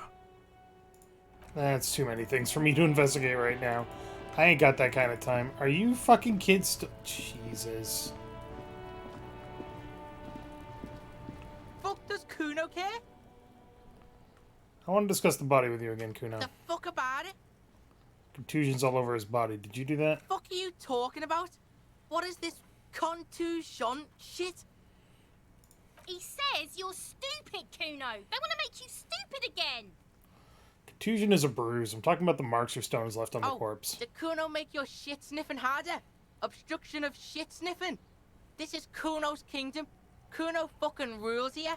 You hear the lieutenant hum. Where's the rest of his armor? Kuno doesn't give a shit about the armor. How come? Kuno's fuck gimp's got one big thing wrong with him. He's a fucking mutant. A mutant? Look at him. Fucking growth hormone shit. He's a giant. The armor's too big for any man. Kuno doesn't give a shit about that freak armor. Kuno threw that shit away. Oh, come on. He's just pretending that he doesn't care because he's too small for the armor. What do you mean you threw it away? Kuno tried to get the helmet on. It was too big. Kuno kicked that shit in the sea, rugby style. That shit means nothing to Kuno. You threw it in the sea? Yeah, that shit means nothing to Kuno. Kuno doesn't give a shit about material shit. Kuno's a fucking monk. You wanna fuck on someone about that armor? Go fuck the mustached union fuck. The jolly troubadour shit at the gate. What do you mean troubadour? Yeah, cock in boot. You know that jolly union cow fucker? Came around talking about cows or some shit? Came around pretending like he cares about cows? What the fuck is happening? Yes, you met him at the gates. The one with the boots and the jolly smile. You mean Manana? Yeah, he's the one you want to talk to. He's fucking crazy about that armor shit. Coming here pretending like he likes cows. Trying to catch a peep at Kuno's armor. Yes, this troubadour has it. You can feel it. Just a couple of... Yeah, you... Looks like you're a fagari now. Probably climb. You heard Kuno. I don't know. Mesco. There is no Night City anywhere. Where is Night City? Kuno gives this info out on a need-to-know basis, and you don't need to know. Kuno didn't smoke the gimp. Thanks, Kuno. That's one name you can now. Your test. Get lost. About this crime scene. You kids play off of playing this yard? Right, pig. This is where Kuno plays with his little wooden choo-choo. What do you want with it? What's in the greenhouse over there? Dunno. Kiptas gardener used to work there. Kipt is a pejorative term used to describe people of South Seminese or Areopagite descent. It used to be a common first name among the Areopagites of Ilmarin. Not so much anymore. Hold on, the gardener used to work there? Yeah, that's what Kuno said. She couldn't handle the heat, so she took off. Kuno can take it. Shit's nothing to Kuno. You mean the young woman with whirling in rags? That gardener? Look, Kuno doesn't explain shit. Kuno just says shit. Okay. Yeah, her. What was she doing in the greenhouse in March anyway? What kind of gardening is done in March. I should ask her about that. Yes, it seems suspicious. You don't like things being like that. Suspicious. Dead man's clothes are in the trash container. How did they get there? Kuno doesn't know shit about that. That shit is beneath Kuno. I need to know. It could be a lead in the investigation. Someone may have tampered with the murder scene. Listen. Kuno doesn't care about this small-time shit. Just listen. Kuno saw what you did there, dumpster diving. Sad shit. Kuno could hook you up with some sweet rags. Shit like Kuno's wearing. Your size, good price. 500 real. Alright, entertain me. What's so great about these pants? Pig, these are found modulars. Liquid fit, performance crotch, urban survival shit. Made in Mirova by scientists. Pants scientists. Believe it, you need this shit. He unzips his jacket to give you a quick peek at plastic wrap pants. They are graphite black and look brand new. These could drastically improve your chances of survival in the urban wilderness. Coach Physical Instrument endorses these pants. They are tartan ready. They will also make you into an idiot. I asked you what happened to his clothes. Must have seen them lying around. Kuno ain't seen shit lying around, except for that there. Now you want performance gear or not, Grandpa? The lieutenant remains silent, but his expression couldn't say, "I told you so," any louder. Well, I might be interested in the pants. Let's talk about this later. Alright, Pico. Shit's rolling. Don't do business with the pig, Kuno. He's gonna steal all your money, Kuno. As you can see, Kuno and C don't trust you. Can't do business without trust. There's more to his distrust than being a pig. He feels threatened by something obscure in you. What that is, however, remains a puzzle for now. There's also a mug in the trash. The fuck? A mug in the trash? Is this about the fucking clothes again?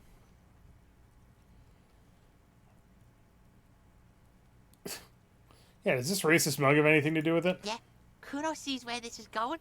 Kuno's got that fast brain. You saying you pigs are after the mug fucker, 'cause he's the clothes fucker? I can't hear you, Kuno. Speak louder, Kuno. That's exactly what I'm saying, Kuno. Someone has tampered with the crime scene. Clean some of it up. Shit, that's tense. Someone's going to the beat-down basement, huh? Mug guy gonna get tied to the radiator. The kid may have something there. He's already come up with an interrogation technique too. Shut up, Physical Instrument. Kuno doesn't know who put that shit in there. And if he did, he wouldn't squeal. But if you find out, maybe you can... Tell the Kuno who it was.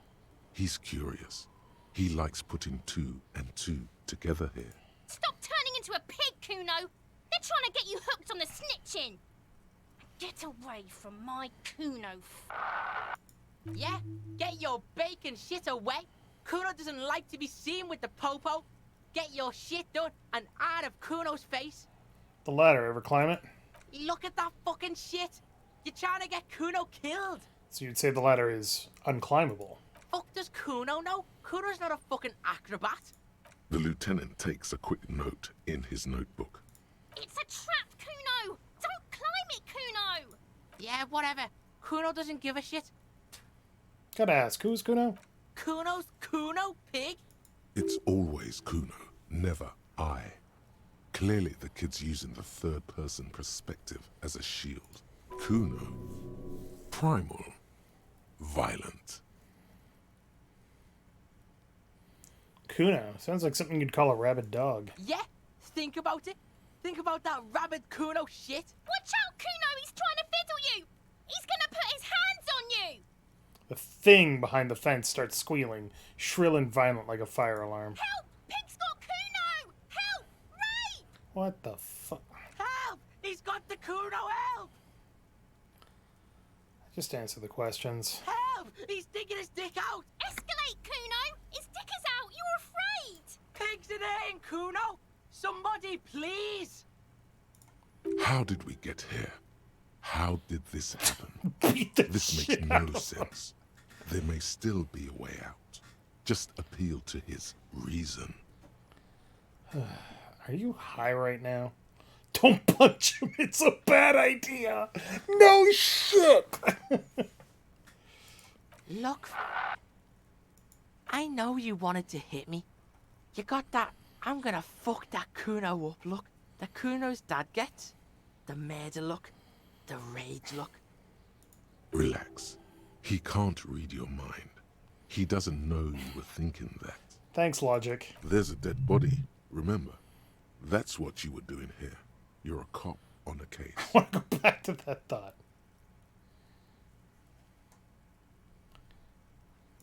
I know what you thought. I'm gonna fuck that Kuno up. I'm gonna shut that shit down. You know what? You should've, because now you're nothing. You're a joke to Kuno. Kuno laughs at you. King Kuno! Kuno turned you into his prison, bitch! You're gonna be in this shit with Kuno! No, you're not. We can just leave. Bitch, you're gonna be in this shit with Kuno forever! The Pipo-headed critter. Pipo-headed critter doesn't let him finish. Peepo is a type of hat, by the way. Nice Peepo. You don't talk to me about my fucking peeper! You don't know where I come from! You're just Kuno's bottom bitch! Whatever. Okay. Kuno is kind to his bitch. Ask your questions, but remember, this changes shit. Click, click, click, click!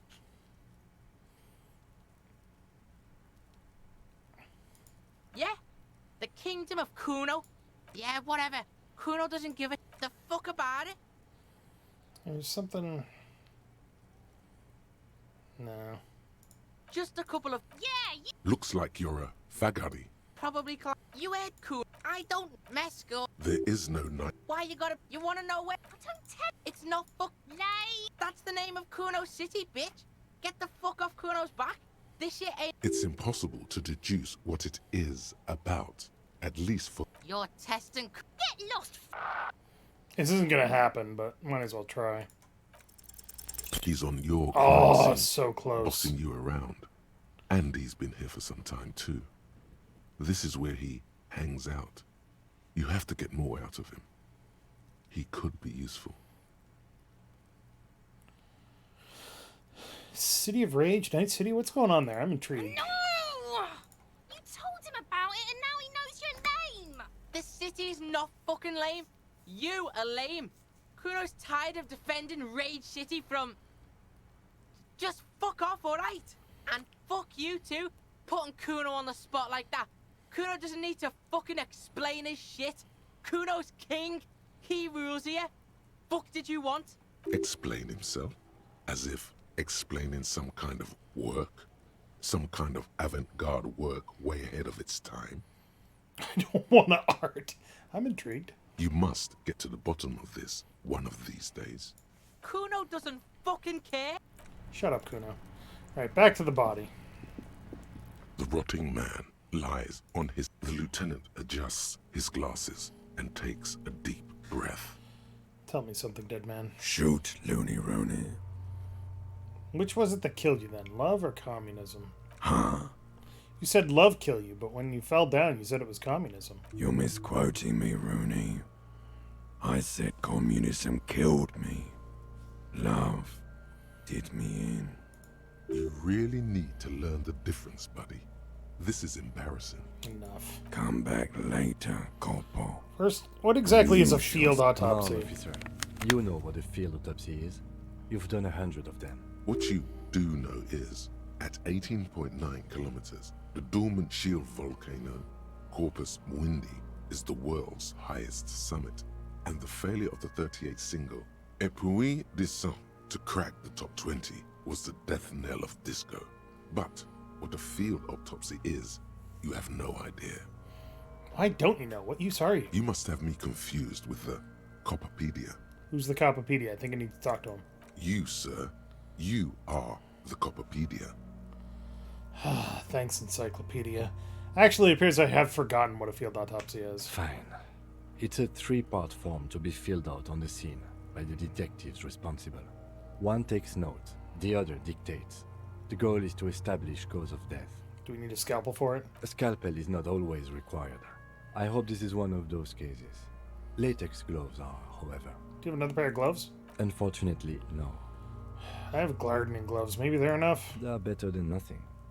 Tell you what, I perform the anatomical side of things while you will take notes. Where should I take these notes? In my paperwork? Yes, you see, the field autopsy form is the one on red copy of paper. Okay, open the ledger at field autopsy form. The dead man stares in silence as you crack open the ledger. The bright red paper is covered in boxes and lists. Described above those, an 11-field info form needs filling out first. It begins with assistant. That's you. Right, Harry Dubois. The corpse is indifferent to your scribblings, just lies there. The next box says 2, coroner's case number. KK57-0803.0815. KK equals Kim Kitsuragi. 57 equals Precinct 57, followed by his date 0803 and time of arrival 0815 on the scene. He's indexed the case after himself, not you. That's because he doesn't want to bring up the messy question of your initials. Write it down. Next. Name. NA. Next. Date of birth. NA. Age. Roughly 50. Dry 40. The damage is so extensive, it's better to err on the young side. I'm going to write about 42. He nods.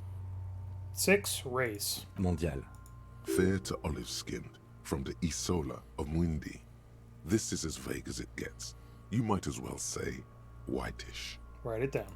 The pudgy mess of curdled meat looks neither mondial nor anything other. 7, sex. Fucky!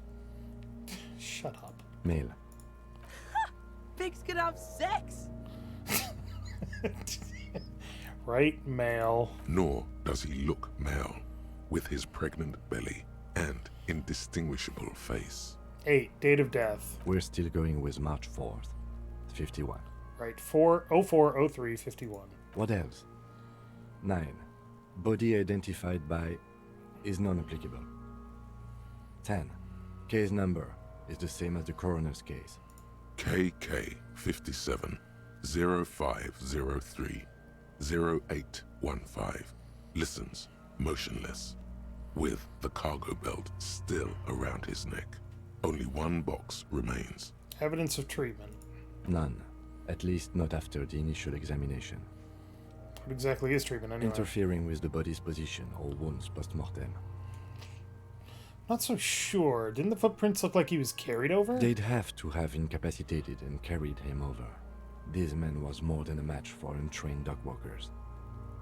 Places his hand on the dead man's chest as if in preparation. Your central nervous system recognizes this gesture. It's the stations of the breath.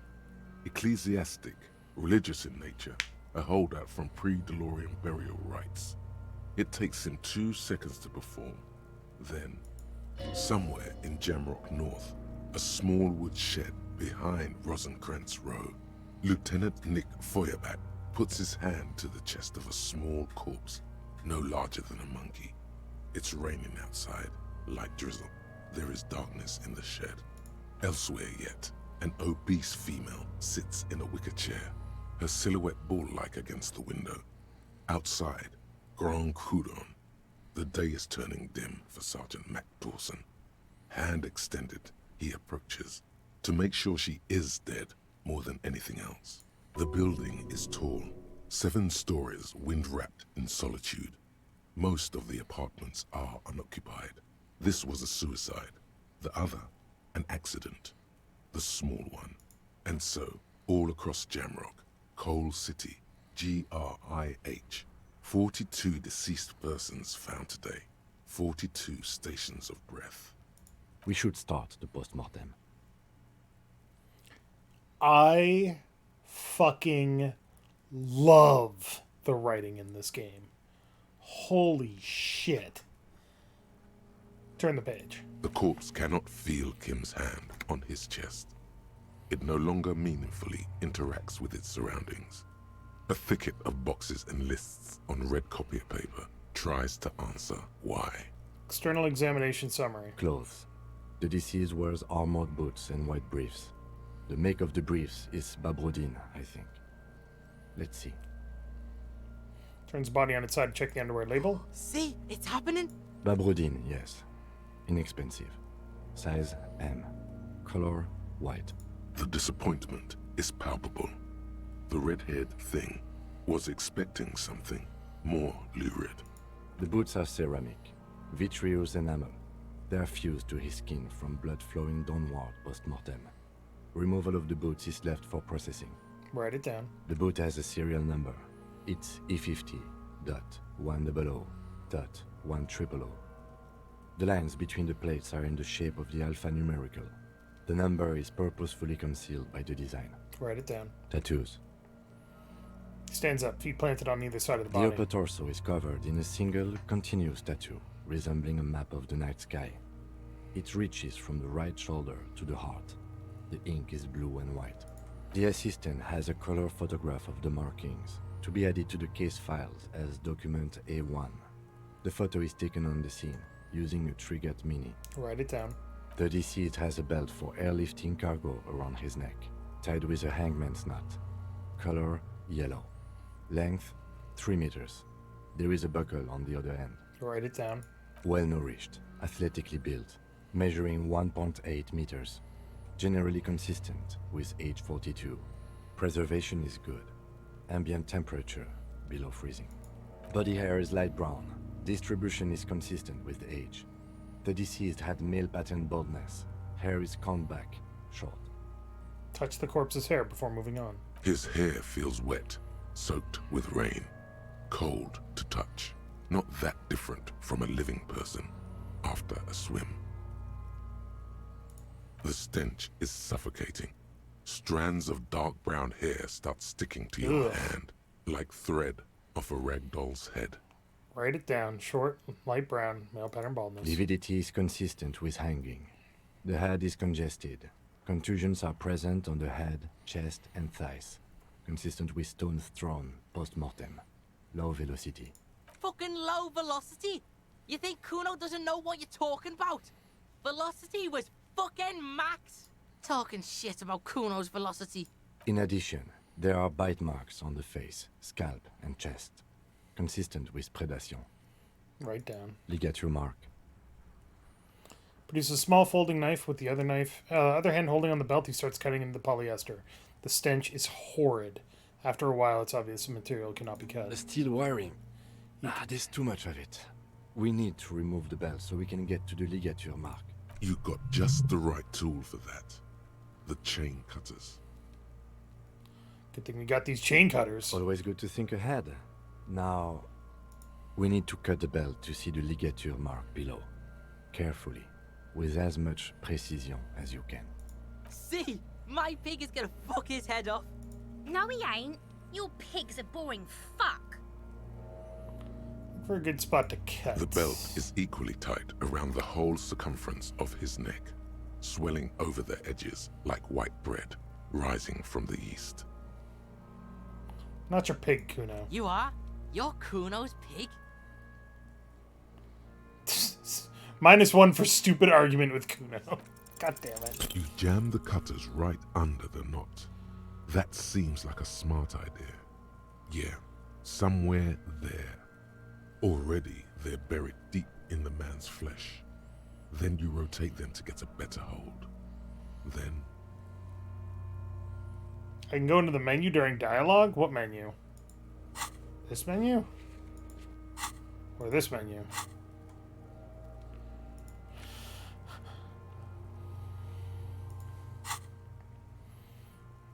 Fuckity fuck. The lieutenant looks by, somewhat worried as you summon power words to your aid. Enough, cut some. Yeah, fuck him. Fuck that baggery. Corpse fucking time. Told you my pig was hardcore. I should have a go first. I think I have a strategy. Alright, let him work. He sinks the cutters into the knot, preparing to perform the cuts, with his elbow to his knee for precision. Yes, that's much better form than you had. Snap. The knot is slashed. Another cut and the belt falls apart like a flower bouquet, revealing the dead man's neck and the dark red ligature mark around it. Here. Hands you the chain cutters back and then kneels closer to the body, running his finger along the dark red groove until it comes to a gap. The rope rises to a point, leaving a gap in the ligature mark. The suspension point is in the back of the neck, on the nape. Oh, I don't have any skill points to use to level up, and I cannot change my gear. So, yes, I can go into the menus, but no, I can't actually do anything about that. Once you internalize thoughts in the thought cabinet, you can't actually take them out. Hobo cop.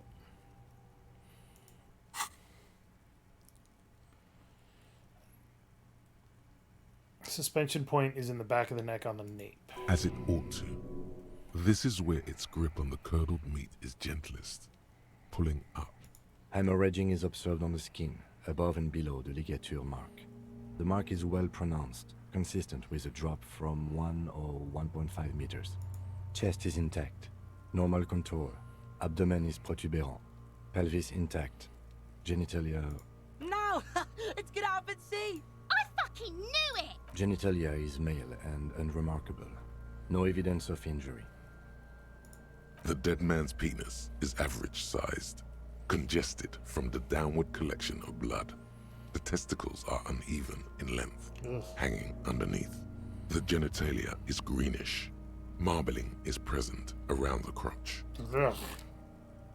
Write it down and move Back on. is symmetrical and intact. Upper and lower extremities are intact, but asymmetrical. There are combat injuries on the right hand, thigh, and hip. In addition, I see smaller, residual scars, too numerous to count, covering about 30% of his skin. From wounds sustained over 2, maybe more decades, dispersal and accumulation indicates long and active combat duty. The scarring is extensive, way more than a law official's. We have a real museum here. Of battles, wars. Last item, hands. Takes the man's right hand in his, inspects it, then moves on to the other hand. Let the lieutenant work alone. Hands are clean. No sign of a recent struggle. Were we expecting any? I was. Maybe I'm just not seeing them. Honestly, this stench is making it hard for me to think at the moment. Write it down. Ooh. That's all for the external. Well done. What next? Internal examination summary. Central nervous system. I have nothing. Do you have anything on this man's central nervous system? Of course, there is a moral to be drawn from it. A moral to this story. That's not helpful conceptualization. Nope. Musculoskeletal. Purge fluid is coming from the mouth. Not injury related. Eyes and tongue protuberant. Hyoid bone. Let's see. With his eyes almost closed, the lieutenant puts his hand on the dead man's throat and begins to massage it gently. A rotting smell erupts from the mouth. Purge fluid runs down his lips, black and viscous. Yeah, jack that fucker off! The hyoid bone is fractured. The rest of the musculoskeletal system is intact. Unremarkable. Write it down. Respiratory system. Back hunched, as if in prayer, begins to pry open the dead man's jaws. He stops to exert more force. Both hands are used. Oral cavity shows no lesions. The victim has received dental implants, possibly after a combat wound. Mouth swollen. Hemorrhaging present in mucosa of the lips and mouth. Look inside the dead man's mouth. No scream. No sigh of relief rises from the darkness inside. It's humid there. Sickly sweet air, unlike anything living. You feel like you're about to throw up again. Straight in that mouth of his. Look deeper inside. It's hard.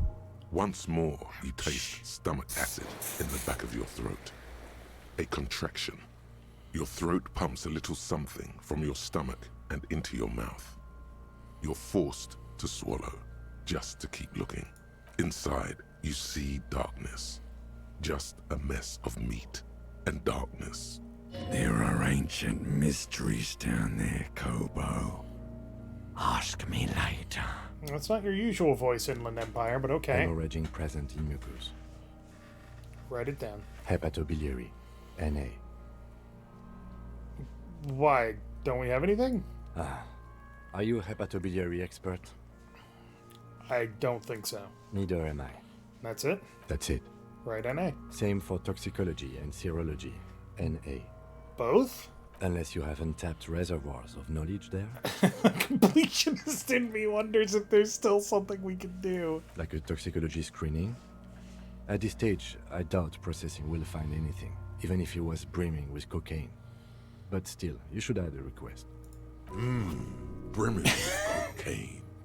Shut up, electrochemistry. Write NA and add toxicology requested. Cardiovascular. The body exhibits heavy lividity. Blood has gathered in the hands, feet, and neck. Hypostasis is visually consistent with the hanging.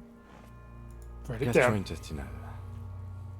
He breathes a sigh of approaching relief. This is the last field on the list. He looks around to the ground, the pool of feces there. This will do. Digested semi-solid food in stomach. Voila.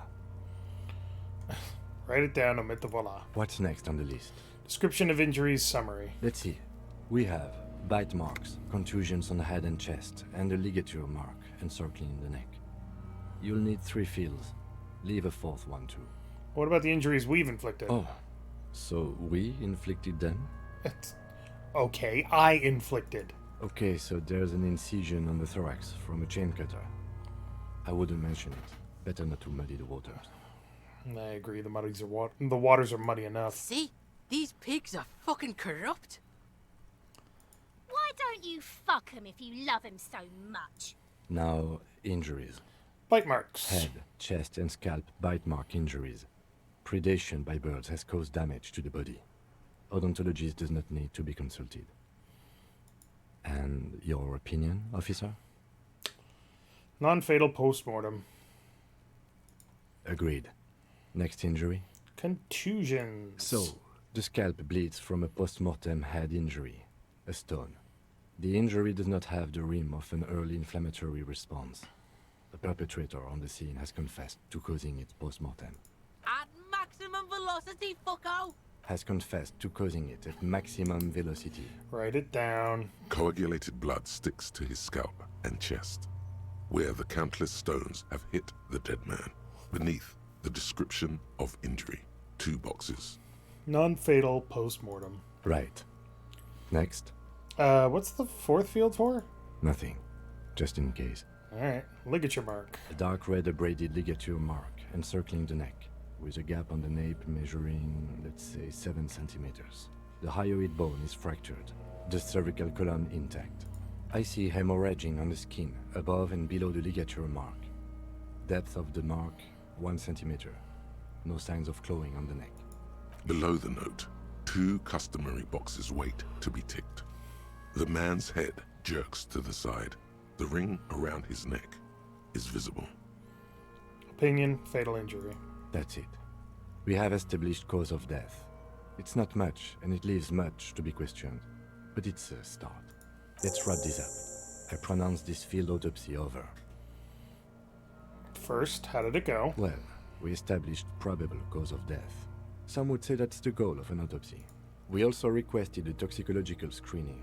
That was thorough. The results should arrive in a couple of weeks, if we are lucky. I will not hold my breath. What else? We were thorough with the list of injuries, too. We described them all in detail. What is there to say? Given the circumstances, it was a professional field autopsy. Oh yeah, well done, Master Detective. Maybe a drink is in order? Perhaps a drink is in order. Later, I mean? Now, you see, that worries me. You will die if you drink. You know that, don't you? You are proving a useful detective. The organization would miss you. Please get yourself together. The lieutenant from Precinct 57 thinks. What now? I need a copy of that autopsy form. Then I will drive him to Faubourg. Rip out a copy of the autopsy for processing. pages. He looks at the dead man one more time, then at the slip of red paper in his hands, and then at the corpse again. You tilt your head, also looking at the corpse. I'm sure we didn't get everything. There's always something.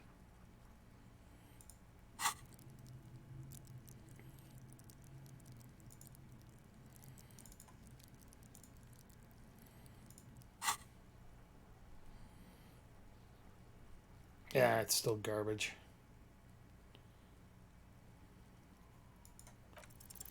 You run your hands over the victim's cold body. I missed it by his torso with its swollen organs, damn it. Maybe you should be more thorough. His fingernails have turned dark. They're chipped and quiet. Do you think we missed something? You can't shake the feeling that there are more secrets concealed in the flesh before you. There's something we're not seeing. Okay, well, we are in livor mortis here. He is disintegrating. We need to refrigerate the body if we want to conduct another examination, and we need to do it fast. It would have to be industrial in size. Let's start by asking Gart at the Whirling in Rags and the Fritz store down at the gates. If they don't know, but only if all else fails. Fuck are you looking at, Beano man? You want a piece of the Kuno? Wanna get fucked? Only if all else fails. Kuno looks like he gets around. Knows Martinez. And its fridges too, probably. Hurry.